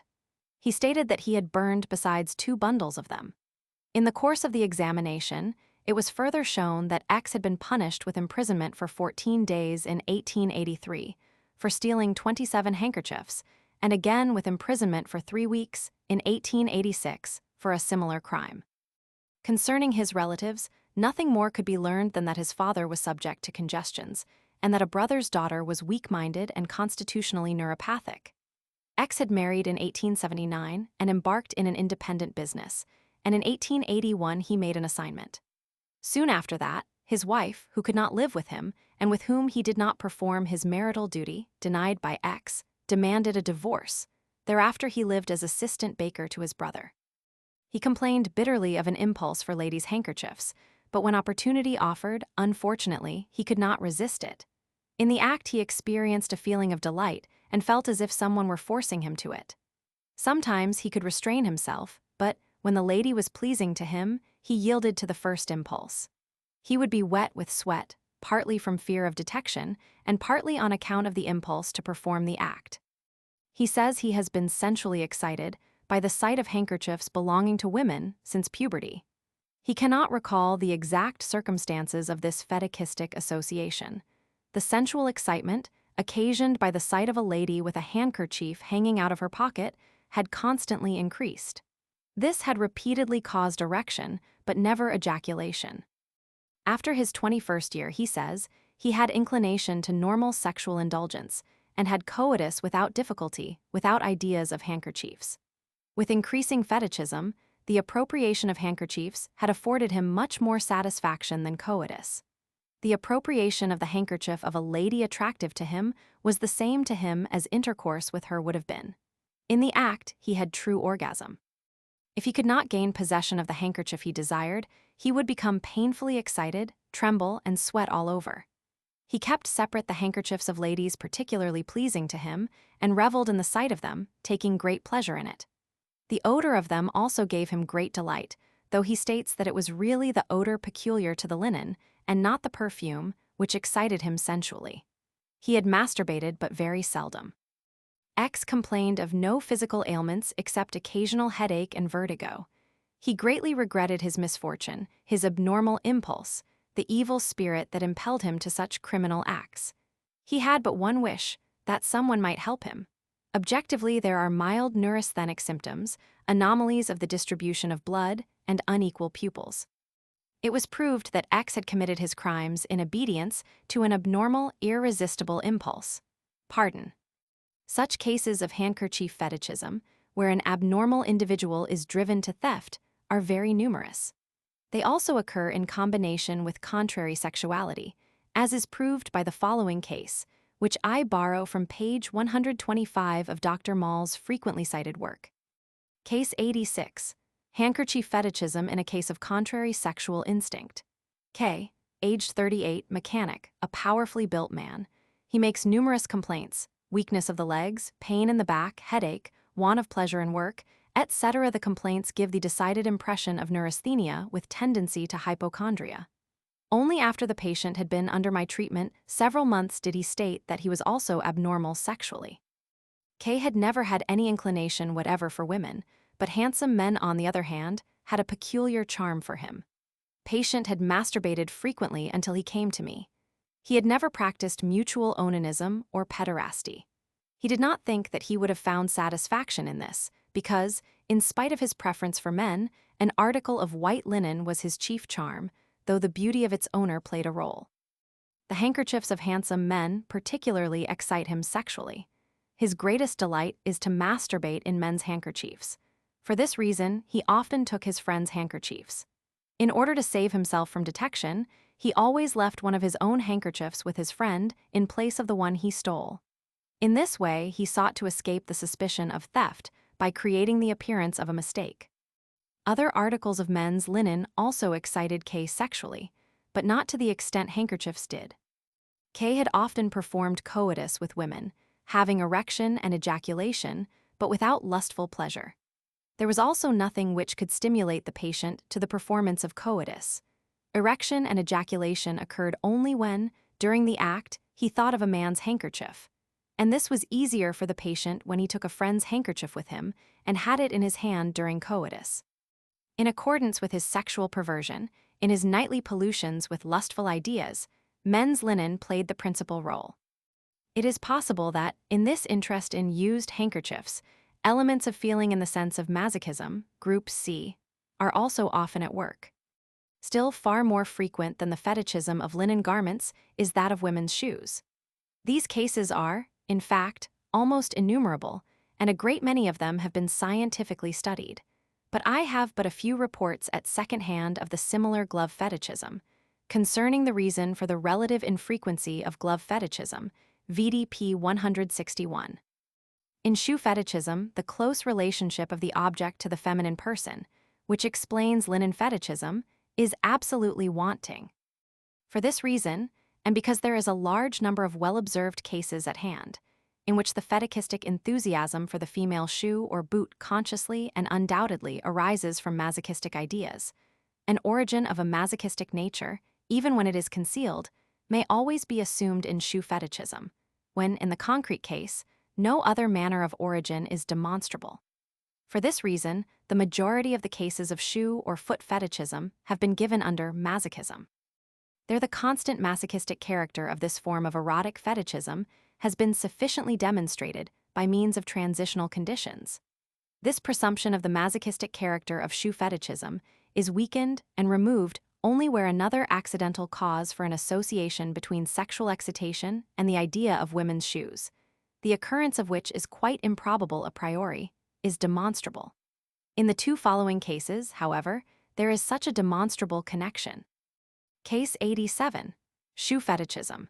Mr. VP of an old and honorable family, Pole, aged 32, consulted me in 1890 on account of unnaturalness of his vita sexualis. He gave the assurance that he came of a perfectly healthy family. He had been nervous from childhood and had suffered with chorea minor at the age of 11. For 10 years he had suffered with sleeplessness and various neurasthenic ailments.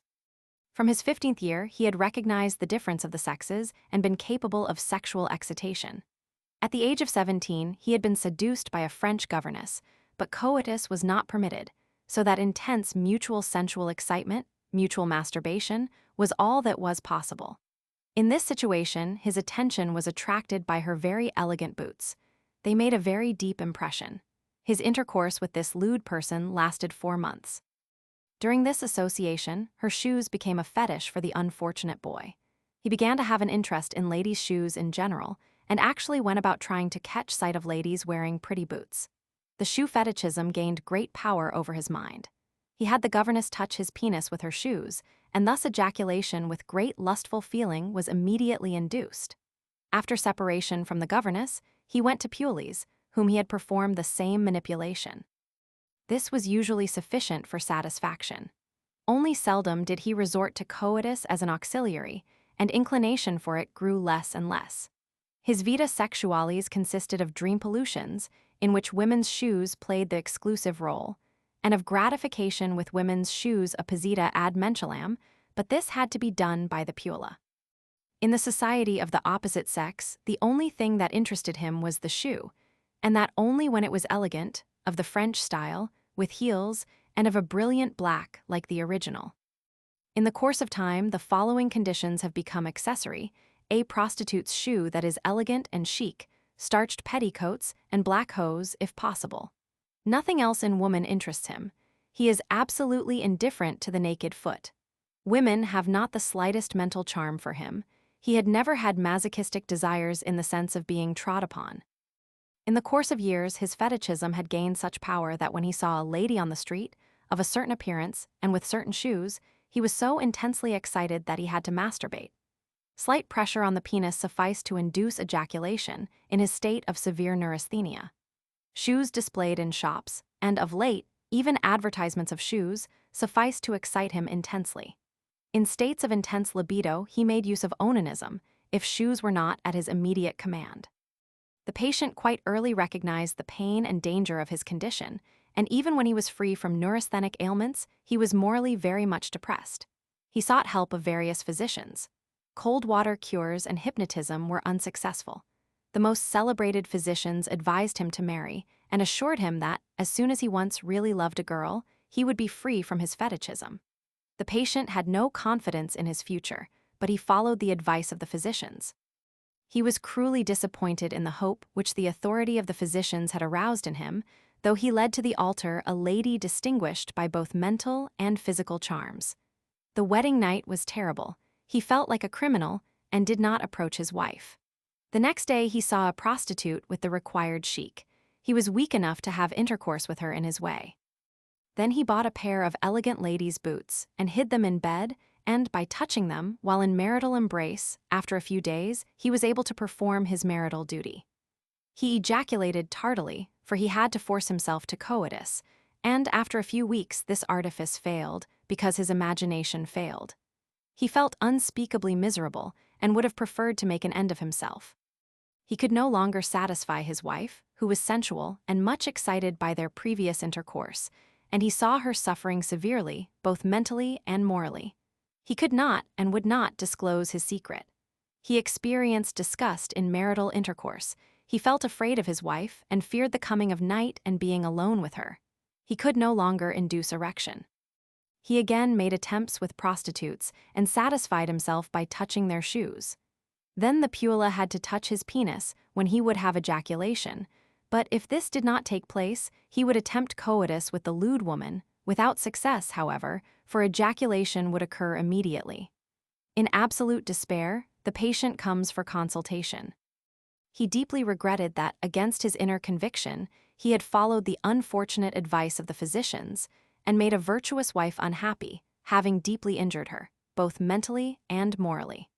Could he answer God for continuing such a marriage? Even if he were to discover himself to his wife and she were to do everything for him, it would not help him, for the familiar perfume of the demi-monde was also necessary. Aside from his mental pain, this unfortunate man presented no remarkable symptoms. Genitals perfectly normal. Prostate somewhat enlarged. He complained that he was so under the domination of his boot ideas that he would even blush when boots were talked about. His whole imagination was given up to such ideas. When he was on his estate, he often suddenly had to go a distance of 10 miles to the city to satisfy his fetichism with shoe stores or with Pules. This pitiable man could not bring himself to take treatment, for his faith in physicians had been greatly shaken. An attempt to ascertain whether hypnosis and a removal of the fetichistic association by this means were possible increased the mental excitement of the unfortunate man, who was exclusively controlled by the thought that he had made his wife unhappy. Case 88.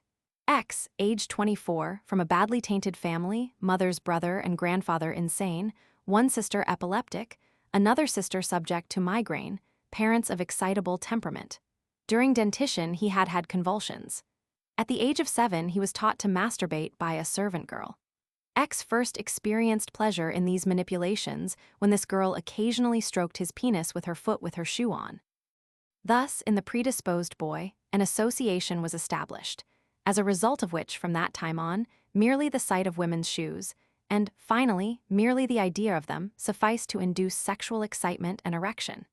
He now masturbated while looking at women's shoes, or while calling them up in imagination.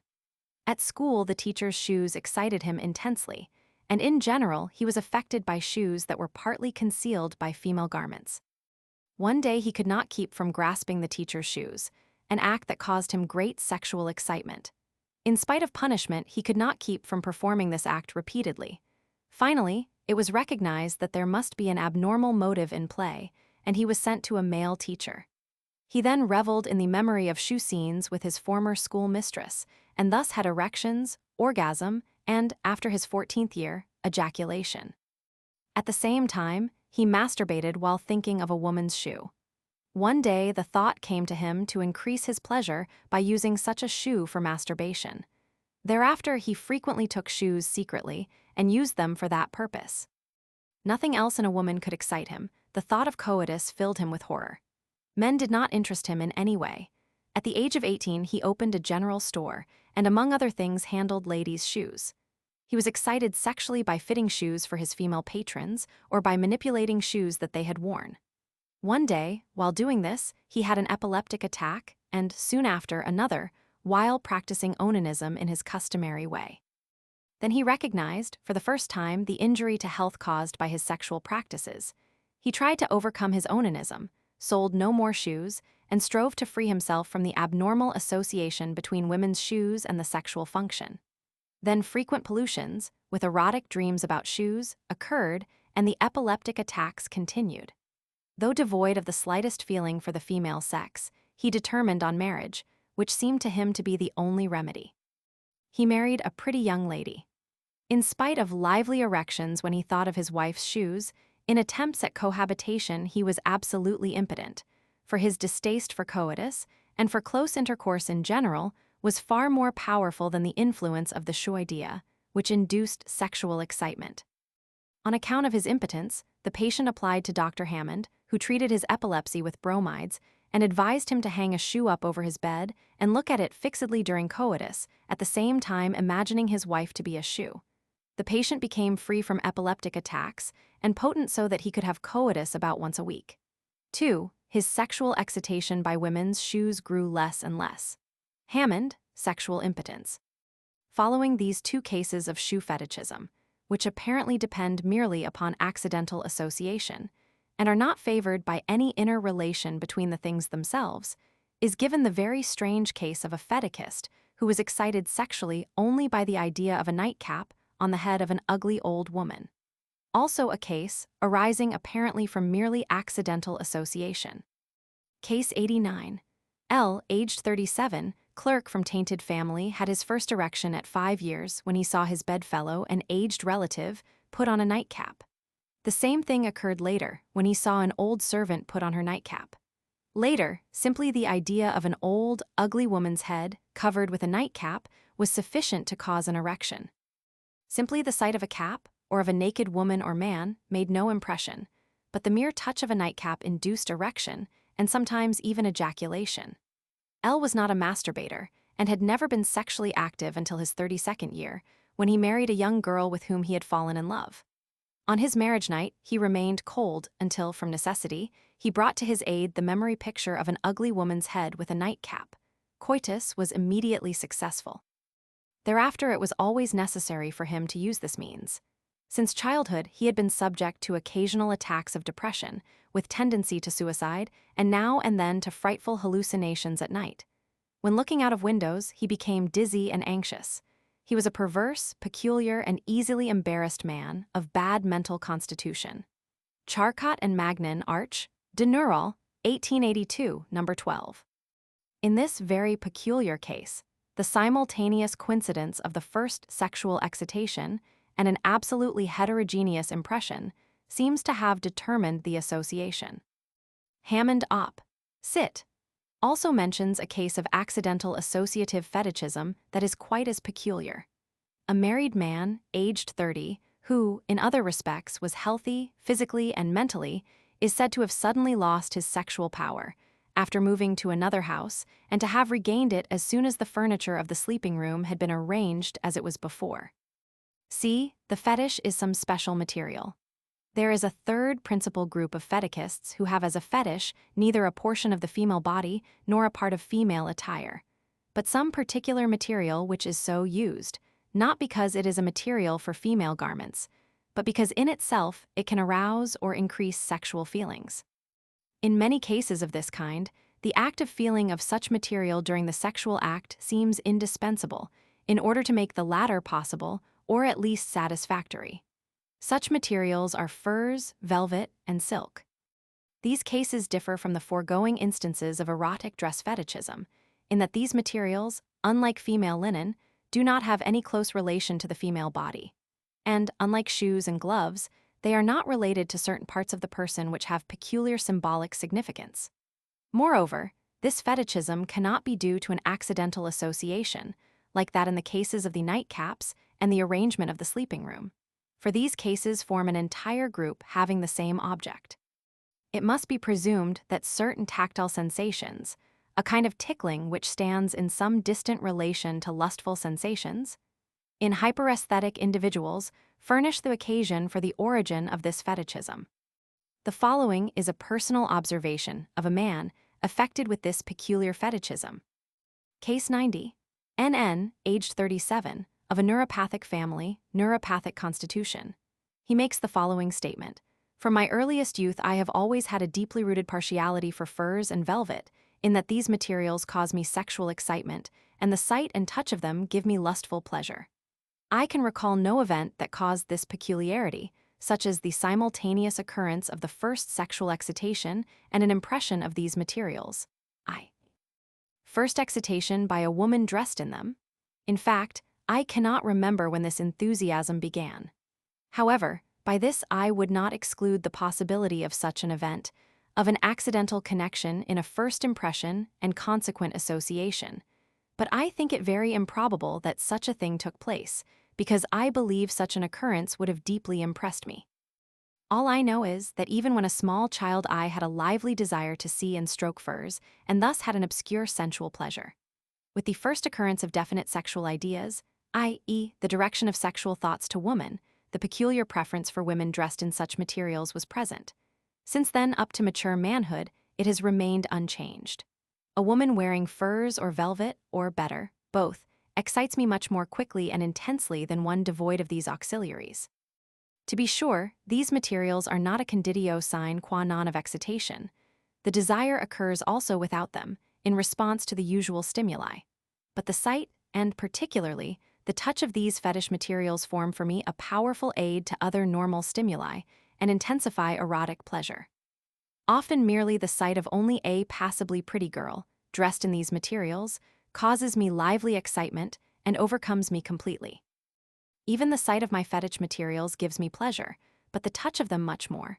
To the penetrating odor of furs I am indifferent, rather, it is unpleasant, and it is endurable only by reason of the association with pleasing visual and tactile impressions. I have an intense longing to touch these materials while on a woman's person, to stroke and kiss them, and bury my face in them. My greatest pleasure is, inter actum, to see and feel my fetish on the woman's shoulder. Fur or velvet alone exerts on me the effect described, the former much more intensely than the latter. The combination of the two has the most intense effect. 2. Female garments of velvet and fur, seen and touched without the wearer, cause me sexual excitement. Indeed, though to a less extent, the same effect is exerted by furs or robes having no relation to female attire, and also by the velvet and plush of furniture and drapery. Merely pictures of costumes of furs and velvet are objects of erotic interest to me. Indeed, simply the word, fur, has a magic charm for me and immediately calls up erotic ideas. Fur is such an object of sexual interest for me that a man wearing fur that is effective, v infra, makes a very unpleasant, repugnant, and disgusting impression on me, such as would be made on a normal person by a man in the costume and attire of a ballet dancer. Similarly repugnant to me is the sight of an old or ugly woman clad in beautiful furs, because opposing feelings are thus aroused. This erotic delight in furs and velvet is something entirely different from simple aesthetic pleasure. I have a very lively appreciation of beautiful female attire, and at the same time, a particular partiality for point lace, but it is purely of an aesthetic nature.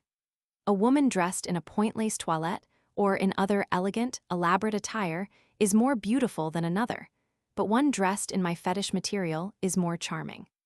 But furs exercise on me the effect described only when the fur has very thick, fine, smooth, and rather long hair that stands out like that of the so-called bearded furs.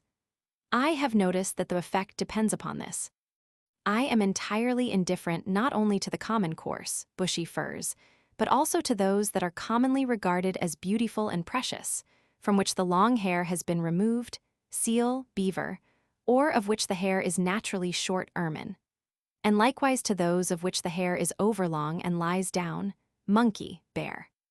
The specific effect is exerted only by the standing long hair of the sable, marten, skunk, etc., but velvet is made of thick, fine, standing hairs fibers, and its effect may be due to this. The effect seems to depend upon a very definite impression of the points of thick, fine hair upon the end organs of the sensory nerves. But how this peculiar impression on the tactile nerves is related to sexual instinct is a perfect enigma to me. The fact is that this is the case with many men. I would also state expressly that beautiful female hair pleases me, but plays no more important part than the other charm, and that while touching fur I have no thought of female hair. The tactile sensation, also, has not the least resemblance to that imparted by female hair. There is never association of any other idea. Fur per se arouses sensuality in me. How, I cannot explain.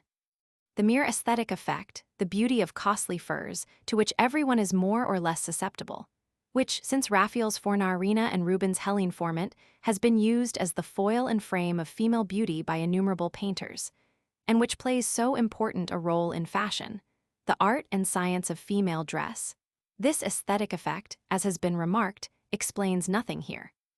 Beautiful furs have the same aesthetic effect on me as on normal individuals, and affect me in the same way that flowers, ribbons, precious stones, and other ornaments affect everyone.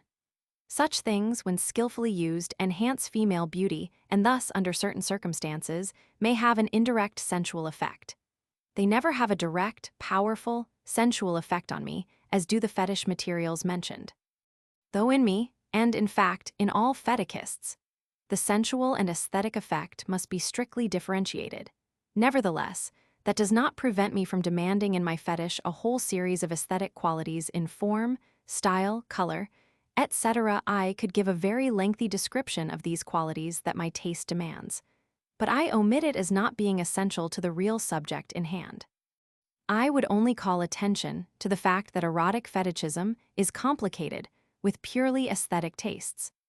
The specific erotic effect of my fetish materials can be explained no better by the association with the idea of the person of the female wearing them than by their aesthetic impression. For, in the first place, as has been said, these materials, as such, affect me when entirely isolated from the body. And, in the second place, articles of clothing of a much more private nature, and which undoubtedly call up associations, exert a much weaker influence over me. Thus the fetish materials have an independent sensual value for me. Why, is an enigma to me. Feathers in women's hats, fans, etc. have the same erotic fetichistic effect on me as furs and velvet, similar tactile sensation of airy, peculiar tickling.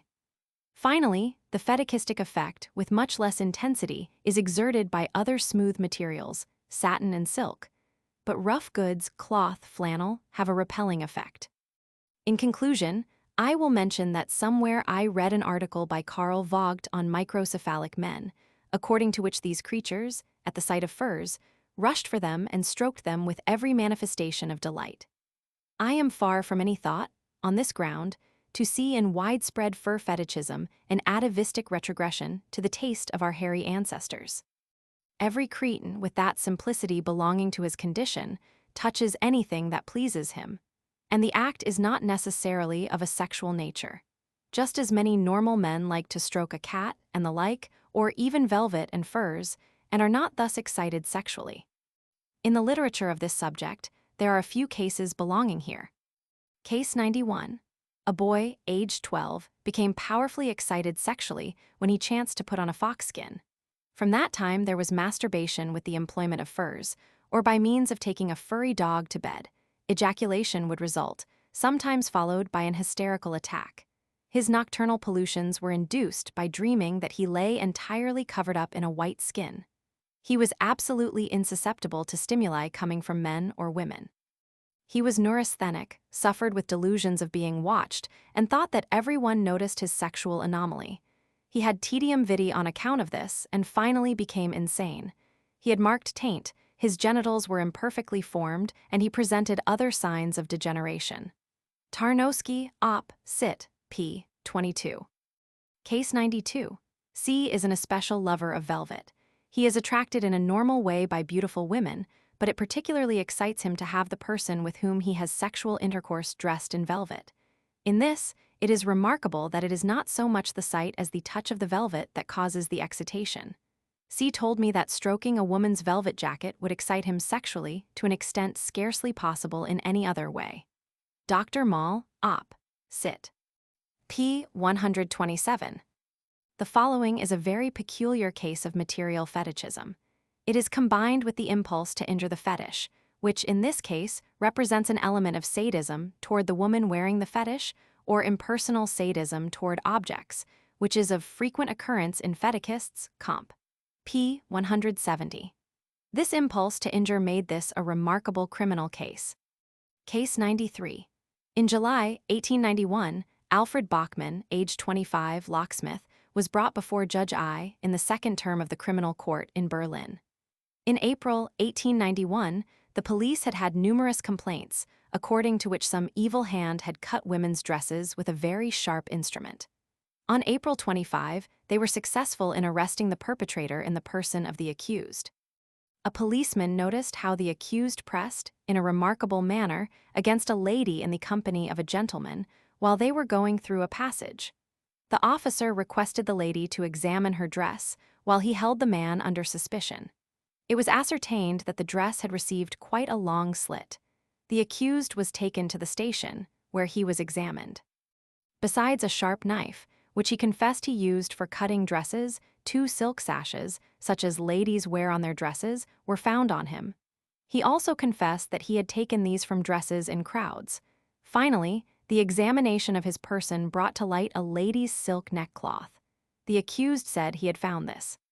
Since his statement in this case could not be refuted, complaint was therefore made to rest on the result of the search. In 2 instances in which complaint was made by the injured parties, his acts were designated as injury to property, and in 2 other instances as theft. The accused, a man who had been often punished before, with a pale, expressionless face, before the judge, gave a strange explanation of his enigmatical action. A major's cook had once thrown him downstairs when he was begging of her, and since that time he had entertained great hatred of the whole female sex. There was a doubt about his responsibility, and he was therefore examined by a physician. The medical expert gave the opinion, at the final trial, that there was no reason to regard the accused as insane, though he was of low intelligence. The culprit defended himself in a peculiar manner. An irresistible impulse forced him to approach women wearing silk dresses. The touch of silk material gave him a feeling of delight, and this went so far that, while in prison for examination, he had been excited if a silk thread happened to pass through his fingers while raveling rags. Judge Muller considered the accused to be simply a dangerous, vicious man who should be made harmless for a long time. He advised imprisonment for 1 year. The court sentenced him to 6 months' imprisonment with loss of honor for a year. The following case was communicated to me by a physician. In a brothel, a certain man was known by the name of Velvet. He dressed a Pula pleasing to him in a black velvet dress, and excited and satisfied his sexual appetite simply by stroking his face with a part of the velvet skirt, touching the woman in no other way. I am assured by an officer that, among masochists, a partiality for furs, velvet, and feathers is very frequent. Comp. Case 44. In the novels of Sacher-Masoch, fur plays an important part. Indeed, it furnishes a title to some of them. The explanation given there seems far-fetched and unsatisfactory. That fur ermine is the symbol of royalty, and therefore the fetish of the men described in the novels. Roman 2. Great diminution or complete absence of sexual feeling for the opposite sex, with substitution of sexual feeling and instinct for the